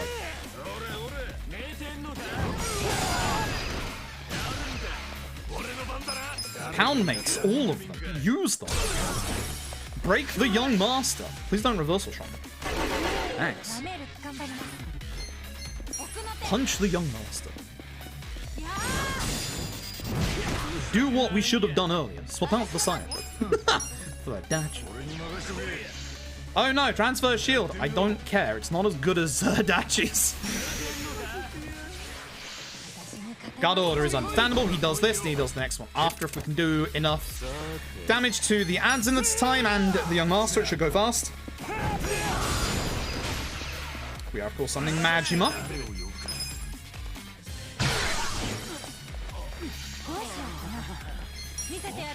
Awesome.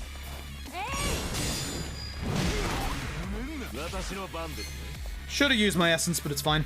Head trauma, I do need the damage because of missing out on my dash. Now I won't do enough to get him to run away. Yeah, shame. Last turn should be very quick at least.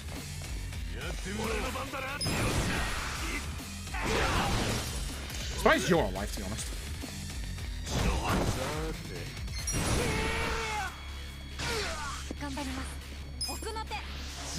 This should be the end of the fight. I think we're good.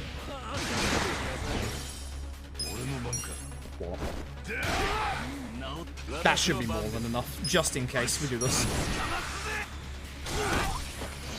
Good.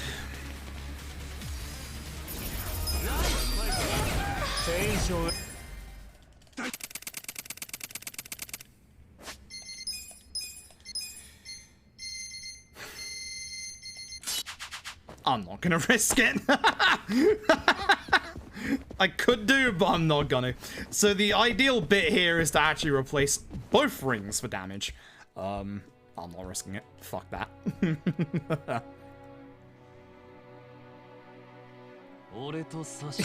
Master death percent. Unfortunately, I have the world record in that. It's the worst world record I hold. I don't like it. He did run the correct way for once. You're not wrong. He didn't try and run out of the bloody window of the Millennium Tower. Nah, with the dragon binding on, we'll do it. So, Cliff Notes the fights. We're going to start with Saejima. This is why if we die at all, we won't have the money for Saejima's summon. This gets a 20% defense decrease on the Young Master, which allows me to use our boy Robson. Excuse me. For good damage. It's the second one I want to hit out of those, but I keep fucking up. Okay, good. Close enough.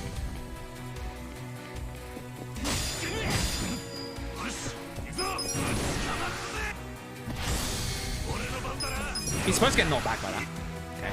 He's in a very good position. This will probably be the one on the wall. Yeah, at this point. Do not. That's the thing that can kill me. But thankfully, I have enough damage because he put his defense down.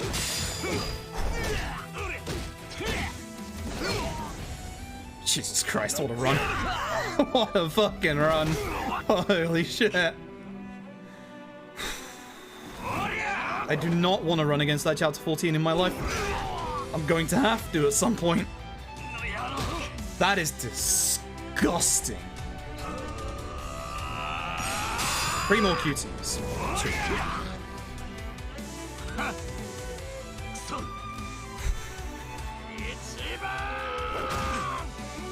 Told you my chapter 12 had some time saved, didn't I? I just wasn't expecting the chapter 14 of a fucking lifetime. Double masochist bonus on the 2 hardest fights in this run? Bruh. It's not sub 332, god damn it! I would say the Tendo fight as well wasn't even that great, and yet we still saved time, even without first turn. I'd like to point out, PB was first turn Tendo poison. This wasn't even Trix's top hat poison. The Tendo fight can go better. Shout outs to 3 right hands on Itchy's face in a fucking row. Sit down, Tendo. Get fucked. To the people wondering why we take 20 seconds to go out of our way to get the curse substitute so that Itchy doesn't die to the one-hit kill attack. That's new world record, by the way. That's very much new world record.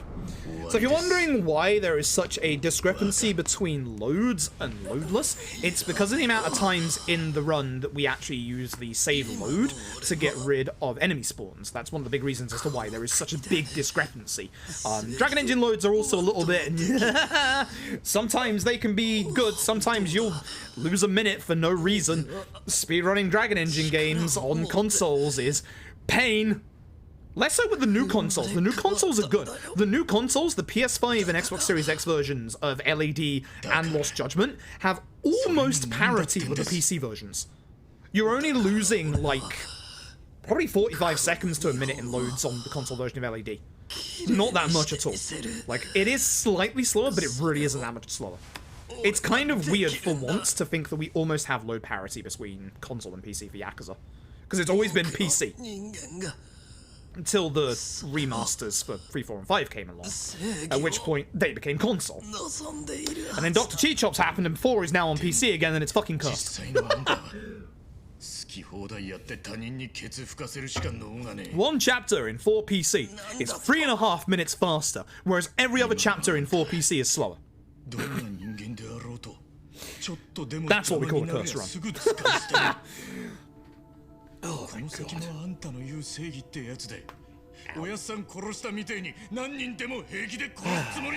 That feels good. Just look at that chapter 8 split. We were almost a minute behind. That end game is fucking disgusting.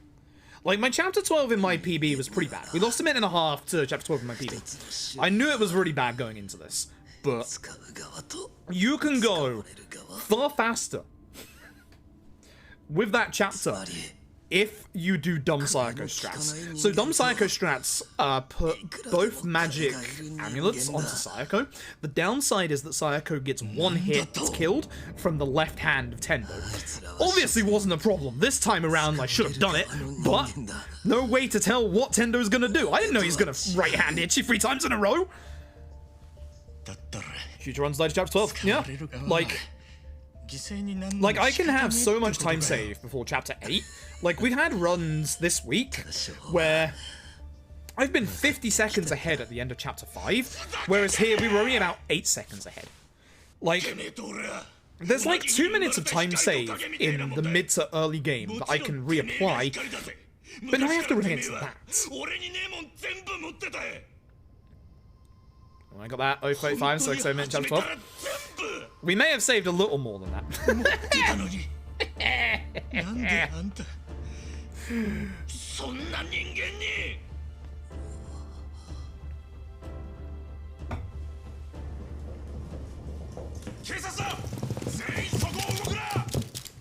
What a run. What a goddamn run.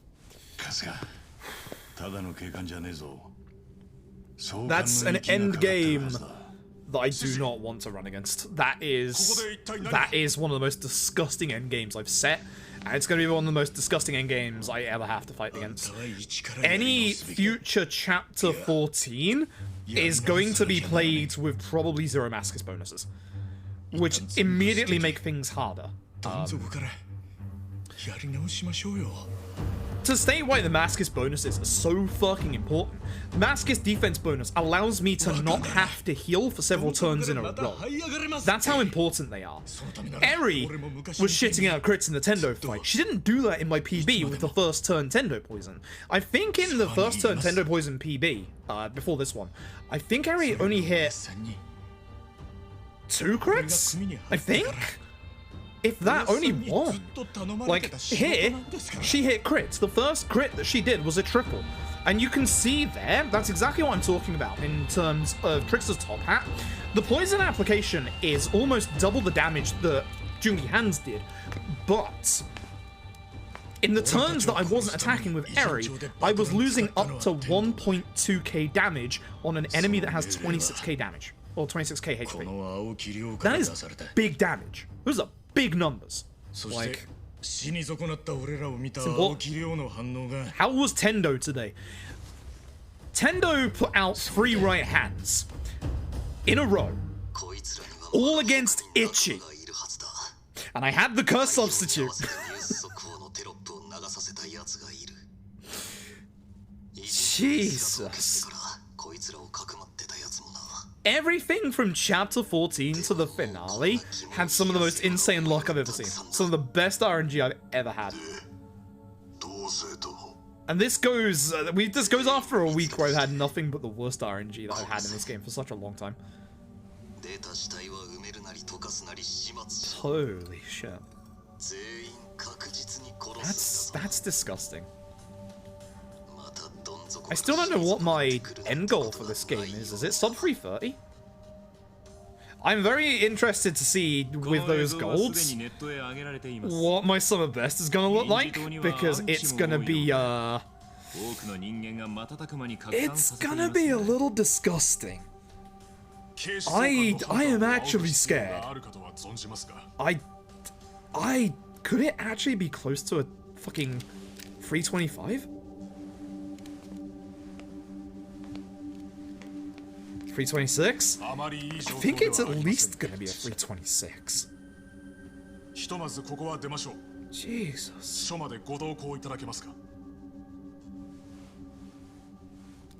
We'll check after the cutscenes. We haven't watched these in a while, and we're not gonna do an LED run for a while. The schedule for this week I've already done. I didn't realize it was 1 in the morning. This week, what we're going to be doing tomorrow, or I guess technically today because it's the 23rd, we are going to be going back to an any% speedrun I have not done in about 3 years. give or take a special event or two. Tomorrow, we will be doing an any percent Titanfall 2 speedrun. If you've never seen Titanfall 2 speedrun, it's fucking phenomenal. It's one of the best FPS speedruns you'll ever see. It's got move tech, it's got out of bounds, it's got glitches, and it's got some goddamn good times. There's very little downtime in it. And in fact, since I last ran the game, they all agreed to skip the 18-hour cutscene, which we're not gonna skip. It's been a while since we've seen that meme. We gotta see the meme. I would feel like I'm cheating you if I don't give you the 18 hours meme. I'm not going to be good at it. Just warning you ahead of time. I'm not going to be good at it. But I am looking forward to it. It's been a hot minute since we've done that run. The 24th, Christmas Eve. That's going to be a special stream. Every year, every Christmas Eve, we always do a special annual event on the channel. We call it Happy Halloweenmas. We are already up to, I think it's Happy Halloweenmas 6 or is it 7? Jesus Christ. But the game is going to be Devotion. I've never played Devotion. Finally had a chance to get access to it and own it this year, thanks to Red Candle's website, which I now have. So, I think it's 6. I think it's 6. So, call this hardest strats. Not all of them so far. I'm still practicing off stream. My movement is terrible. My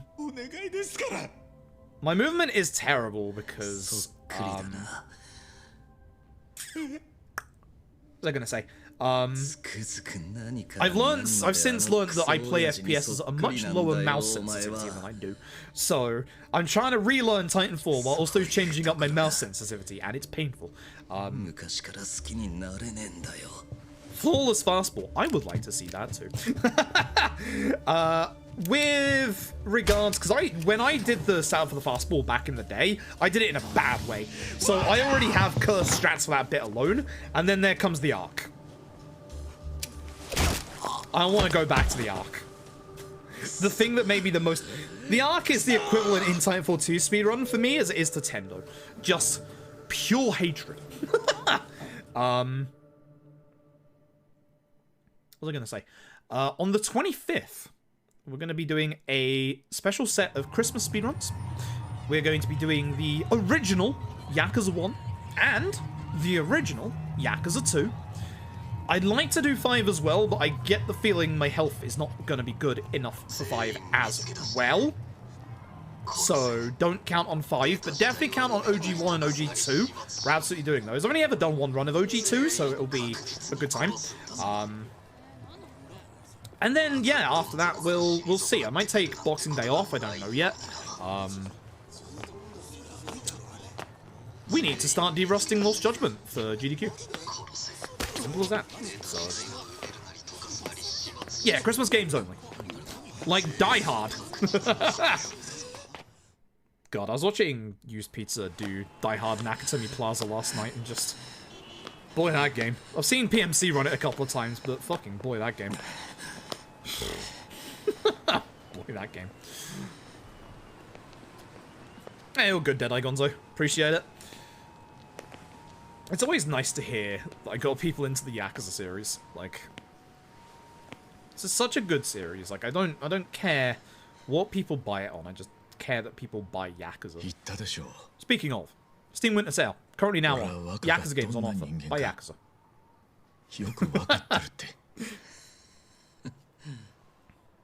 Like K1. Maybe no promises. Appreciate it.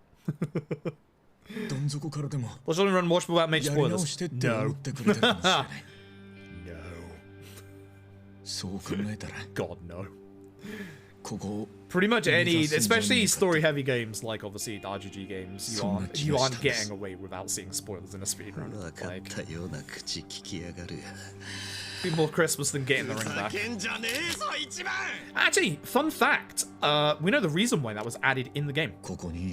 We actually know the reason why getting the ring back was added in the game. Scott Striker, lead localizer of the Yakuza series, was doing a couple of charity streams last month or so, and actually revealed the reason as to why it's there.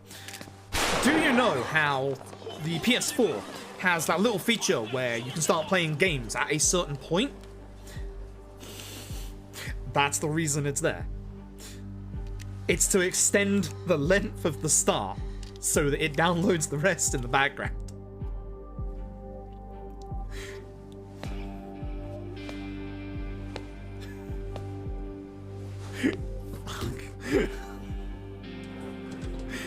That bit alone is the reason why running the first chapter of K1 hurts. You have such a long, like, 6-minute downtime of just fuck all. If I do all sub-stories run at LAD, watch this space.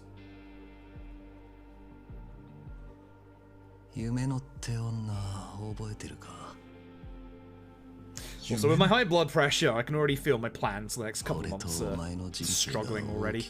For those who missed it, my plans are to do at least one long run a month, of which next month, although GDQ permitting, this will be quite hard. Next month I want it to be fist ass. That will probably get pushed back till February. What was originally February would be Judgment or Sub-Stories. That's probably going to get pushed back to March. And then what was originally March, which will now probably get pushed back to April, is going to be the 0 to 7. That means Yakuza 0, K1, K2, 3, 4, 5, 6, and 7 in a row in a single stream. We've done this before with 0 to 6. It took 24 hours, 20 minutes. I've gotten better and more strats have been found in those games since. That should knock that down to a sub 24 minute. I am hoping that the 0 to 7 will be somewhere between 26 to 28 hours. With my blood pressure at the minute, that's not happening. I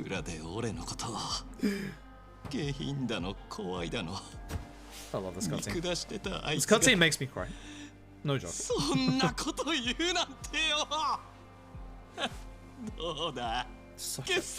good ending. Such a good ending. Waka. 所詮そんなもんだったんだ。俺が名前を変え、体を変え、人を殺してまで追いかけた権力ってのは。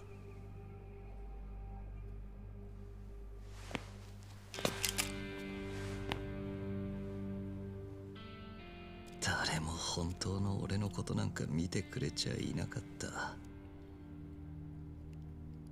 まあ俺自身弱くて醜い自分が嫌で必死にもがいた結果がそうなったんだろうけどな。それは違いますよ、若。おやさん、荒川の親父と沢城の頭だけはずっと本当のあんたのことだけ見てたんですよ。俺もそうです。無所出て最初に青木亮って人間を見たとき、それが荒川雅人だってすぐ分かりました。Fortunately, I can't play it in the end credits either because it'll still mute my VOD. 間違えるはずがない。I need this VOD now. 大事な人なんですから。またお得意の家族愛でも語るのか。ちげえ！そんなんじゃねえ！あんたがどんなに悪いことしても、なんで最後まで荒川のおやっさんも沢城の頭も俺も放っておけないのか。そりゃな、理屈じゃねえ、心の根っこの部分で繋がっちまってるからなんだよ。好きとか嫌いとかそんな割り切れた感情じゃねえ。誰も本当の俺を見てねえだとふざけんなよ。みんな放っておけねえんだよ。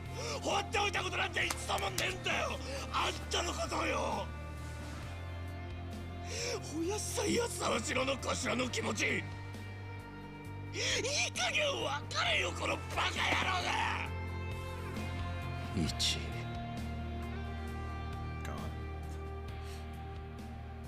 I leave Chroma, but no, actually it was all save loads. I think I had like 8 of them. It was bad. It was really, really bad.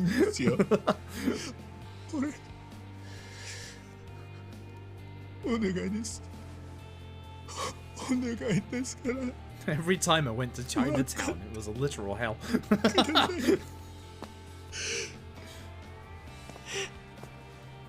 Thanks, Zhao, I appreciate it. Also, can we spare a moment to shout out Zhao for giving Adachi shoes and making those last 5 chapters go really fucking fast? Thanks, Zhao. I'll say 2 more seconds. Yeah, it should be, easy.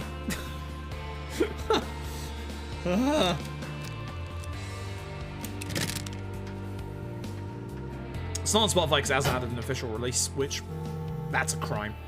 That's an absolute crime. Lost Judgment's soundtrack got released like a week after the game came out.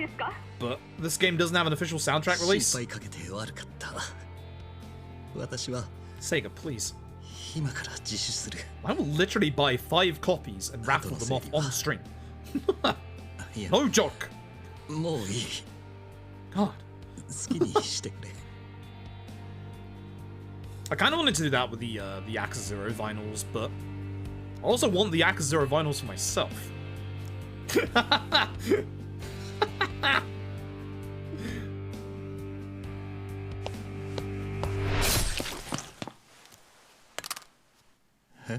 Fucker.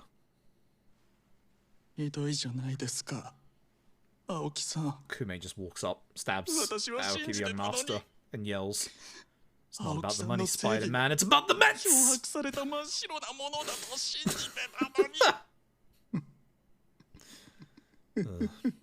Fuck Kume. It's not too late to get your gamble in, young master.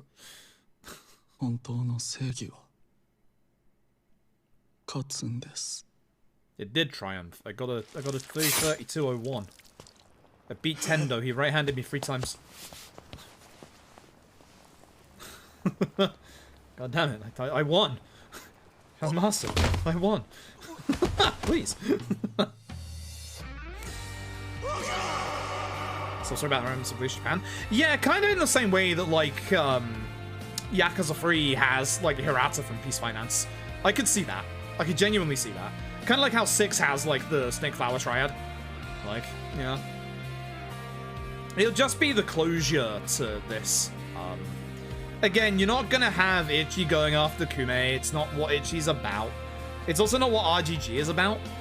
At the very least, you'll probably just get one passing reference that Kume's been arrested after the events. Like, that's all you'll get.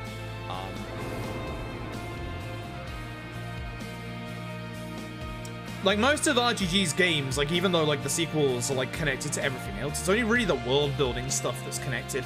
Like, you can play, like, Yakuza 4 without needing Yakuza 1 knowledge, but it's still nicer to have the Yakuza 1 knowledge because of all, like, the stuff that happens in Kiryu's part, you know, with the Ledger, with Jingu, etc., etc. Like, it's kind of the same with this game in that you don't need previous Yakuza game knowledge for most of it, but knowing what a Kazuma Kiryu is useful.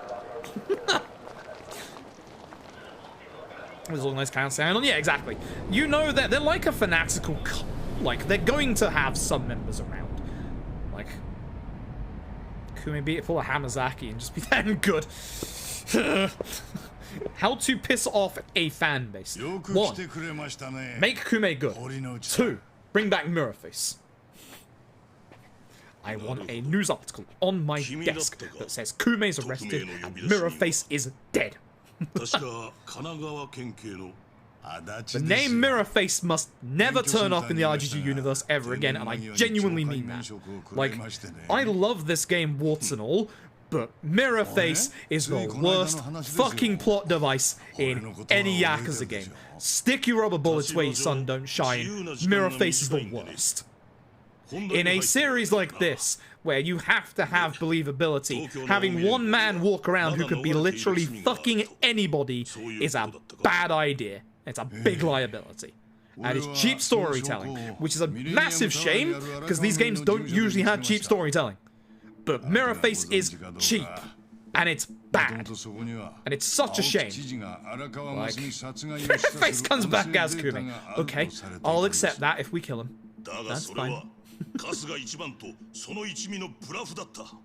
on the run for Lloyd Princess Alfred. Oh god, it's gonna be. I can see that happening. Fuck. It's the kind of bad plot twist that could happen. I actually, like, part of me does wonder, because there's obviously, like, a lot of plot beats about LED that mirror, like, Kiryu's start, for example. So it does make me wonder whether LED 2 is going to mirror some of the story beats of Yakuza 2. Like, I wonder whether Ichi is going to get a love interest all of a sudden, blah, blah, blah. Like, right, infinite number of very bad Yakuza game premises, and yet they will still find a way to one-up that eventually. それは 音声データはブラフでしたが、 Such a 荒 good 川 cutscene. 組を家探ししていた Such a good 天道たちは実は別 Face の my throat, 面白いも Face の my を見つけてしまったんですよ。 That's the sad part. 平たく It 言えば does. It does, 荒 and 川 it 組に買 sucks. 収された者たちのリストです。 It's like I could like fault some storylines from most RGG games. Like I think the Lost Judgment is close. I think the Lost Judgment is probably my game of the year, but I could still like pick out a whole bunch of weird plot stuff in it. Same with OG Judgment. I think I like OG Judgment's plot more, but I can still pick out bits from it. Also, pick apart Chapter 1 for being way too long. Stop that. But we get to see our boy Murasei, so that's not too bad. Like every Yakuza game has its own bad plot points, to be fair. The blanks in Yakuza 6 is one of them, and that's not even the most arrogant of all of them. 5 don't have enough time. 4 rubber bullets, obviously. 3, I guess, doesn't have that many outlandish plot stuff. I guess the stuff near the end of the game is a bit off. Well, I said that and then I just realized Beautiful Eyes. What the fuck am I talking about? Yeah, no, Beautiful Eyes. Yeah. So the entire premise of Beautiful Eyes, man. Come on. Come on. And you could say the same about the castle segment in 2, but we all love it. We all love it. 1 is Jingu, obviously. But Jingu is at least believable and grounded in terms of the Yakuza series. どうしたさっさとしろ I want to see that plotline tap. Haruka comes back and joins our squad as an idol. She's your dedicated healer in LAD too. その腰が重くならねえようにマスコミ各社にも同じものをちょいのちょいとね Freeze Orphanage stuff isn't that bad. The problem with Freeze Orphanage stuff is they put it in 3 chapters. Chapter 4 stuff isn't too bad because it's not that much. But it's when you go back to the orphanage at the end of the game, when the plot's starting to ramp up, you get the mass plot dump exposition by Itachi's voice actor, ironically enough. But then you go back to the orphanage and all of a sudden it's let's spend time with the kids, and then let's really spend some time with the kids. Like, you have the massive long, like, 2-3 minute chase section against Ayako that serves no purpose other than show that Kiryu is he can't catch up to a 12-year-old who is the sprint level of a fucking Olympic sprinter. And then you've got the likes of Ricky Mask, who, yeah, don't talk to me about Ricky Mask. It just piles all the long stuff all the way at the last orphanage bit. It's a way to try and get you to remember the orphanage before it demolishes the orphanage. It's supposed to get you to remember about the good kids that you've got. They're good kids, their orphanage is gone. Taichi's in a titty club. That's the bigger problem here.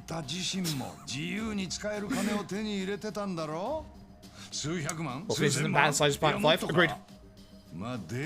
Yeah, 3 and 4 are comfy. No, I'd agree with that. I'd agree with that. When the Yakuza recommend, which one do you pick? 0. As much as I love LED, 0. 0 because 1, it's a good starting place. 2, it's one of the best playing Yakuzas. Even if the speedrun is now terrible, casually, it's still one of the best Yakuzas. Plot-wise, gameplay-wise, it's almost the complete package. Like, it's almost the complete package. I just think there are better Yakuzas that do gameplay a little bit better. I genuinely mean Yakuza 5 when I say that. I think that Yakuza 5's gameplay is probably perfect. It's just a shame that everything else with Yakuza 5 isn't. So. But yeah, Haruka slapping Mine is brilliant. 18年前の大晦日の晩 Except Taichi fulfilled his dream of becoming a wrestler. Yeah. I'm just gonna assume he did. I'm assuming all the kids got their dreams, you know.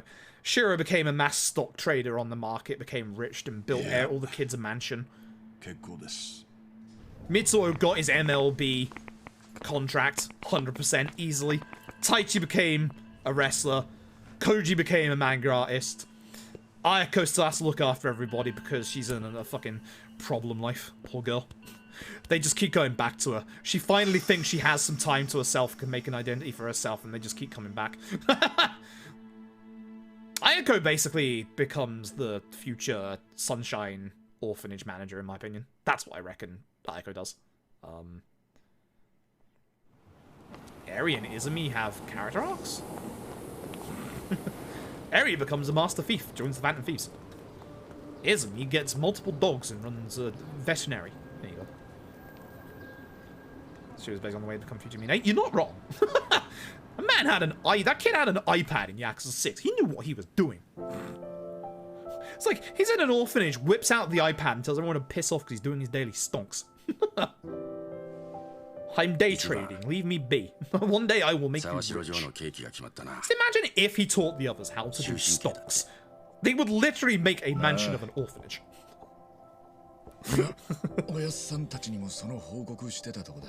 Yuta? Nah, he keeps getting stabbed.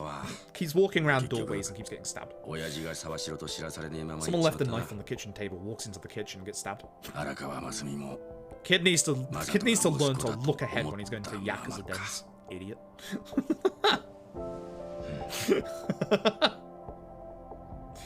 Or, alternate reality, he actually does go on to go into Battle Royale.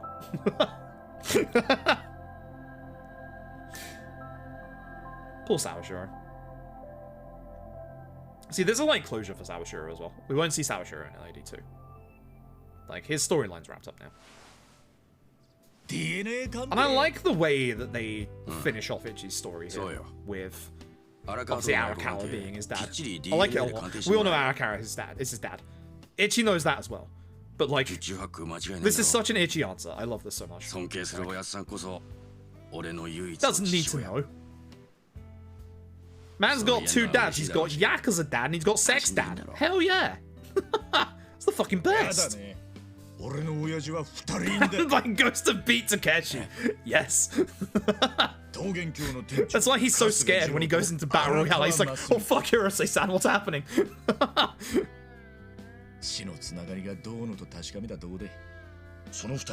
RGG, I'm asking for one thing and one thing alone in LAD 2. Fix Shangri-La. I know we're moving away from Kamurocho, but please. Fix Shangri-La. It's been since Yakuza 1. Please. We can see that Little Asia is getting its improvements in this and in fucking Lost Judgment. Fix Shangri-La. Beg. Oh, God.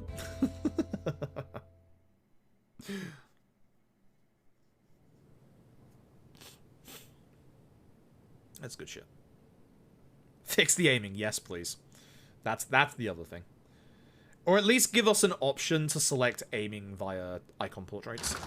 If ever, like, RGG ever put a tweet up saying, you know, what changes would you like to see for LAD 2, I would shout that to the high heavens. Like, make it so the targeting either works more properly, or give us an option to pick cycle via icons. Left and right on the D-pad for team members, up and down on the D-pad for enemies. Because it's just, yeah.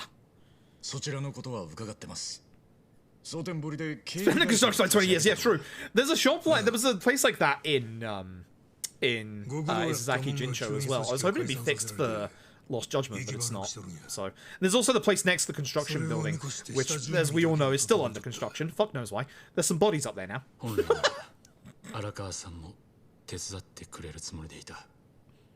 So Daigo goes missing again.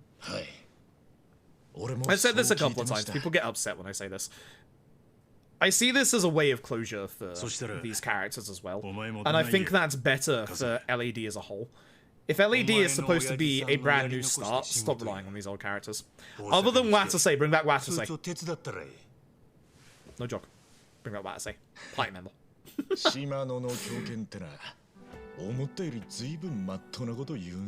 You made Page crashed. Nice.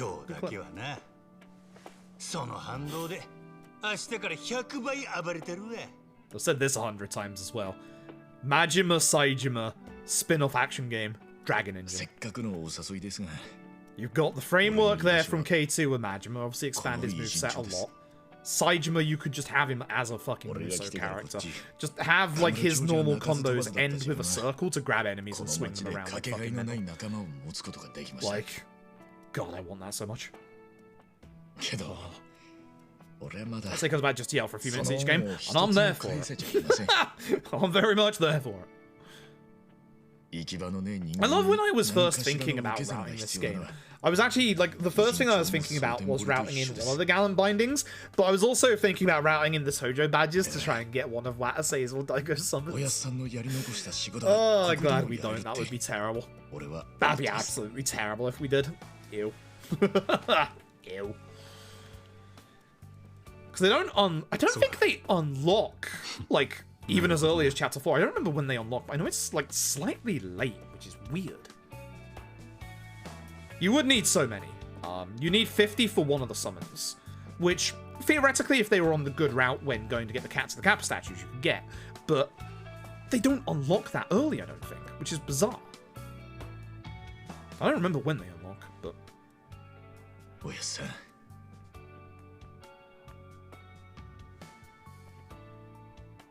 わか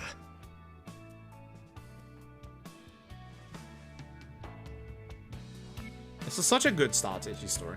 I love it. The badges, yeah, the badges. 待って。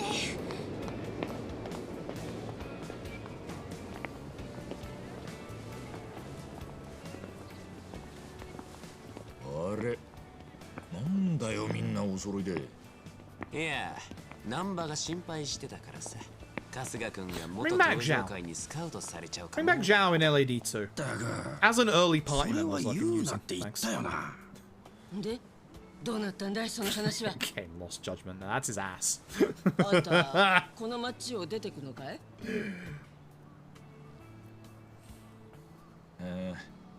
さっちゃん代わりに言っといてくれ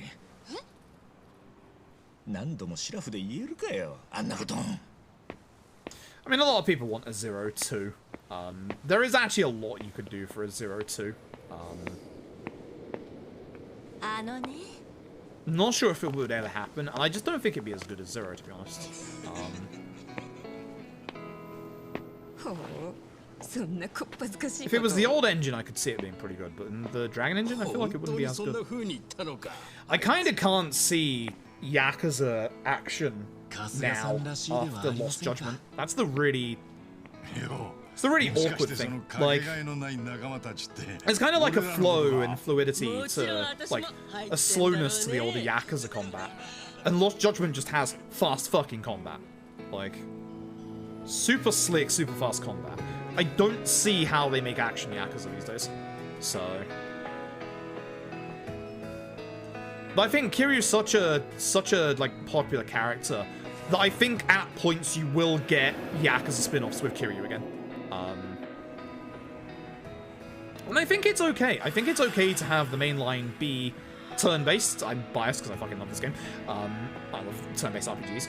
And I think it's fine to have action spin-offs because those will still sell really well when you have like the main cast, you know? The main cast, the older cast. どん底まで行きゃあとは上しか行く道がねえどん底から見える景色ってな真っ暗じゃねえ地に足つけて上を見上げりゃ希望で輝いてんだあんたの言う通りですよ若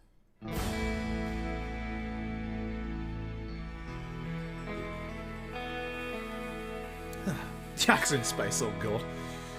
Alright, good night, Rosetta. I think that's probably going to be me as well. It's almost 2 in the morning. Holy shit. Good stream. Good stream, good speedrun. Let's check the sum of best, shall we? Let us check the sum of best, and I'll play the 60-second ad on the way out, because somebody actually wanted the 60-second ad. Where are my live splits? Okay, so. Save splits. Yes, this is a personal best. Thank you. So, 332.01. You're looking at this column here. This is current PB/world record. Sum of best is 328.20. Wow, that's a lot higher than I expected. I expected it to be much closer to 326. Okay. Interesting. Okay. Sure. Sure. Okay.